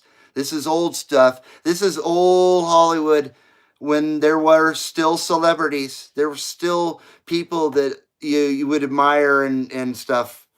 They weren't eating babies as much back then and drinking the adrenochrome or chewing on an adrenochrome gland, not like they do now. Now they worship the devil and everything. That's what I believe. I really believe that they are devil worshipers. I really believe they drink the blood of babies. As funny as it sounds, I think those people are that sick and fucking twisted. I think there's things in this world that we don't want to know about, that those celebrities are participating in. I think they're sicker than we ever realized, along with politicians. There's some fucked up people in this world that don't deserve to breathe the same air as us. Doesn't that sound awful? Does that sound awful? There's a lot of people out there that don't deserve to be on the same continent as us, I should say. They should go and have their own world of their own. You know what I mean? Leave us alone over here. Go have your own island of debauchery and stupid crap. But leave America alone. Just leave America alone. Or that, leave Britney alone, or how you couldn't run from that. Leave Britney alone. And there's your example right there. Look at that thing that was crying in that stupid viral video, whatever.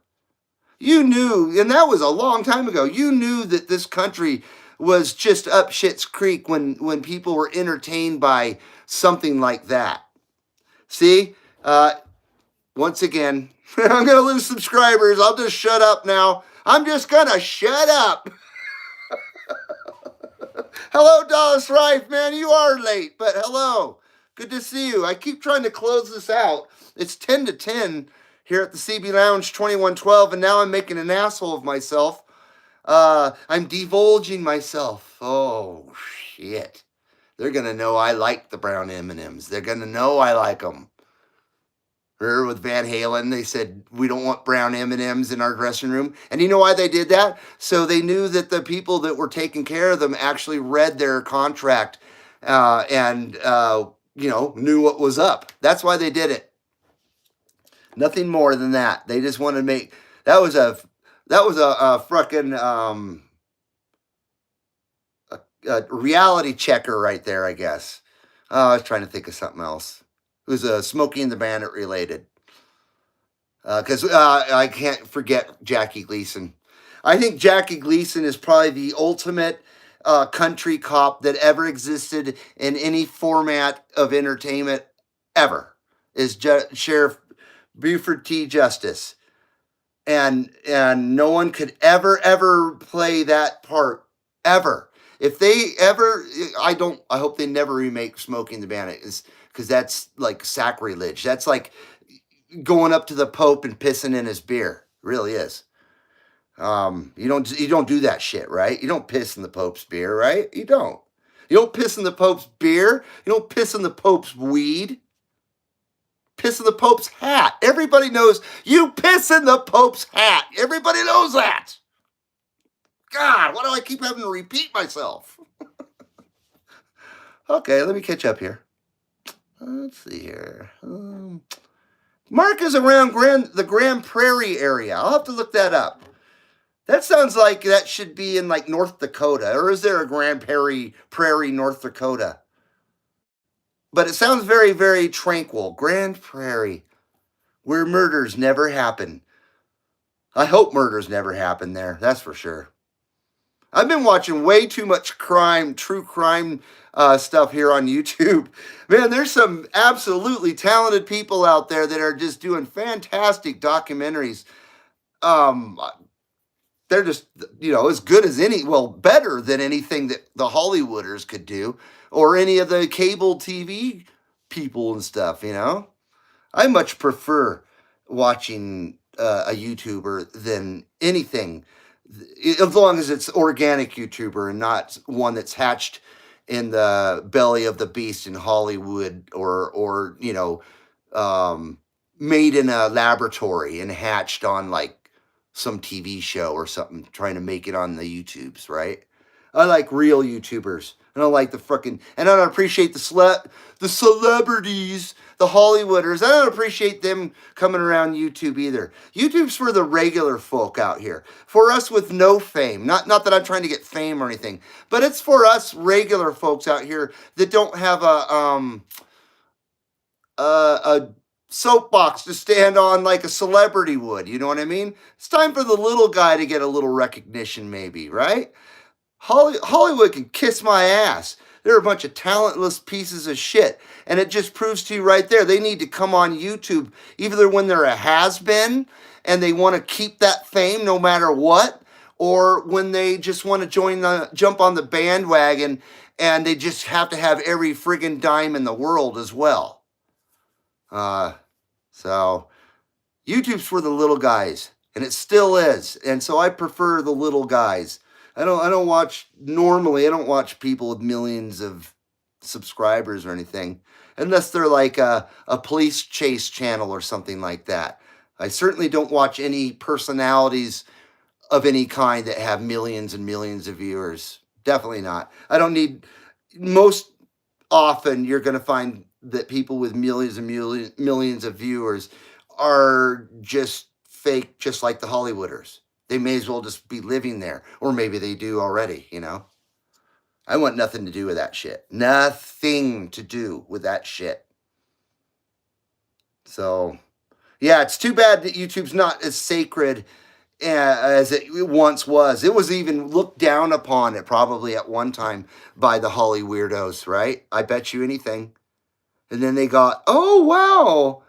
I think they got something here. Let's go and destroy it. Let's hop on the bandwagon too, and we'll fuck that up for everybody, just like everything else we touch. It really is true, sad as it is. So hello, Dallas. How you doing, man? Good to see you, dude. I'm in one of those, I could talk. I got my voice back after it literally being gone. And it seems like it's doing okay. A little bit of agua, I'll be even better. As you guys listen to my rant and raves, once again, I'm trying to keep it unpolitical and stuff like that. I'm trying not to insult anybody. Now, the Hollywooders out there, I don't care if I insult them. I have not a care. Not a care if I insult anybody that would be famous. You know what I mean? They can kiss my ass, any of them. Weren't we talking about James Belushi earlier? Man, Dick. What was it? If you were a ice cream flavor, you'd be pralines and Dick. Who said that? That was wasn't that in Wayne's World?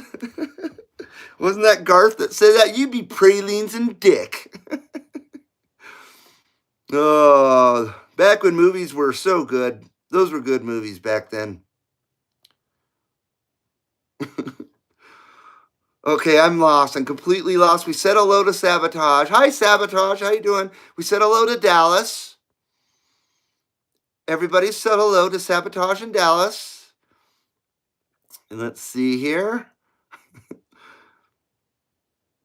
Malpazzo. Oh hell yes, Clint Eastwood, says Travis. Yeah, good guy. He's not a Hollywooder. Clint Eastwood is not a Hollywooder. Clint Eastwood is a legend, and he truly deserves the word legend. He's a living legend. He's what movies are supposed to be. He makes the movies that are supposed to be made. Clint Eastwood. That guy's no bullshit. And there's still a few of them out there, of course, but Clint Eastwood is definitely like top, in the very top there, of real, true actor, craftsman, a true craftsman. Yeah. And he's, in his mid-90s now. I'm afraid to go look at for a current picture of him, not because I'm just afraid to see him, age so much that, he looks feeble or something. Here's another story. You want to hear a Clint Eastwood story? He made a terrible movie called Heartbreak Ridge. A stinking hunk of shit. Not everything Clint Eastwood made was great. And Heartbreak Ridge was a pile of junk. And I've seen it in the last 2 years just to see if I was wrong, because I didn't watch it again after 1986, after the screening of it, because my mom worked on that film, and I got to go in and watch them edit the film and shit. I got to watch them edit Lethal Weapon as well. Anytime I wanted to go into these editing bays, I was allowed to go in there as long as I acted like a quiet, very quiet adult. It was very nice. People really gave me a lot of respect as a 13, 14, and 15-year-old kid. It was pretty amazing. So if you act good and you act like a mature person, and they love your mother, then, you can get away with a few things, a few perks. And that was one of them. And so I got to go in and watch him edit that movie. But Clint Eastwood would be at the bottom. It's in a movie theater. And there's a big console at the back, but it's a movie theater with a pretty big size screen and all that shit. And he would be at the foot of the screen there while they're editing it, working out and stuff. He's riding a freaking bicycle or lifting weights or whatever. And this is probably when he was in his 50s, late 50s, early 60s, I want to say. But in the early mid 90s. Well, that was 1985, actually, to be specific. And, it was, never go and bother them. You don't go up and ask for their autographs or anything. But if they come by and say hello to you, I'm talking about famous people and actors and shit. They come by and say hello to you and stuff. You are allowed, you can talk to them and stuff. But I was always taught you don't ever go up to them. You just leave them alone. And, if they want to talk to you, they'll talk to you. And most people like that, but especially he would always be very, very friendly and stop and say hello. And then they would, recognize whoever you were. Oh, you're so-and-so's kid. So it was pretty cool. Lethal Weapon. Man, I watched them edit that for like 3 months. I was sick of that movie by the time it came out. I didn't want to see it. I'll never forget that. I remember when it came out and we got a screening for it, and I was like, I don't really want to see that movie. I've seen it 7,500 times. Each scene I've seen 7,500 times. You know what I mean? I don't want to see it anymore. But it's still a great movie, the first one at least. I know Danny Glover, he's a scumbag. I know that. I've gotten some intel on that guy. He's not a very nice dude. Great actor, not a nice guy, and not a very open-minded guy, if you know what I mean. If you know what I mean. Oh shit, he's back again. I unbelievable. This dog can shit and piss 3 times an hour, and the amount of duty that comes out of that dog is unreal. It's just unreal. Mark says evil is on the rise for sure. Oh, no doubt about it. Let's see. Dallas is telling Sabotage to kiss his grits like Flo. Polly Holiday. She was in Gremlins too. She played Mrs. Deagle. Mrs. Deagle, and she goes up this freaking like elevator or handicap thing for people who go up stairs, and she gets blown out a window and gets killed. It's pretty good. It's pretty darn good. Gremlins, what a movie. That's a fucking great movie. The second one, not so much, but it's still all right. Yeah, Buford T. Justice. Dallas says that show was the best, Alice. Oh, yeah, it was. And I'm just going to shut up. I'm going to tell you another story, and it was about Alice. But I think I'll save that one for another time. Great show. Great people that worked on that show. Great crew. And especially a great producer. Very, very nice producer named Jerry Madden. And we'll leave it at that because Jerry Madden really, really hooked me up with a lot of cool shit at that studio at that time. And he was the executive producer for Alice. And he said, anytime you want to come on this set, you just come here. And I did. I took him up on that offer. And for all of 1985 and all of 1986 seasons, I went to that set as much as possible. Rode my bike across town and went in there and hung out. Watched him do all the rehearsals and shit. I never really stayed for the tapings, though. The tapings I didn't really care about because then it was full of people. But it was cool to sit in the audience area by yourself and watch them do all the rehearsals and blocking for the cameras and setting up the sets and shit.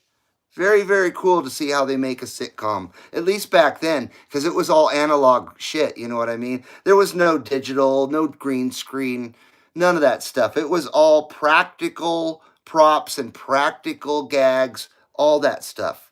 That's why Hollywood just doesn't get the credit it doesn't deserve the credit for any of the stunts really anymore, or any of the gags that they pull in films. It's all made with a computer. Who cares? Nobody jumped out of a fucking building. Somebody jumped on a green screen. You know what I mean? People don't really do real stunts anymore. I'm not saying they don't exist, but they're very, very few compared to, we could just do that on a computer. Ridiculous. Diablo sandwich. I see Diablo sandwich. And a Dr. Pepper, and make it quick because I'm in a goddamn hurry. And that's when the bandit's sitting right next to him. What does he tell him? How he's chasing this maniac? Oh, man. Yeah. Jackie Gleason, there's a man to be respected for his talents right there. That was a true legend, Jackie Gleason, for sure. And of course, Buford T. Justice is the best character. I wasn't much of a Honeymooners guy, and he did some other cool movies, more contemporary movies. I can't really remember. Wasn't he in Big? That Tom Hanks movie, Big? There's a few movies he's in that weren't very good, but Smoking the Bandit. Need I say more? And not because it's CB related. Just because it's Smoking the Bandit. How can you not love that movie? As a red-blooded American, especially. You're communist if you don't love Smokey and the Bandit. Get the fuck out of here if you don't love Smokey and the Bandit. If you don't love Buford T. Justice, you get to step in. I'm just kidding. No, I'm not kidding. You get to step in. I'm not kidding at all. I don't know. We don't take kindly to folks who don't take kindly to good old red-blooded Americans. We don't take kindly. Because that's here at the CB Lounge 2112, that's just how it is. This is a good old red-blooded American place. We love everybody from everywhere, but we only want people who love America and love red-blooded Americans to come in here. If you're not one of those or both of those, got to be both those, no matter where you're from. If that makes any sense. I don't want to sound stuck up or anything like that. I just have pride in my country. I just don't have the pride in my country society, though. That's for sure. Not at all. Not at all. That's why we all talk about the past, isn't it? That's why we talk about Clint Eastwood and Alice and whatever else from our childhoods and stuff. Because things were more real, even though they were fake. They were more real back then. Simple as that. And more entertaining and more wholesome in a way. I'm not a prude or anything like that, obviously. But not everything needs to have cuss words and tits and ass. You know what I mean? That shit gets old. And really, that a lot of times, I think that stuff is used for either people who are very feeble-minded or people who are really, really easily entertained. And it's covering up the lack of actual talent and integrity in the craft that they're making. They don't have any because they don't care. They're just trying to make money and make something popular to make money with.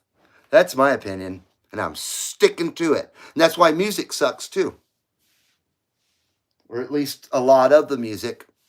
What music new groups do you listen to? Let's see, what can I think? Can't think of any off the top of my head.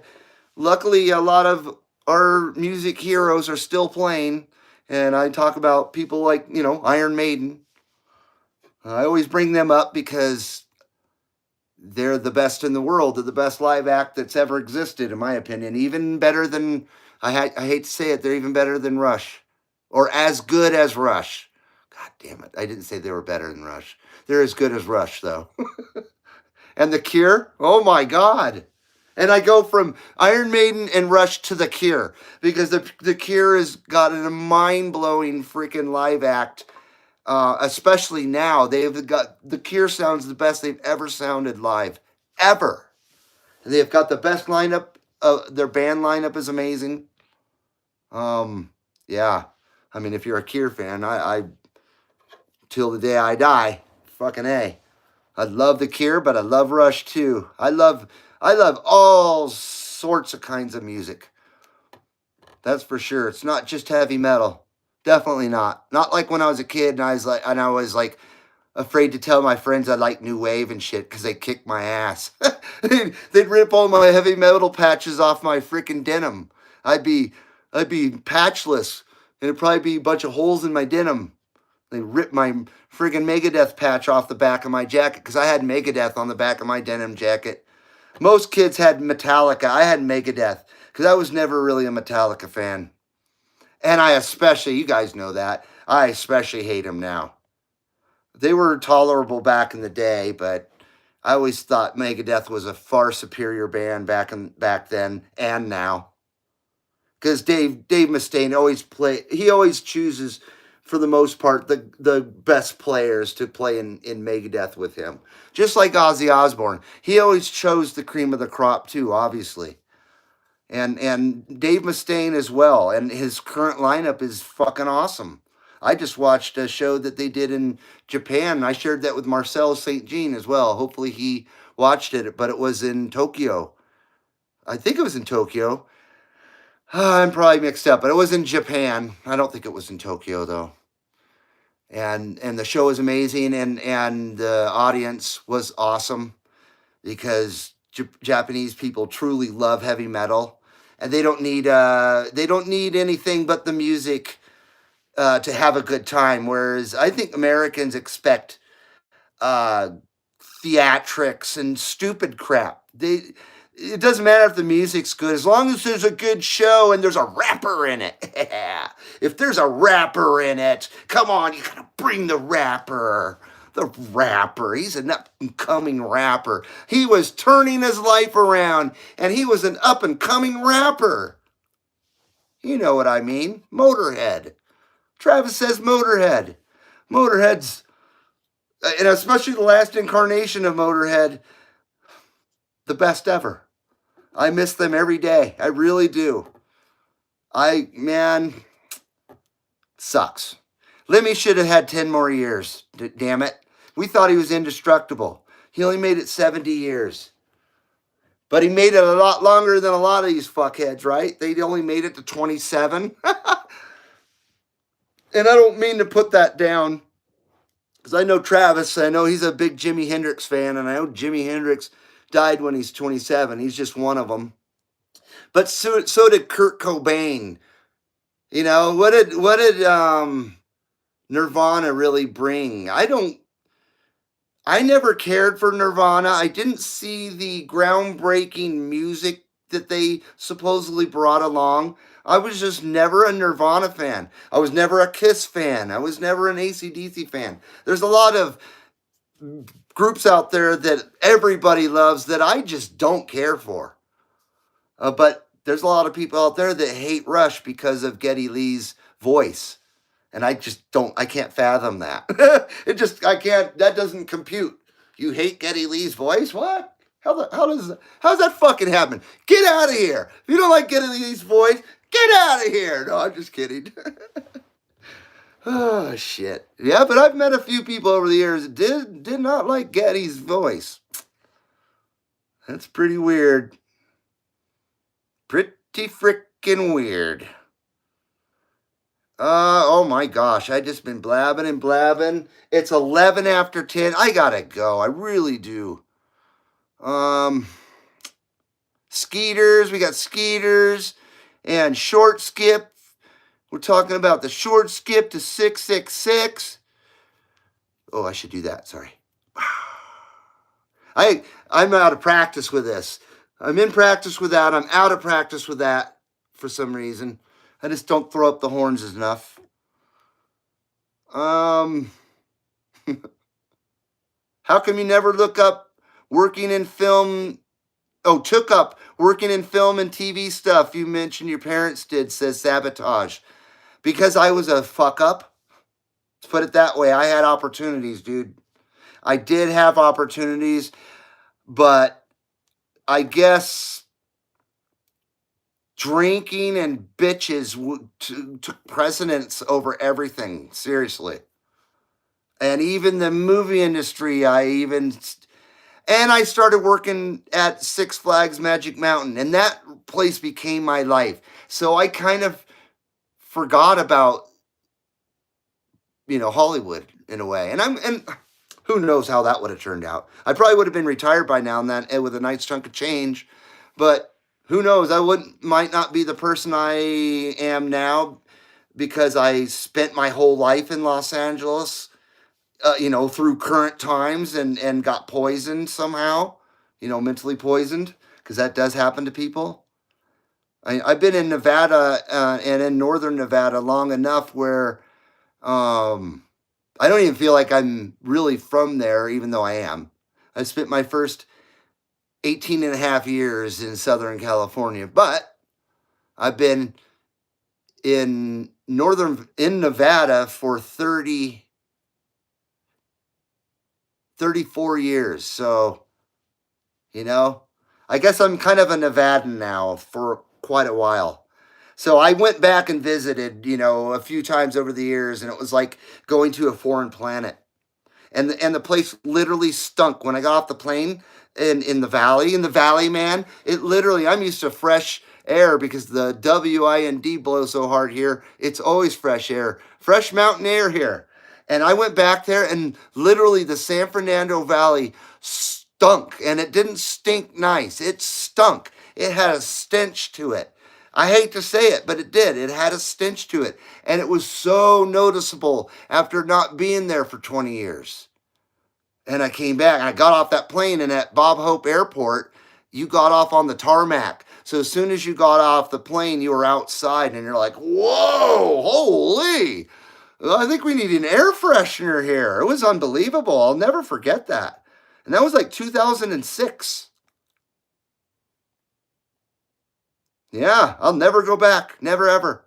Never, ever. You never can go home again. And definitely where I'm from, it's not there anymore. Sure isn't. Travis says, rest in peace, Jimmy. Absolutely. Lemmy played a lead bass. Absolutely, he did. He's one of those original bass players that's, doesn't sound like anybody else, has his own everything when it comes to the bass. Just like Geddy Lee. Just like Simon Gallup from The Cure. Just like J.J. Burnell. J.J. Burnell from the Stranglers. They all got their very unique sounds with the bass, and their bass sound is very integral to the sound of the band. Because like you say, it's lead bass. It's not just a rhythm section, you know what I mean? Or keeping a rhythm going. Of course, we can't forget about Les Claypool, even though he's a kookified motherfucker now. But back in the day, and he's still one of the most talented bass players you'll ever see. But unfortunately, that guy's gone with the Hollywoods as well. So we've lost him to the fucking Hollywoods. And when I say the Hollywoods, that encompasses so many different realms of types, and you know what I mean?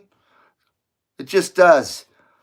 And I don't want to go there, because then people misunderstand what I'm saying and think I'm something that I'm not, unfortunately. Because people have, not you guys, but people out there have a very shallow perception and have tunnel vision about things these days and only see things one way. And it seems nobody can agree to disagree anymore with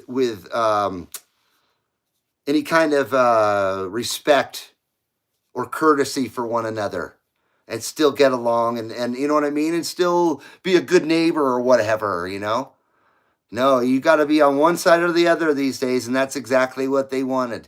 That's exactly what's wanted is division. And everything out there, why am I going here? Everything out there is divisive. So stay in your protective world. Don't freaking watch the media, mainstream media. Don't do it. Kill your television. I request that. If you want to gain some brain cells back, quit watching TV, streaming, any of that shit.